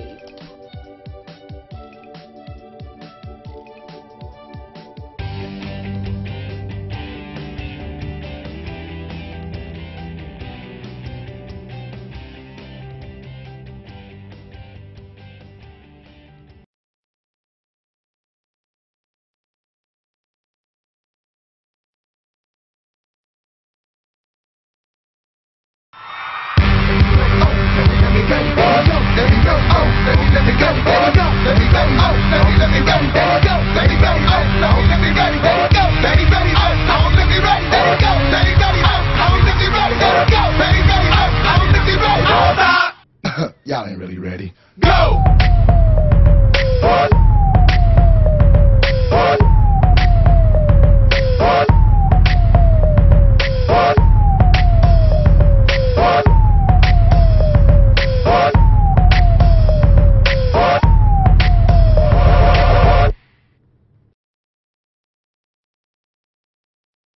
Welcome back to Bristol Motor Speedway here. Tonight's running of Team Citius USA 500 presented by TVsCreativeDesigns.com. And I got J-Pop standing by with tonight's race winner, driver number 33 machine, Ben Bando. Take it away there, J-Pop. Well, we're down here in Victory Lane with someone other than Louis Bussa. And Ben Bando, I'd like to first of all congratulate you on your win, but take us through your mind there on the last 50 laps that run. Yeah, thanks, J-Pop. That race, it didn't quite turn out the way I wanted it to, but there with that run there, I was kind of iffy on what I wanted to do. I started out front. I'm like, do I run this car hard, not what I was doing all night, and try to stay out in front of everybody and hope that I was better at the end, and it's what it ended up coming down to. And at the end, I ended up pulling away from him. And Louis, please. Sorry about that. Yeah, the Metal Militia Motorsports cars, they were fast all night, but I was scared. I was getting left front tire temp and right front tire temp warnings there at the end, but it didn't feel tight, but she hung on till the end, and I realized that I was pulling away from the 15 and just brought her home. Took it easy at the end and brought her home to the victory. Throughout the race, it looked like McKinney had the dominant car, but once McKinney went out and had that mysterious problem, did you think that you had the winning car from that point on? I wasn't sure because, the Metal Militia Motorsports cars and Dale Reynolds too, they were fast all night, so I really didn't know what to expect. I didn't think I was by far the favorite, especially if we came down to a short run. They were really fast on the short run, but I wanted to see what would happen if that race would go green, but we never really got that opportunity. People probably been blowing tires and everything, but anyways, it was a good finish and glad to get first there. And during that last 50 laps, throughout the whole race you were running the inside, but during that last 50 laps, looked like you migrated up on the outside. Can you give us a reason why? You know what, J-Pop, I was running I think it was the second groove all night, and everybody seemed to be running high, but I was running down there trying to run easier and save my tires. But at the end, it seemed like out there it was a little looser. It wasn't so tight as on the bottom. Busta kept telling me to run the bottom, but I felt too tight down there, and I ended up going the very outside what everybody else was running. It felt like it turned better. I don't know if it would wear on the tires more, but it was faster and it would kind of turn a little better. That was different than what I was doing all race, but it ended up working there. Alright, is there anybody you'd like to thank for your victory tonight? Yeah, I'd just like to thank Tony Ball for bringing me on board at America Championship Racing, along with my teammates Christian Vasquez and Bruce Turner there, and also our affiliate team, Dream Team, with William Robertson and Tony Ball, and Louis Bussey, who also helps us with setups. That was his setup right there. Louis is a man of making setups. He's the best at it. Once again, congratulations, Bando. And we go down to Douglas Sargent with our second place finisher. Yeah, I'm down here tonight. Our second place finisher unfortunately had himself a real good run tonight there, that number 15 machine. But you know, seemed like Darren there during the first half of the race, you were kind of mired back in traffic, and then about 200 laps or so into the race, seems like you were able to kind of get that car out there where you wanted it, and kind of take us through your night. You know, what was going on through your mind throughout the night? Well, we had a hiccup in qualifying. We would have sat on the front row, but due to the hiccup, we had to start in the back, but kind of used to that. And then just tried to keep the car clean as I possibly could till I got to the front, and then I was just going to let it all hang out, and it's kind of what I did. And I think I just overdrove the car, didn't keep up with the changes, a little too tight at the end. Bando looked like he was rolling the center better than I was, and eventually I just got too tight. Right, you got out there and led quite a few laps tonight. Seems like your car, now when you got on your restart, seems like you were real good, and after about 4 or 5 laps, you were able to pull away from everybody. Was something going on with the car later on through the run that was kind of slowing you down? It seemed like they came back to you at the end of the runs. Well, when I'd run the high side, it kind of burned the right rear up real nice to where it would, you know, keep rolling better. And if I had to go to the bottom and pass people, it seemed like the front end of the car just got too tight, and tried to set my car up for the high side and run there all night long. It was a pretty good car, just wasn't good enough. I know that last caution that came out, looks like quite a few of you were looking to come down pit road and peeled off at the last second. You know, were you confident at that point on what your car was going to be able to do, or was that a kind of a last-second decision because others in front of you had pulled off? I kind of knew I'd stay out there. I really believed intensity was gonna pick up, and I thought there'd be more cautions, but it ended up going green. Maybe I should have pitted. But now one call, I was myself, even J-Pop, we had discussed that up here in the booth. Now. Earlier in the race, you know, you were like one of only a few cars who stayed out on during a caution. You know, didn't go in and take tires, and you know, we were kind of questioning the call because you had like 30, 40 laps already on those tires, but you were able to stay out. And it seems like at one time you stayed out on those old tires. It seems like you were really able to get a good run, and it was really surprising how you were able to stay out there. How were you able to keep those, you know, old tires up front like that for so long? Honestly, I don't think that was me. I never stayed out after a 30 or 40 lap run. I would have been afraid to do that. Okay, but before I let you go here tonight, congratulations on second place finish here at the Team Citius USA 500. But any sponsors you want to give a thank you to? Yeah, I want to thank everybody that sponsors these NuffWorld races and all the NuffWorld admins for doing what they do. They try to put on the best show possible, and I enjoy racing here. And most of all, other than that, I'd like to thank my teammates for all the practicing and working on the setups we did this week. We keep that up, and we'll be running up front. All right, well, congratulations, Darren, on a second place, well-deserved second place finish tonight here at the Team Citius 500. Thank you. All right, I'll throw it down to J-Pop with tonight's third place finisher. Yeah, I'm down here with Lance Main, and seems like you had an up and down night all night, but you came home in third. Just take us through your night tonight.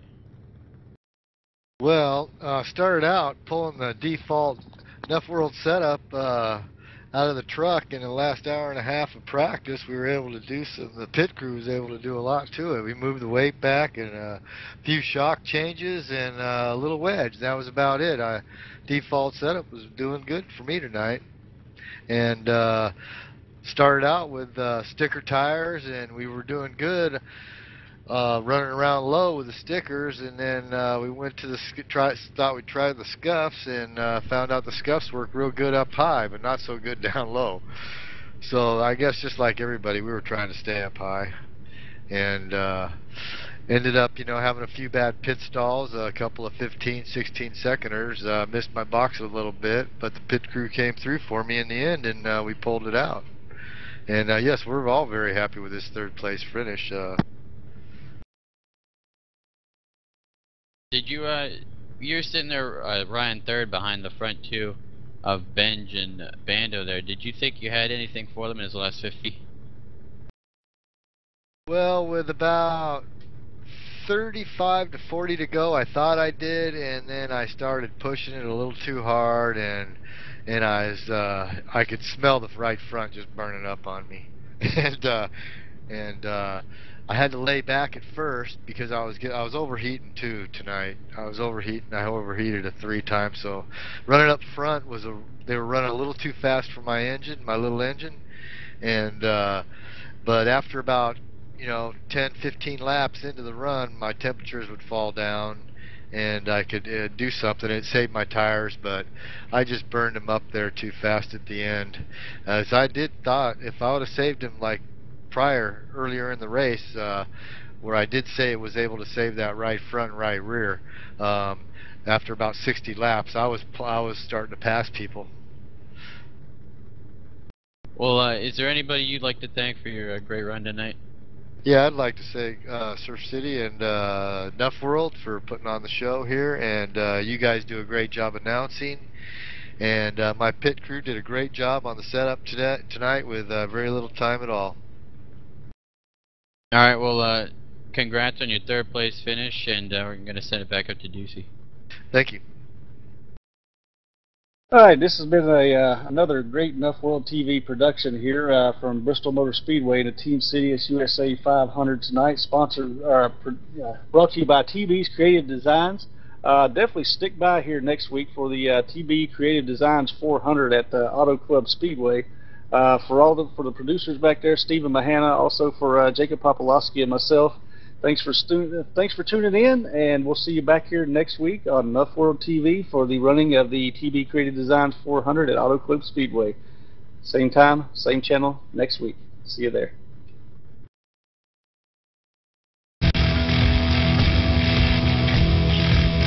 Later, Doc.